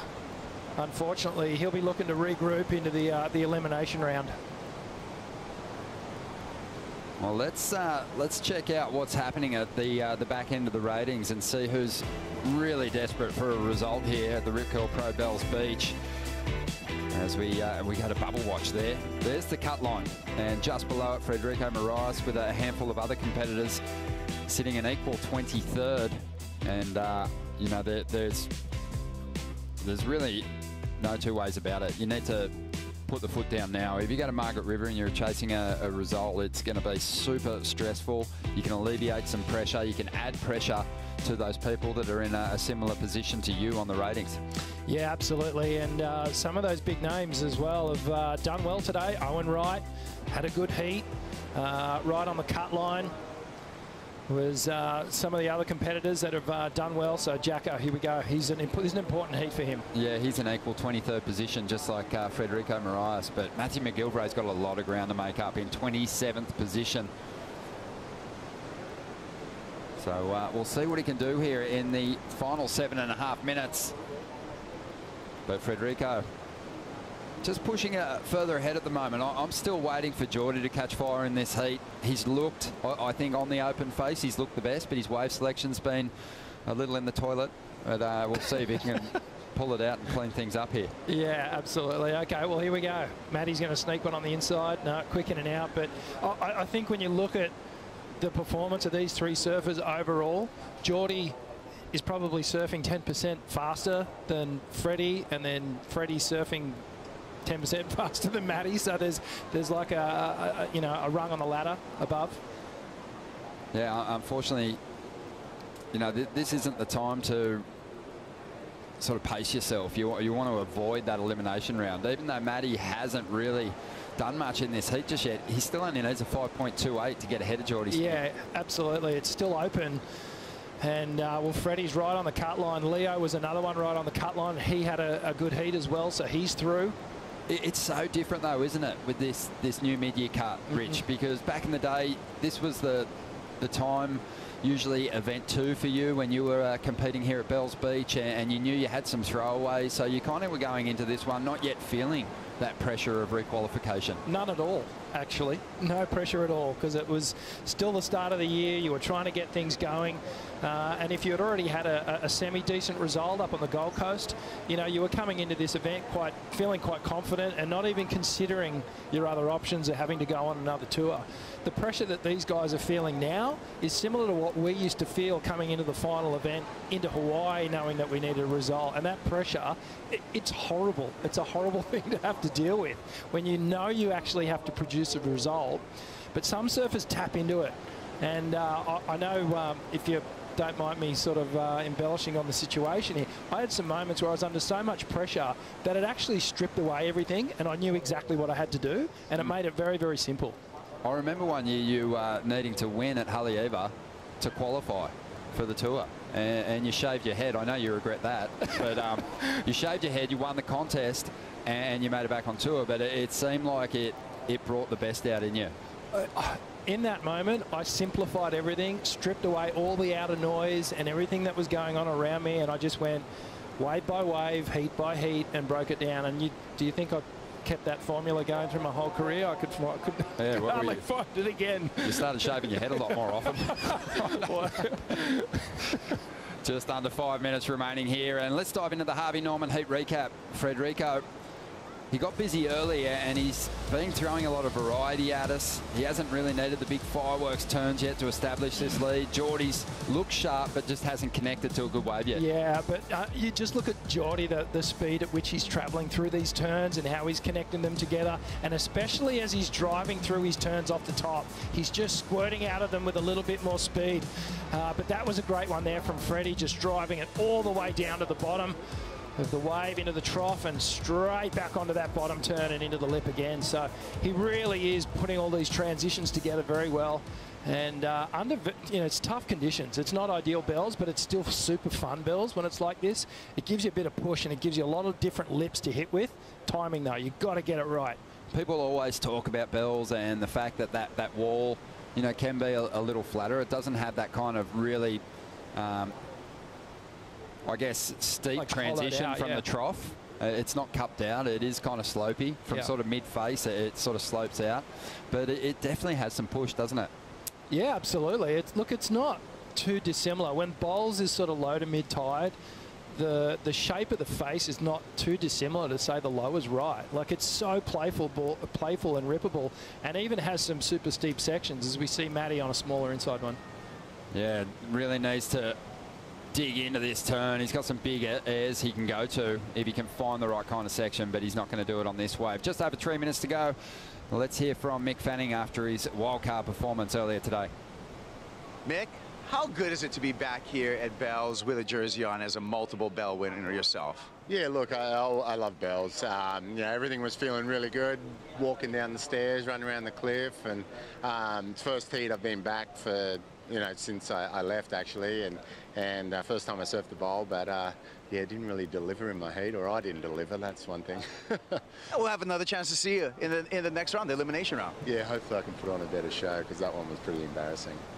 You're a champ any way you look at it. Now, you've been doing a lot. You've been searching, you're starting a family since you've been off tour, but you've been doing some help to relieve some of the flood victims over in New South Wales. Can you tell me a little bit about that? Yeah, look, obviously everyone's seen what's happened, up in the northern rivers of New South Wales. We had two major floods, and it's just part of a big team. All the community came together just to help each other out, help neighbours out, and it's going to take a lot to rebuild. These it was town after town for so long that just got decimated, and it's been a big month for a lot of people, and they need some support up there. How can people help? Look, there's all ways you can help. If you're around the area, you can just go and help people clean up their houses. But then, there's an organisation called Give It. They're working with organisations on the ground, and so you can donate to them. And when you donate, you can buy like a washing machine or a fridge or food cards, or stuff that people actually need, and hopefully it gets to the right people. And as I said, they're working with the organisations that already are on the ground. So it's locals helping locals. Great work, Mick, and thank you for your time. No worries. Cheers. Good to see you again. Thank you, Kaipo. So remember you can scan that QR code at the bottom of the screen when it pops up throughout the broadcast, but giveit.org is the place to make those donations felt. It's been so devastating. Sending a huge shout out. One of the great stories that came out of it is just the community spirit, and just strangers helping out strangers, and just getting in there and actually getting dirty, because it was a radical cleanup. It's still going, and it's going to be going for a long time. Big rebuild. Absolutely, and it really tapped into the essence of humanity, isn't it? You want to help your fellow man, and any way we can help. Geordie Smith is trying to get himself in a better position here. He wants to up the heat score total, push that requirement higher. Just kind of cruising on this one at the moment, hoping for something steep on the inside. Just 15 seconds to go. He might just hang on to this second spot, but he'd love to throw something big at the end here. Loading up, has that big full rotation air he can go to. Can't find the ramp though, so he's just going to glide his way through to the shore break. It was a great ride, actually. Nice and smooth, nothing too fantastic, but I think it was just bit of a consolidation ride for Geordie there. I think he knew his position in second was quite secure. But you know what? Great performance from Freddie Morais there. Just, I think, on wave choice, as you mentioned, it was the thing that got him home. Geordie looked like he was riding a keel fin 20 through that ride. But Morais getting the victory. He's powering on through. We're going to take a quick break here. More to come in just a moment.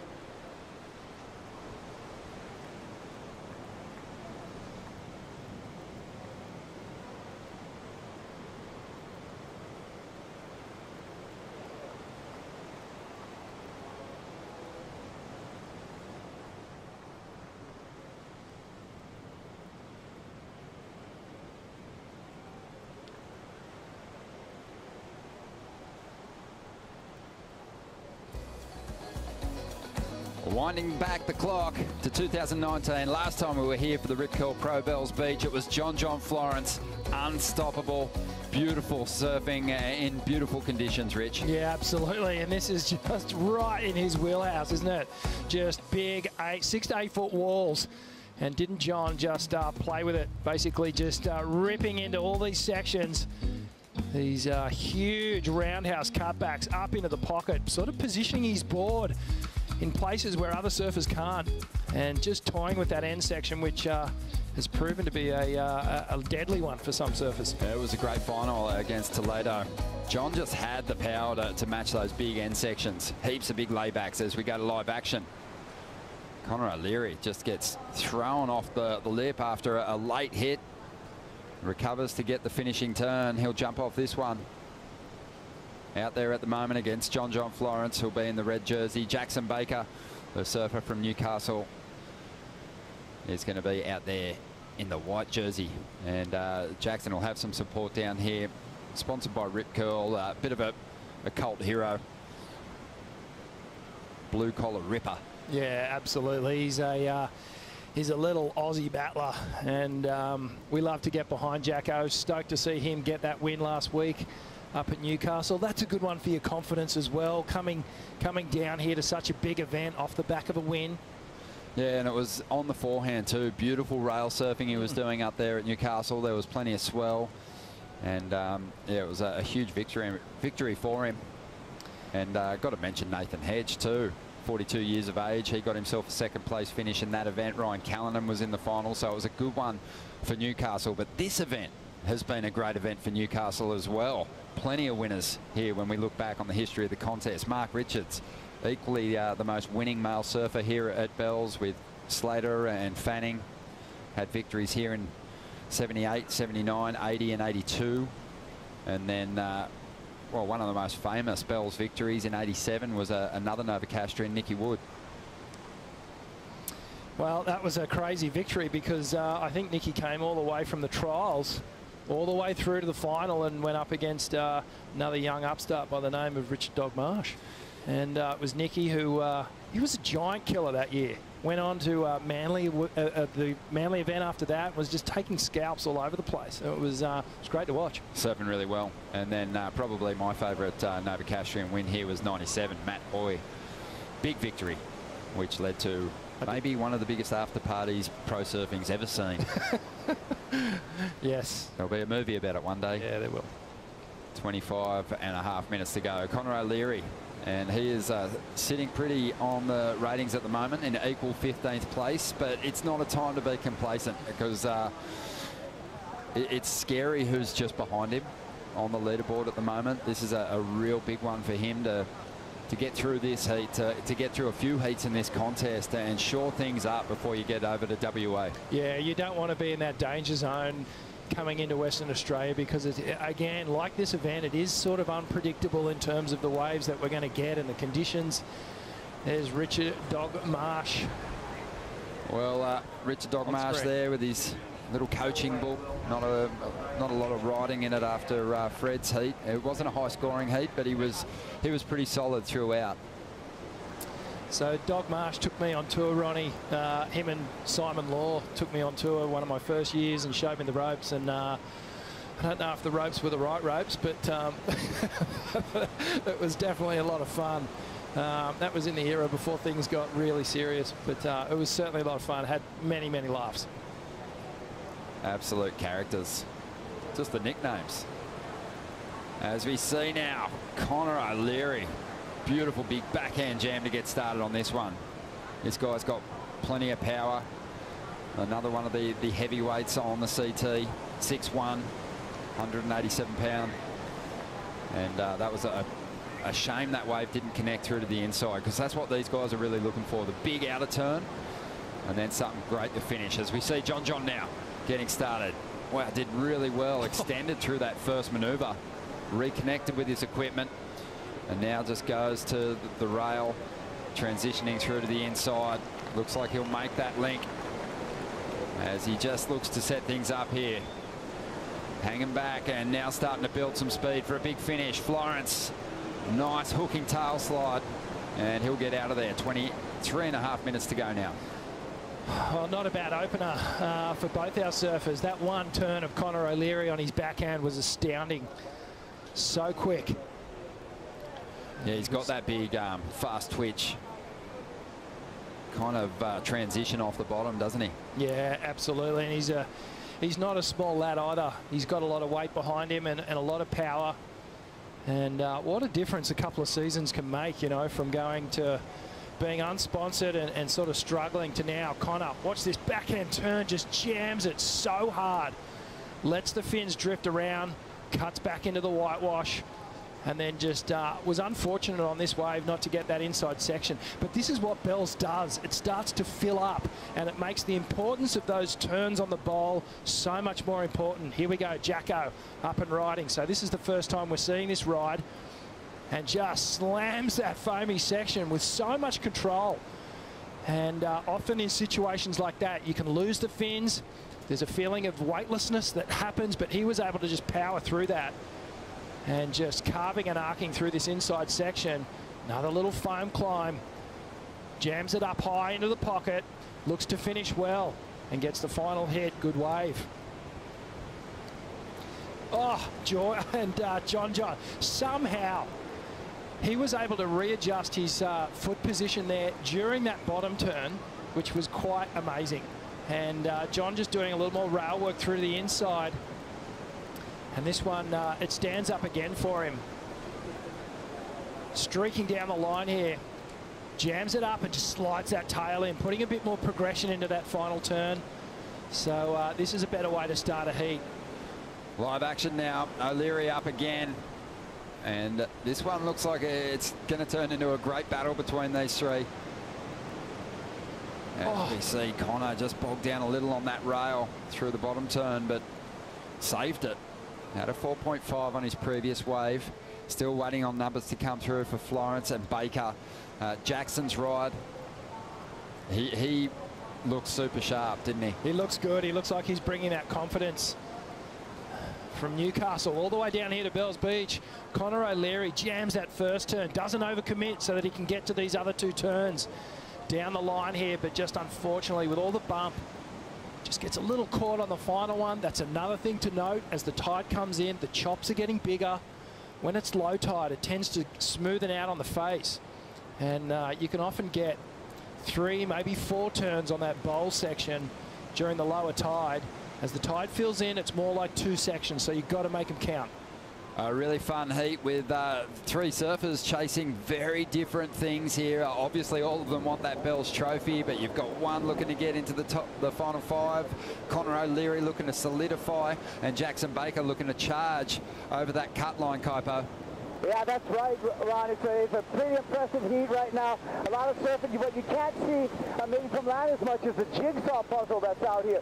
There's a lot of warbles. There's a lot of ribs in the face that these guys are going to have to navigate through to kind of connect the dots and make things happen out here. Absolutely. We've just seen Jackson Baker lock in a 717. Big number against some big names. Yeah, well, I mean, Jacko, you know...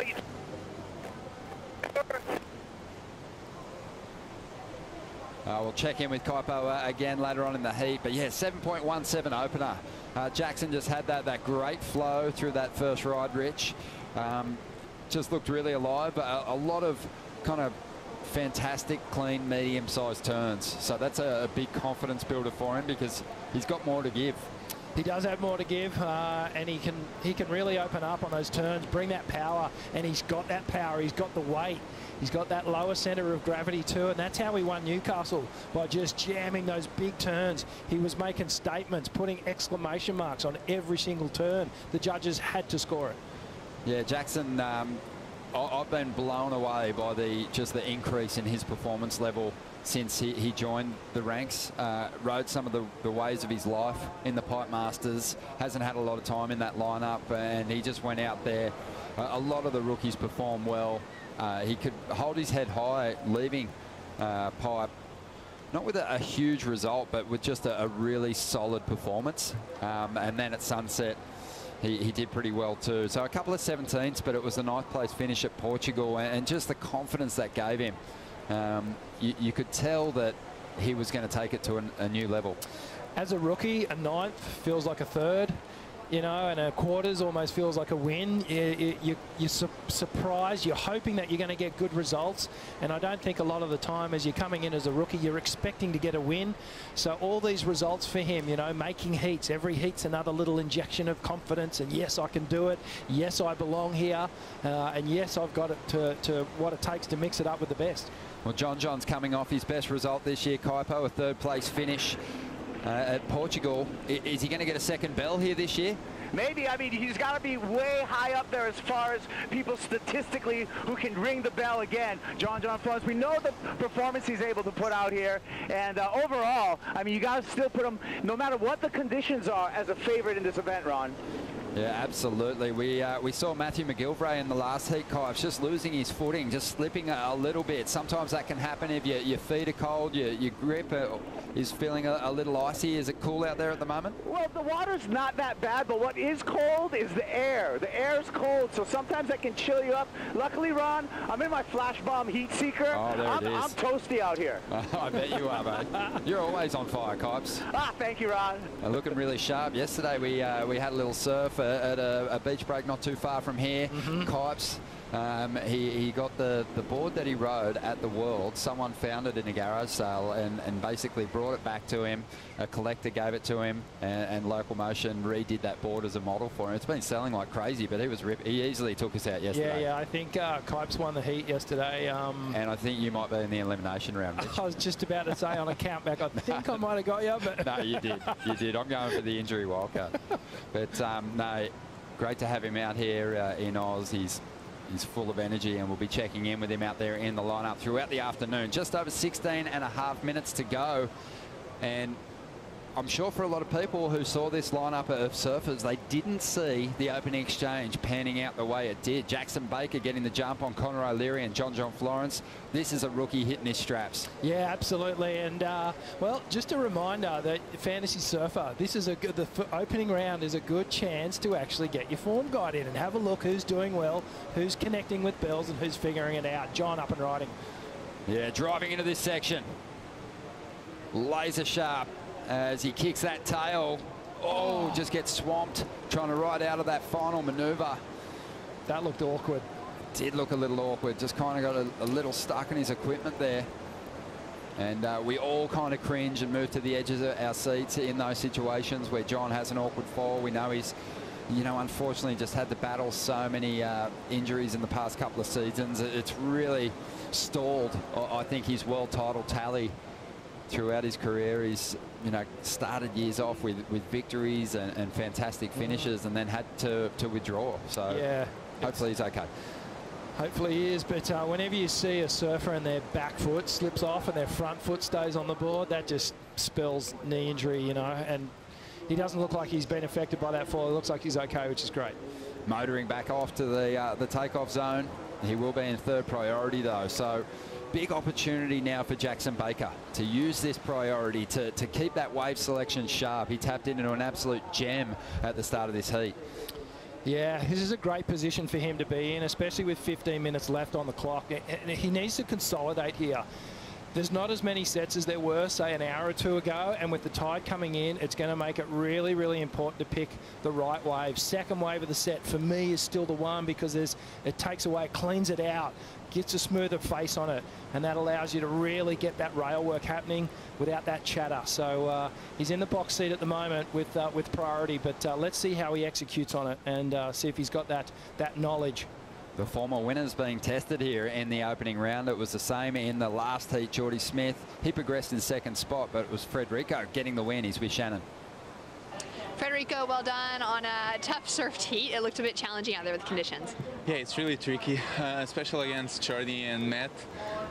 They're used to waves like these at home, so am I. So I knew it was going to be really close, and it was until the end. It's tricky out there. Really hard to find the one that's got a wall that's going to give you something. But yeah, well, I made it to the next round, and I'm happy. Stoked. And you got a great track record here. A couple of quarterfinal finishes at Bells. How special is it to return? It is super special. Unfortunately, we couldn't be here last year, but we're here now, and hopefully Bells bring some good waves to us. And now there's 2 events before the cut, so yeah, stoked to be surfing here. And how are you feeling heading into that, sitting right on the line? It's really nerve-wracking, and it's really challenging. I think it's going to end up not being fair for a lot of athletes, but it's what we're doing right now. So yeah, trying to make the most out here. Board's feeling good. I'm stoked. Looks like there's some swell at the end of the week, so hopefully we get some fun surf. Well, it's definitely a venue that you can succeed at. Thank you. Well done out there, and we'll go back to you guys. Thank you, Shannon. Federico gets the job done in the opening round, avoids the elimination round. Oh, what everyone who gets through this round on the opening day of competition sleeps well. And then there's, you know, just a handful of guys that just have nightmares. And the nightmares will be even worse, knowing that how important this event is in terms of the cut line. John. Yeah, taking off with just on 12.5 minutes to go, trying to really get himself back on track here. He'll do it with this wave. Big combo on the outside. All he's got to do now is link it through to that final manoeuvre, and he'll be looking good for a score here. Whips it off the foam. Nice little tail slide there, and that was under priority. Still going on this one.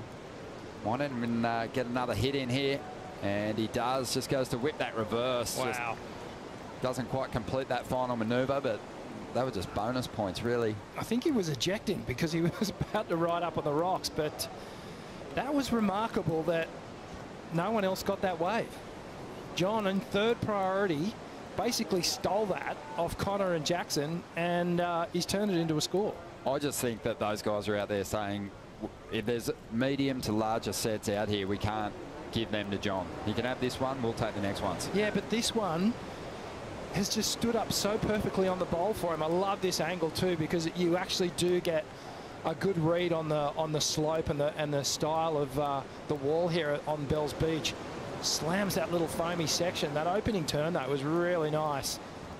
Probably a fair chance the boys are looking at each other out the back. So I thought, where are you going to go? What happened? I think they had a shocker because the fins exploded through that second turn, and we're waiting on numbers to come through. John only needed a 3.33. We'll take a quick break. More to come from Heat 8 of the opening round right after this.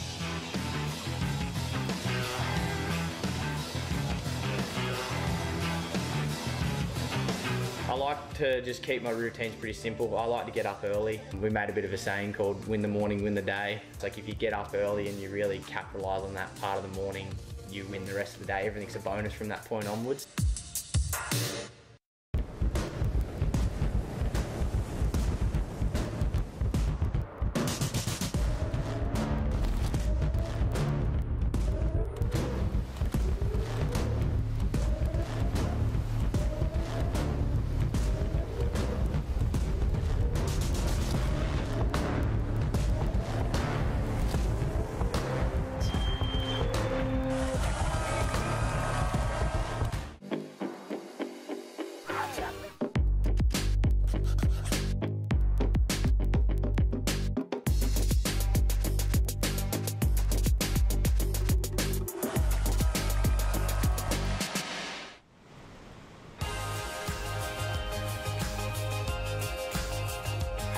welcome back to the show. 10 minutes remaining in Heat 8. John Florence has just jumped up into the lead. An absolute gift, sitting out there without priority, tucked into a 6.17.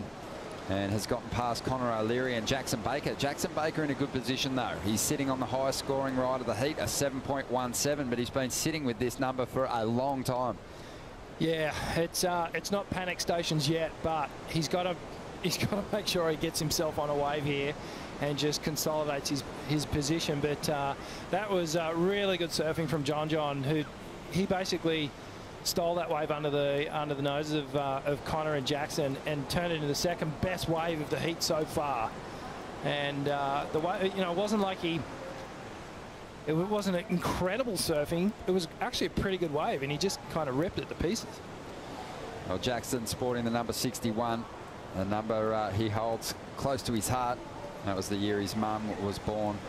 She passed away in 2016 from breast cancer, and she would have been turning 61 this year, so it's a pretty significant one for him. He's been, he's been just repping the family so beautifully. His dad Guy is down here watching him surf here at Bells for the first time in this event. Just a huge moment for the family, but they're just on an absolute high at the moment after Jackson took out Surfest, and the whole town was buzzing because there had never been a Novocastrian champion in that event, and they'd come so close in the past.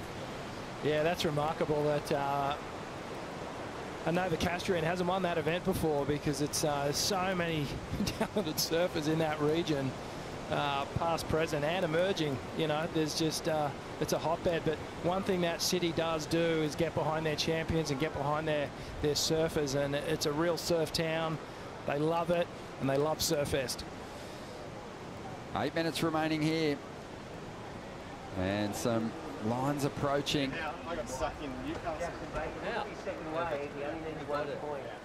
And Jackson's partner there on screen watching on. He's doing a bit of work with Mitch Ross too, who has been working with Carissa Moore for a number of years, and is working with her again this year. But here goes Florence at the moment, loading up, already has the lead, now trying to get rid of that 5.07.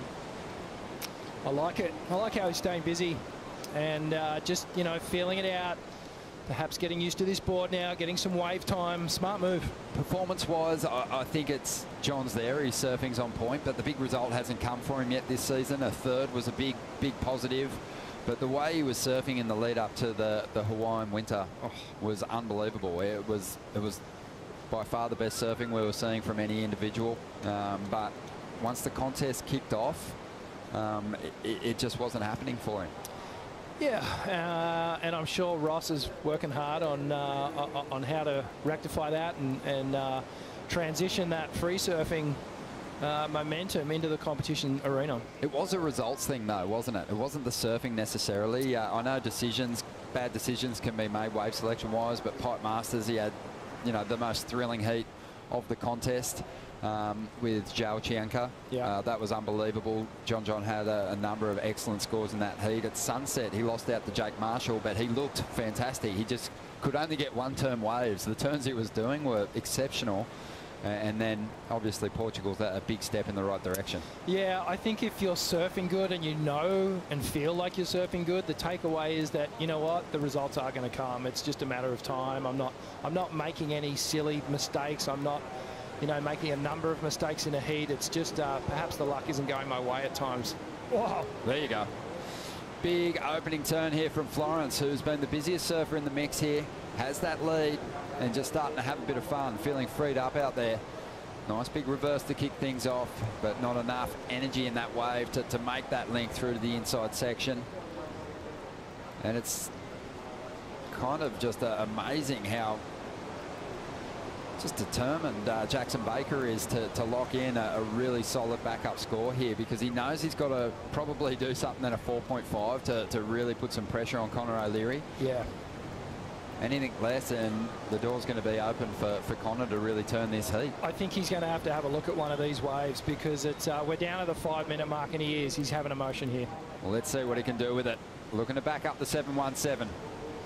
Just a little check turn to get started. This section stands up and he digs into it.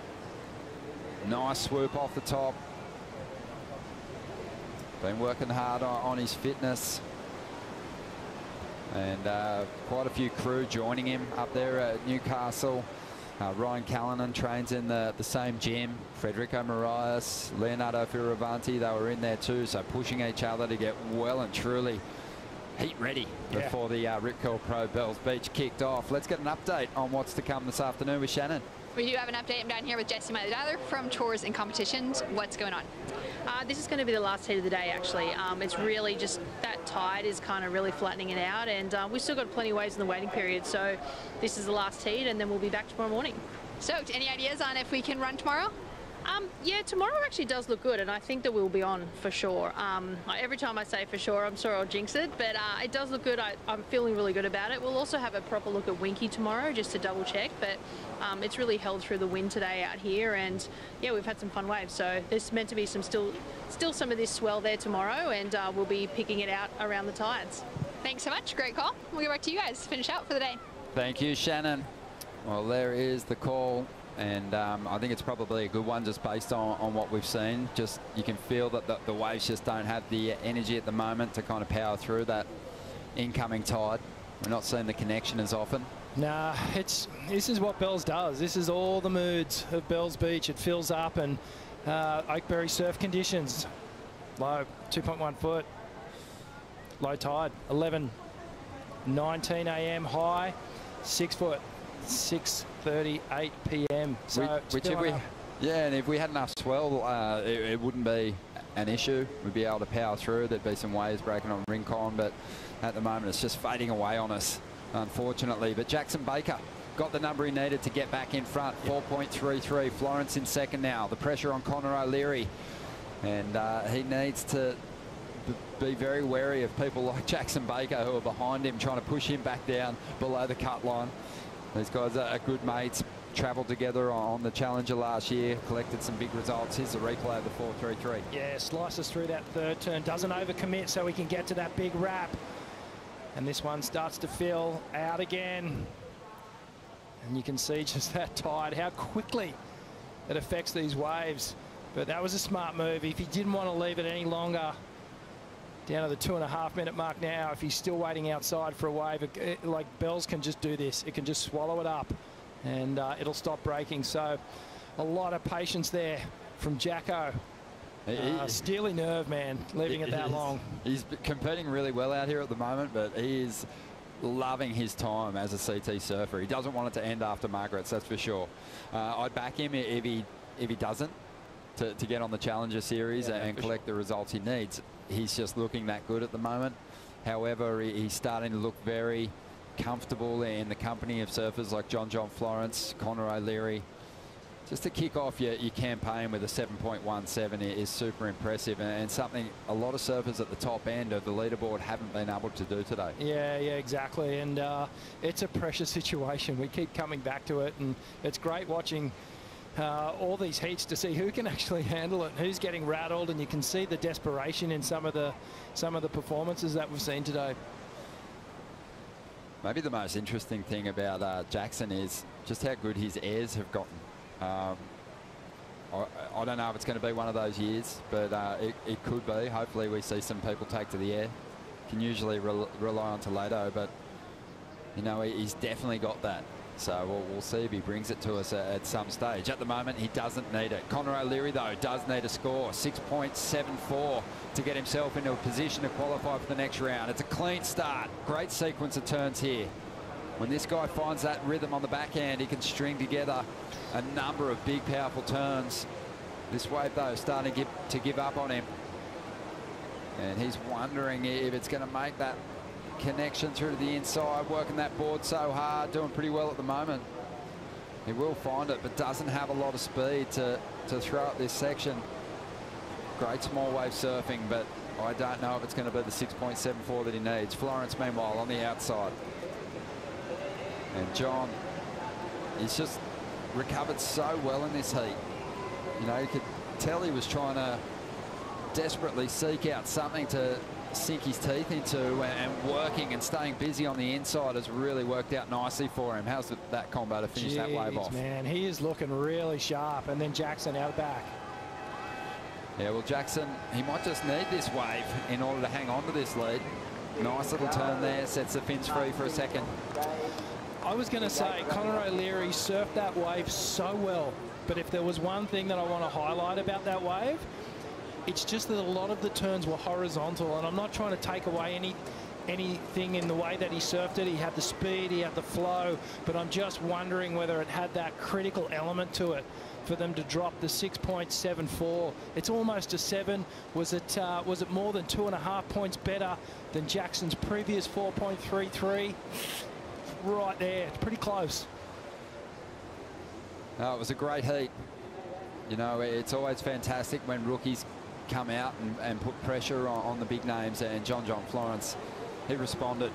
You know, he showed his experience. He went hunting underneath priority and got his best number, 6.17. And there's Bakehouse, as his friends like to call him, or the Carnival Strongman. So here's a replay of Jacko's last wave, and it's a pretty good one. A couple of big open face turns.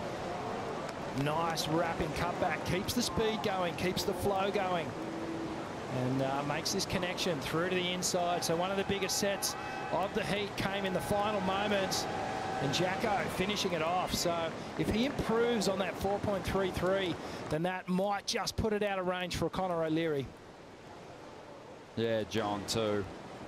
You know, I think this is a heat for John where the rhythm as far as the quality set waves wasn't really working in his favour, but he still managed to just manufacture some rhythm without priority. Yeah, absolutely, and that's just the experience of John. And I love this. You know, after a leg-burning wave, he still has the energy to pop a little air reverse and finish off so cleanly. I think he'll get the payoff for that you know, that high risk move on the inside. We didn't see a lot of sort of throwing the board above the lip in the heat other than what John was doing. And he did a 7.2 to finish the heat off. So he has jumped into the lead. Jackson Baker with a wave to come to. So waiting on scores to drop. Holy shit. Well, it's a big moment. We know that every single heat is so important to these guys. And, well, first or second, they can celebrate marching straight through to the next round. Jackson needs a 6.21 out of his last ride to reclaim the win here. And this will feel like a big head-to-head victory for him. And he's found it. There it is, a 6.6. He takes the win. So even though both surfers progress, that's just a big shot in the arm for him, a big confidence booster. And he'll progress directly through to that third round. Absolutely buzzing is the rookie. John Florence in second place. Conor O'Leary finishes up in third. We've got the post show just around the corner with Joey Bugs and Laura. Don't miss it.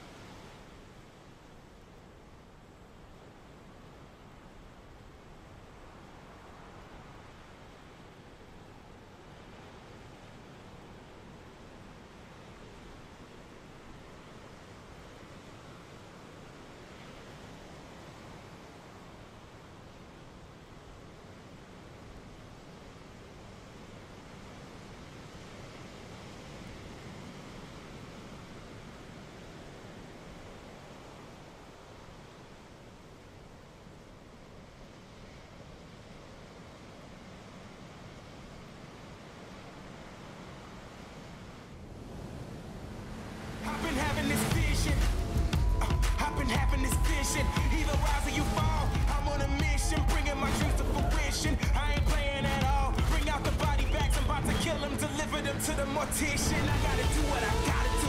That's for my fish, back in my face. I gotta do what I gotta do. I pray to God, he never came. I'ma do me, I'ma do me. That's in my blood, I'll never change. That's in my blood, I'll never change. That's in my blood, I'll never change.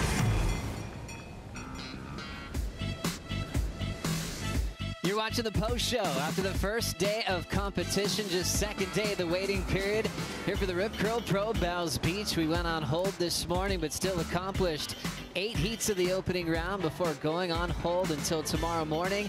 That tide was filling in very quickly, so we always kind of figured we might be sitting back and taking a break for the rest of the evening. Joe Turpel with a world champ named Rabbit Bartholomew, longtime touring professional and competitor Laura Enever.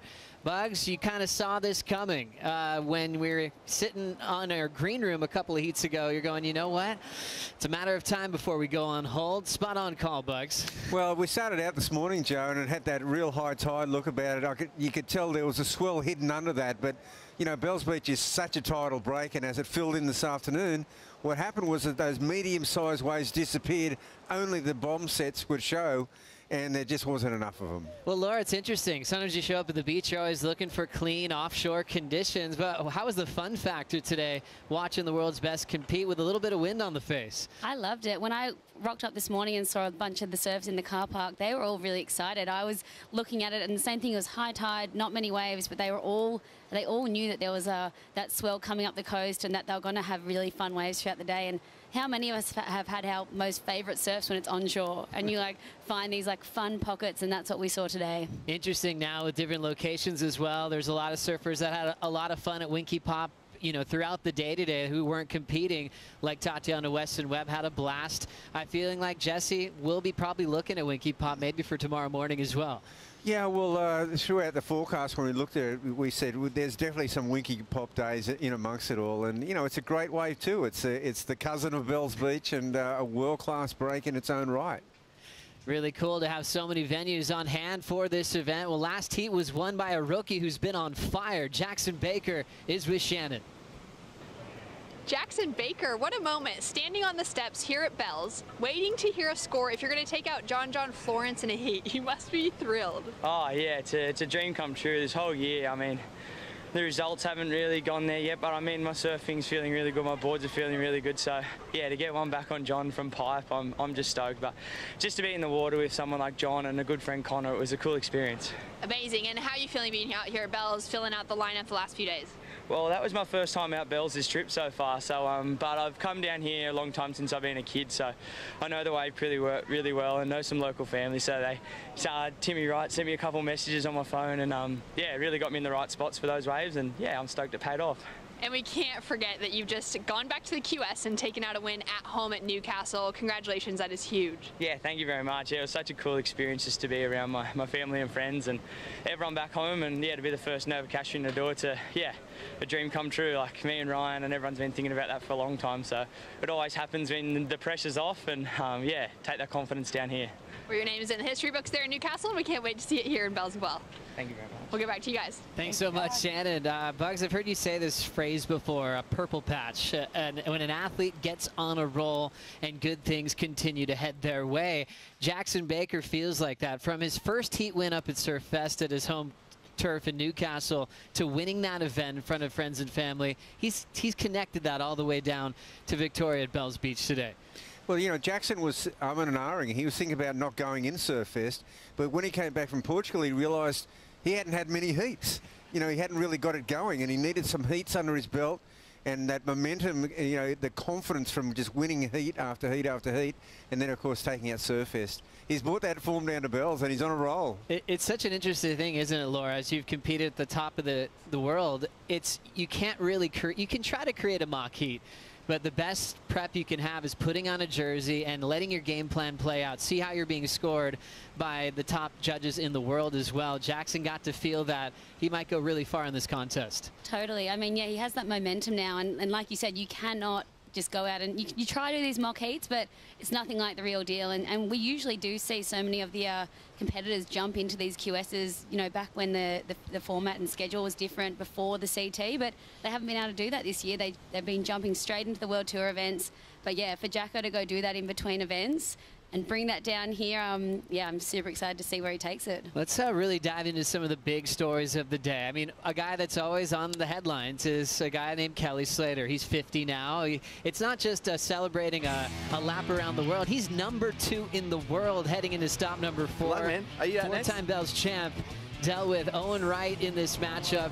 That was a classic to watch, along with another goofy foot named Nat Young. How'd you like this one playing out, Rabbit? Well, first of all, Owen really needs a result. He's just had a very spluttering start to the year, and he came out on fire. This was a super tough heat. Here's the 11-time world champion. And, wow, he's brought some great form to the Bells. He's only just arrived. There was a big question mark. Is Kelly Slater even going to be here in Australia? Yes, he is. And he looked really solid going head-to-head with some of the bigger scores. Owen had a 7, Kelly had a 7. Laura, there's a lot of people saying, hey, maybe he can't win on turns. He has to focus on the barreling venues on tour. Can we throw that behind us now? Because he looked pretty sharp this morning. 100% we can throw that behind him. He's looking spicy and fast. And yeah, it was just Owen just had that better wave selection, I think, in the end, and picked off those gems that had the really solid outside the sections. So, I mean, it was, yeah, super exciting heat. Yeah, Owen is in a very crazy position in his career. He's sitting so far back on the rankings. He knows that this is stop 4, and he's got 5 at Margaret River to try to survive the midseason cut. Really rare that you'd ever think that Owen Wright would be in the situation he is in at the moment, but a solid victory. Kelly right behind him moves to the round of 32, and a former finalist at Bells, Nat Young, will be dealing with the elimination round. But solid form for Kelly. He looks very inspired, and there's some really young, fired-up energy coming out of him. Like you said, still severely jet-lagged and putting on a great performance today. Well, he looked in fine fettle, you know. I mean, he's just coming out of the Oscars, and we saw him on TV, and now he's here at Bells Beach. And surfing incredible. For Owen, you know, necessity is the mother of invention. I mean, nothing narrows your focus like necessity, and he surfed with that intent today. I guess there's this really cool story now, you know, Kelly being 50, Mick Fanning being 40, and getting a wild card, and it's exactly how he started at Bells. Won in 2001, a young, skinny kid that beat Danny Wills in the final, and now he's back, 40 years of age, a father now, and I think we're all lucky because we didn't know if he'd ever come back to the jersey. Laura, today he had his hands full with 2 solid Brazilians, Felipe Toledo and Sammy Pupo. He did. I was out there for this heat, and I think he might have either thought the heat hadn't started or was a little bit too deep for the first wave that Sammy got here, because he was about 15 metres in, like across from him, and I thought he was going to go, but he let Sammy go this. He opened up with a 7.5, and Mick just couldn't find a clean wave or a big enough wave that gave him these sections that Sammy could get. So I think he obviously knew that he just wanted a wave like that, and he missed it at the start of the heat and couldn't really get going. But and such a huge win for Sammy Pupo. This is a rookie on tour. He's got Mick Fanning, the all-time great at Bells. He has that. And also Toledo, who in my mind I think should be the favorite to win this event this year. Interesting to see Felipe drop underneath Pupo, but what's the big story as well, Rabbit, with Mick Fanning really not being on the best waves of this heat? That's so rare to say next to Mick Fanning's name. Well, it really is, John. I mean, to Laura's point, I mean, it really came down to that wave of Samuel Pupo, that first wave. It was a brilliant ride, and Mick seemingly was in position to get it, and he let it go. That's very uncharacteristic. And now Mick will be surfing for a bit of pride in that next round. Yeah, no one really saw Fanning ending up in the elimination round, a 3.4 and a 3.33. But for Pupo, you can see the smile on the graphic. That's what he's feeling right now. One of his favorite heat wins of his young career, just at stop number 4 of the season. Toledo also moving on into the round of 32 as more heats were getting set up throughout the day. The other topic is always with the yellow jersey. How is that going to feel for a surfer? Is it going to bring a lot of pressure? Is it going to feel like 100 pounds? Or are they going to get more confident? I feel like Kanoa Igarashi has always been preparing for this moment in his life, and I think it's danger signs for the rest of the top 34, Laura. Yeah, I think so. Even listening to his post-heat interview, which I'm sure we'll see soon, he just seemed like, you know, he's like, this is all of my life's work, you know, in this moment, wanting to be in a yellow jersey like all of the best, all my heroes are. And so I think for him, he's pinching himself, but he's also running with it. And he's like, I want to win a world title this year. That's right. Kanoa Igarashi was in the water with Luca Messinas, a rookie on tour. It's actually one of Kanoa's good friends, and also a local wild card, Tully Wiley, getting the win in the trials to surf in the main event. But it was all about Kanoa. 907, 717. His lead really was never messed with this entire heat, Bugs. No, he looked at his comfort zone from the very word go. This wave here just really highlights just how comfortable he is. When you're ready to walk in the shoes of the world champion, well, you've got to be ready to walk in the boots of the yellow jersey leader. And Kanoa Igarashi looks in such a comfort zone. This was the wave of the day and the combined heat score of the day, and he looks in fine form. He's got a great relationship with Bells. So great to see a local standout from Janjuk, Tully Wiley, opening up with some big hooks. This was a 6.93 that everyone wanted him to lay down. I was sitting next to Cale Bell Warren, Adam Robinson, these big local names. They just said, we just want to see him connect. A few minutes went by, he got the 6.93 to show what he's capable of. And Luca Messinas was able to save second to avoid the elimination round. We will see Wiley deal with the elimination round later on this event, and Kanoa is just looking so dangerous heading into the round of 32, Laura. Yeah, he is. Wow, like 9 and a 7 to go out there in the yellow jersey and do that. Incredible. And yeah, Wiley, an amazing showing by him so far. He'll be taking that form into round 2 and keep being Wilco-esque. And he's got an amazing cheer squad down here. They were so loud, the loudest we've seen. Yeah, it's great to see that little local story. I mean, you remember when Adam Robertson made the final against Joel Parkinson. That's a really special part of Bells Beach history, Bugs. Yeah, it really is. I mean, they've got such a strong surfing community down here, and there's always these local kids coming through. And, you know, Tully's just come off a really good result in Surf Fest. I think he got a 3rd or a 5th, and, you know, he's had a ton of heats under his belt, and he had to beat some hot young kids to even get this wildcard, so it's earned. Well, a big part of the post show is looking at the best wave of the day. It's the Boost Mobile wave of the day, and you just saw it a moment ago. It goes to Kanoa Igarashi, and a 9.07 was thrown down for this big performance. Laura, what was your favorite part about it? Oh, just his timing. Look at that. That carve is just amazing. His boards are looking absolutely incredible, and yeah, just the way he's able to throw his fins and connect the dots. Look at that. He just want to push him off, and I think he wouldn't even fall. Like he's so stuck on his feet. It's interesting when someone wears yellow and they're having a year like you are. Kanoa's best result at Bells is a 9th. He's never made finals day, but he's just his approach, his confidence. It feels like he's going to be on the podium again. He's got that kind of momentum behind him, Bugs, coming into stop 4. Well, he's number 1. I mean, he's got 2 5ths and a 2nd. And a podium finish would not surprise me at all. In that kind of form he's got now, the variety he had on that wave, the speed, I love that fading bottom turn. It was unbelievable. Oh, that rail line is brilliant, and that comes from just years and years of practice here at Bells, well before he qualified for the tour. Much more to come on the post show. We won't be seeing Connor Coffin next. He's going to be on hold for maybe first heat tomorrow morning. Up next on the post show, top 5 moments. We'll see you then.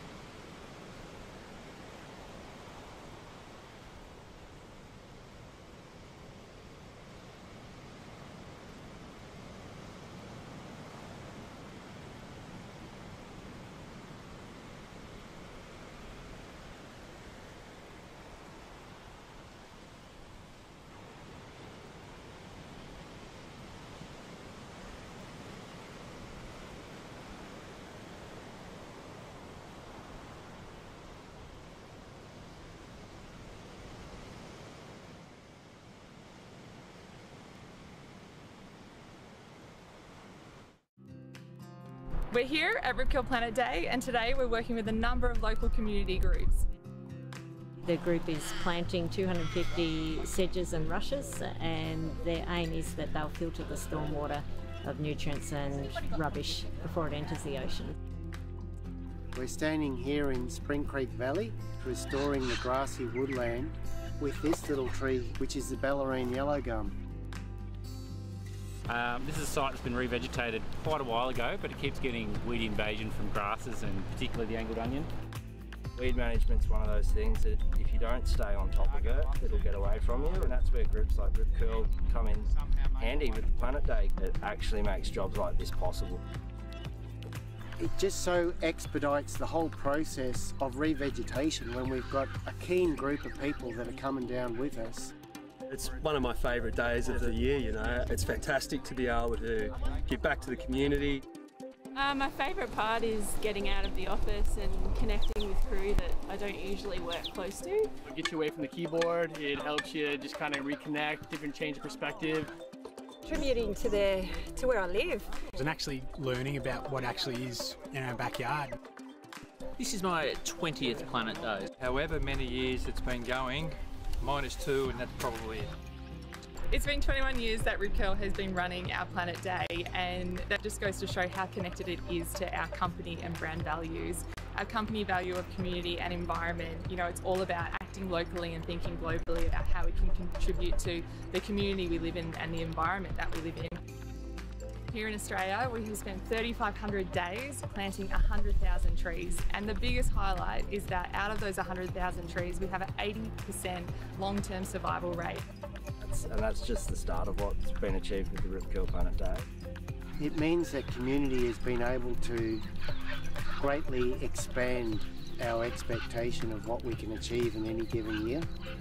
This makes a real difference to try and improve the quality of these areas so they're not deteriorating over time with you know, urban pressures and increased development around the coast.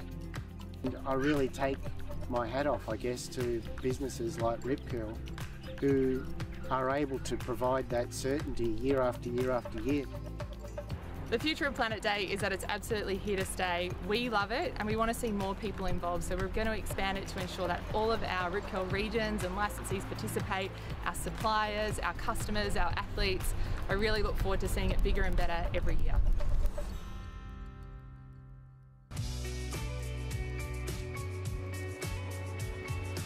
Rip Curl, the ultimate surfing company, absolutely cares about this special surf coast. It was great to hear from CEO Brooke Ferris and all the other Rip Curl employees that all help out on their annual Planet Day. That's been going on for 21 years. They average about 170 staff members that work with environmental groups to make this coastline absolutely incredible.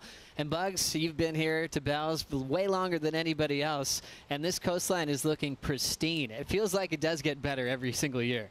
Well, firstly, you know, Bells Beach, the locals they've led the way in conservation. They showed us, they were the role models on how to conserve the local pristine coastal environment. And Rip Curl's been part of it from day one, and you know, I salute them, and it's so important, and it is such a pristine, beautiful part of our coastline. Such a great message, Laura. Obviously, being surfers, our favorite playground is nature and being in the ocean, but also what surrounds it on land affects the waves, affects our lives. And great to see a brand so involved in the local community. It is, and I love that, you know, they're trying to get everyone involved around the world, Planet Day everywhere, for everyone to get out and do their part. You know, we love the ocean. We want to keep it as clean as possible, and yeah, educating us on how important it is to look after the land surrounding the ocean so that, you know, everything that comes into the ocean is just as clean and nice. Oh, so cool. Well, let's talk forecast, courtesy of Surfline, because this was just our first day of competition. 8 heats complete for the opening round for the men. We still have to get started for the women and also finish that opening round with heat number 9. Surfline has shown us the new southwest swell with Wednesday having some issues with the wind. Improving closer to the weekend, Thursday, Friday. So we're looking forward to that cleaner wind direction. As we know, onshore still really fun here at the Bells Bowl. As we saw what we had today, 3 to 4 foot surf in the morning. building throughout the day, and that slow build. The only reason we had to stop was because of that real massive high tide. But Bugs, this is what we got later on in the week. Yeah, I mean, it's looking promising, Joe. I mean, the wind is a factor, but, you know, the wind's not such a factor as it used to be. You know, the surfers use the wind now in all kinds of innovative ways. Yeah, really cool that Surfline's letting us know that we could be just having back-to-back days of running up into the weekend. Laura, as a longtime competitor here at Bells, how do you prepare for possible changes of venue? You know, if you're thinking about the bowl, the next day you could be at Winky Pop. How do you manage that? Totally. I think, you know, speaking to so many of the competitors up in the car park, I mean, they've all been here, a lot of them for weeks, and they even said today was one of the best days that they've had for conditions, so they were all frothing to get out there.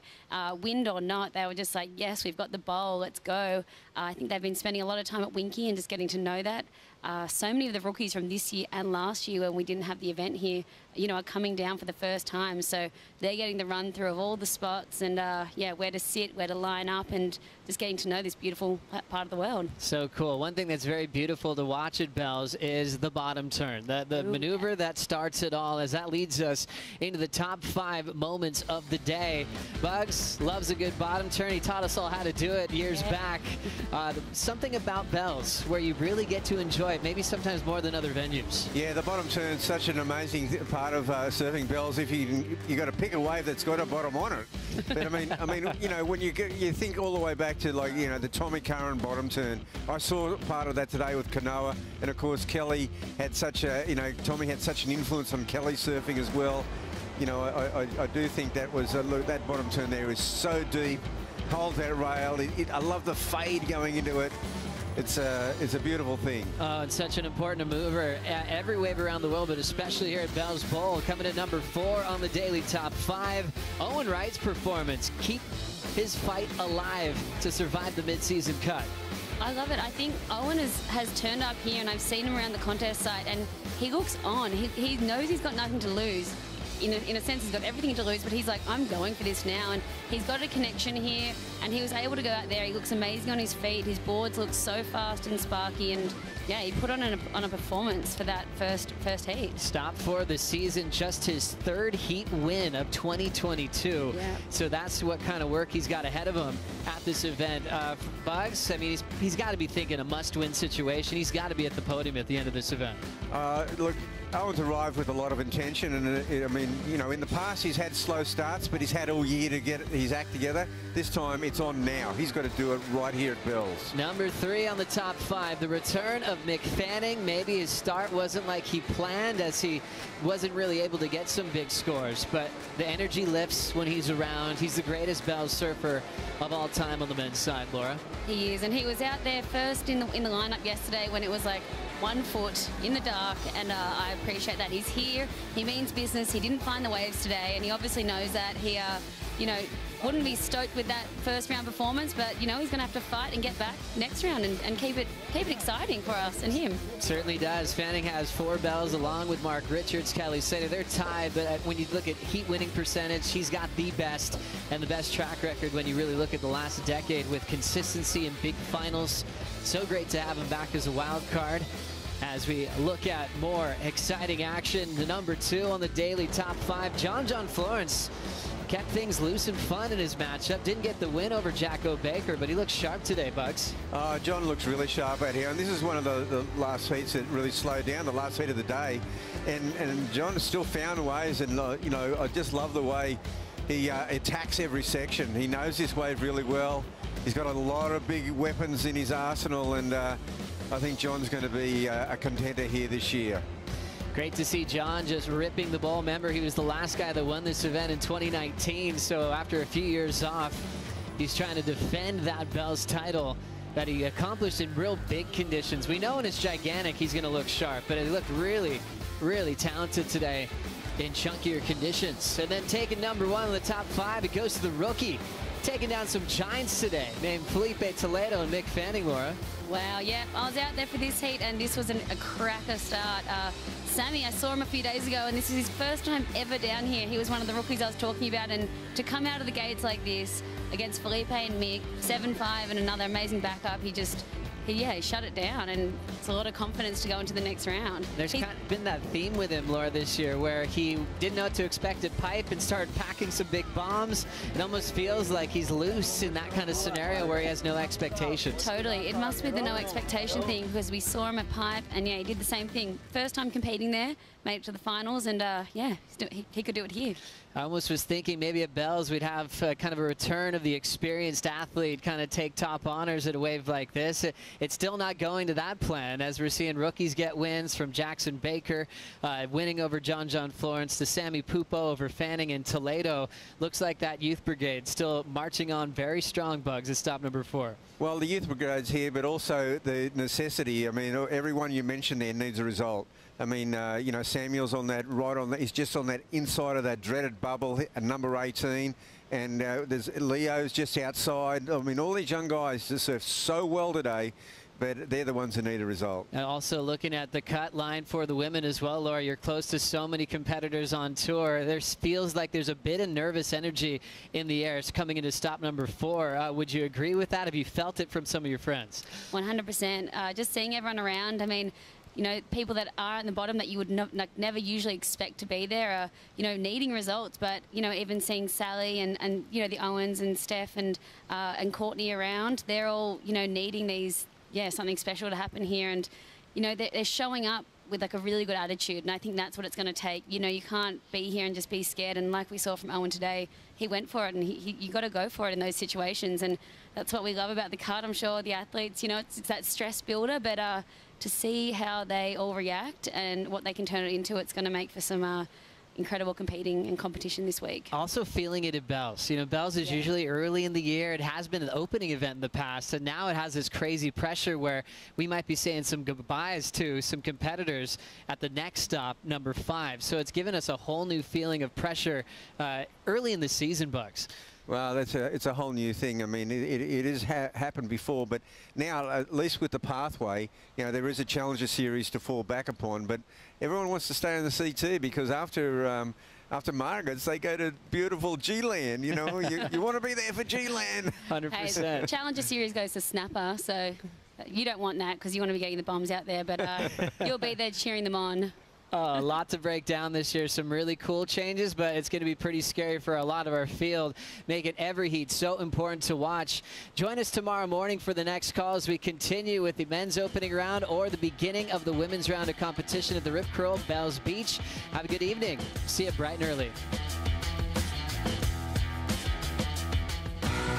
Good morning and welcome to the Rip Curl Pro Bells Beach here on this beautiful Victorian coastline. Legendary event. The swell's filling in, the tide's dropping out, and it's on. Hard off the bottom, our cow drifts it.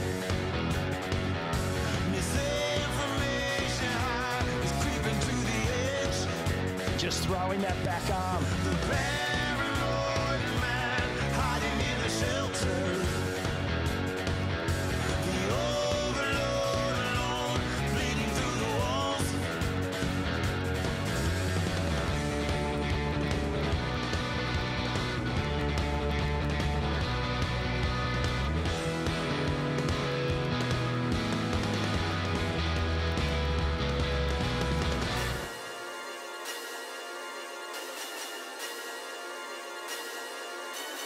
You better watch right, we don't care what's right. You're dealing with a boss type, get caught in the crossfire. When I bust smite, it's march time. Bring out the dog's time, get caught in the crossfire. You better watch right, we don't care what's right. You're dealing with a boss type, get caught in the crossfire. When I bust smite, it's march time. Bring out the dog's time, get caught in the crossfire. This copyrighted event broadcast is produced by the World Surf League for broadcast around the world and may not be retransmitted, reproduced, rebroadcast, or otherwise distributed or used in any form without the written consent of the World Surf League.